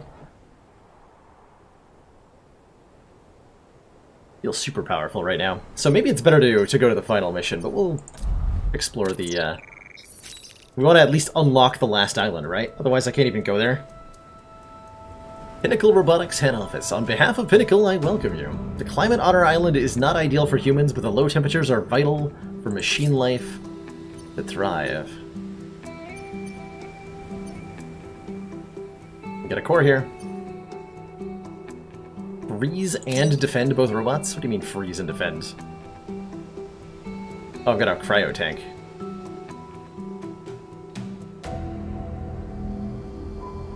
Machines are not currently themselves. Look past their malfunctioning aggression. See them as living beings. Sure. Laserbot and Cannonbot.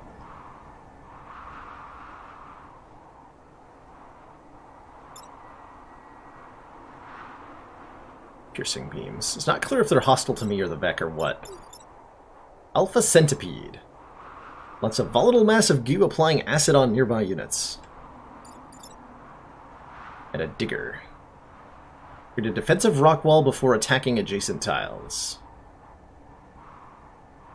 Does 2 damage to everything. That looks pretty spooky.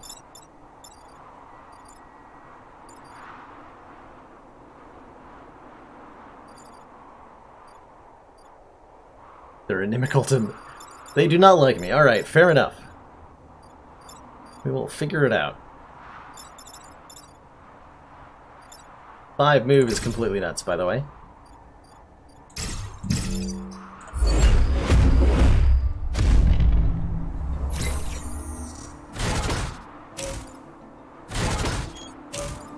Oh god.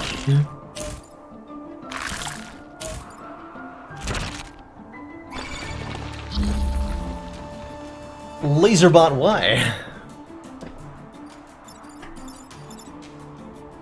2 damage. And that's gonna hit everything here. What does acid actually do? It's not made clear to me what that does. But I'm sure it's bad. But I can put this guy in front of this guy's projectile, and then that'll apply acid on the thing I want to apply acid on.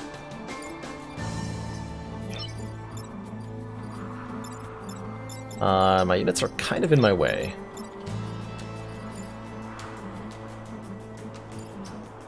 Should a projectile that freezes targets. Freezing, I know, makes like a shield that is pretty useful.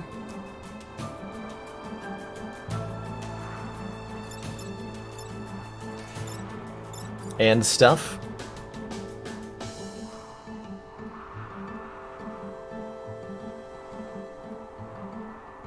So we're gonna go ahead and freeze this robot. Cannot move or attack and will remain frozen until it takes damage, at which point it will not be frozen anymore. It'll just be sad.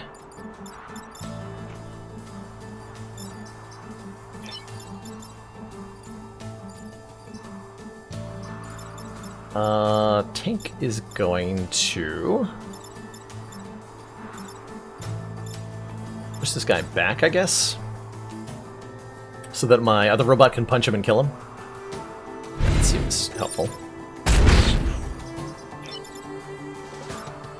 I can actually punch him into this thing. So we go way over here. Go punch! It's a game.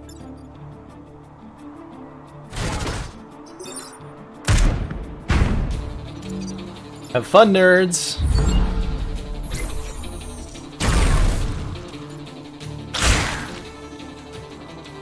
Acid. With its defenses corroded, incoming weapon damage is doubled. Okay. So weapon damage gets doubled. Easy enough. Oh, he summons rocks and then attacks. Okay, well, this just got ugly.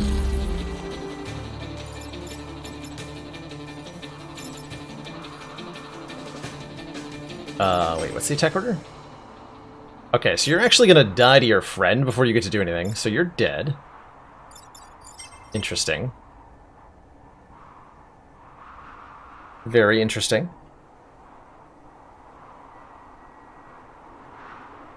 I mean, sure. Why the hell not? How do we deal with Laserbot over here? Laserbot is currently a problem.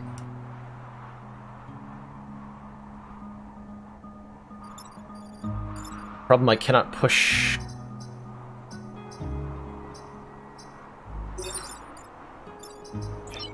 In the way that I need to.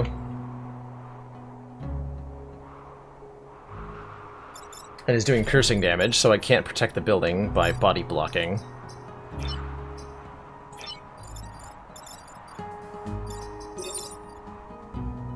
That would work.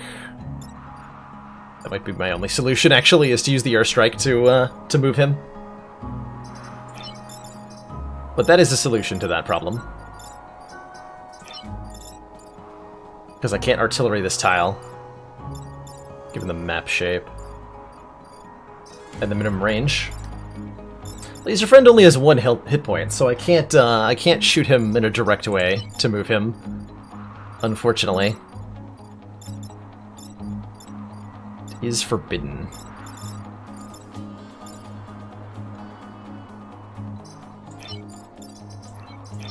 Are we freezing this Vec?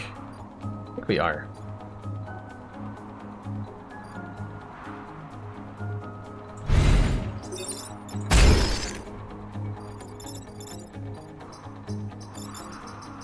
We're gonna block a spawn.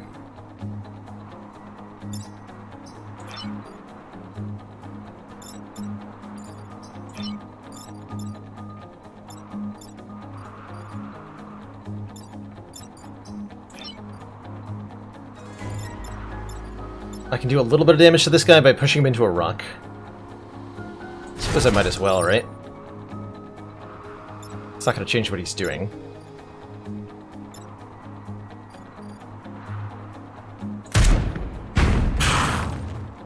Wait, yes it is. Whoops! I have 2 of these. That's right, he's hitting the rock, so I really don't want him to... I don't want to destroy that rock. Excuse me. Is this... gonna do all sorts of bad things? Yes, okay, the rocks can be pushed. Okay. And shooting him pushes the rock, so I really don't want to do that. Okay, so we're mostly skipping our turn this turn. I guess that's fair.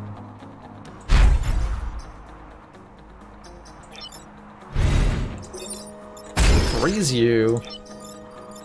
You're moving somewhere.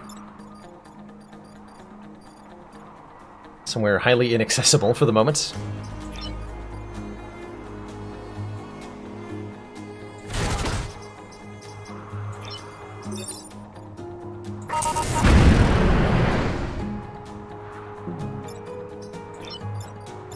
Okay, we want to be here, I think. Even though we're not firing. Okay. Oh no! I didn't check my order on the laser bot. Mistakes have been made by not checking orders. I just lost 4 points of grid health. Ow. Well, you can't go back to the previous turn. You can only reset the turn. Painful lessons have been learned. Ow. My face.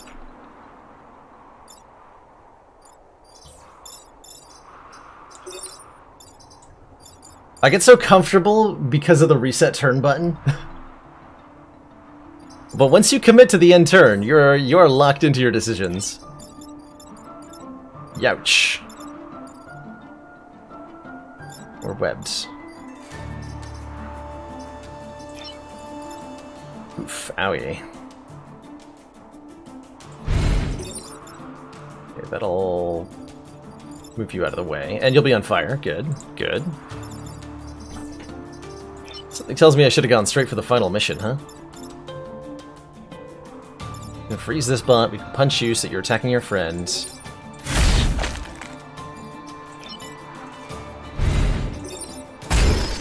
Do that. Shoot you into the fire. Move you. Push you into your friend.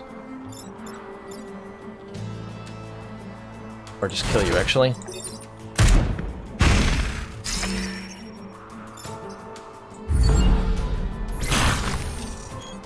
better.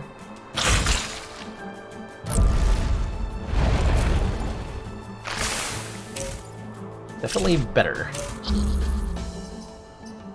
So moving through acid doesn't take steps on this space. Okay, it does in fact. But its acid is only double damage taken, so it doesn't matter at all if the 1 hit point thing gets covered in acid. Although I'm pretty sure that if you try to freeze a burning target,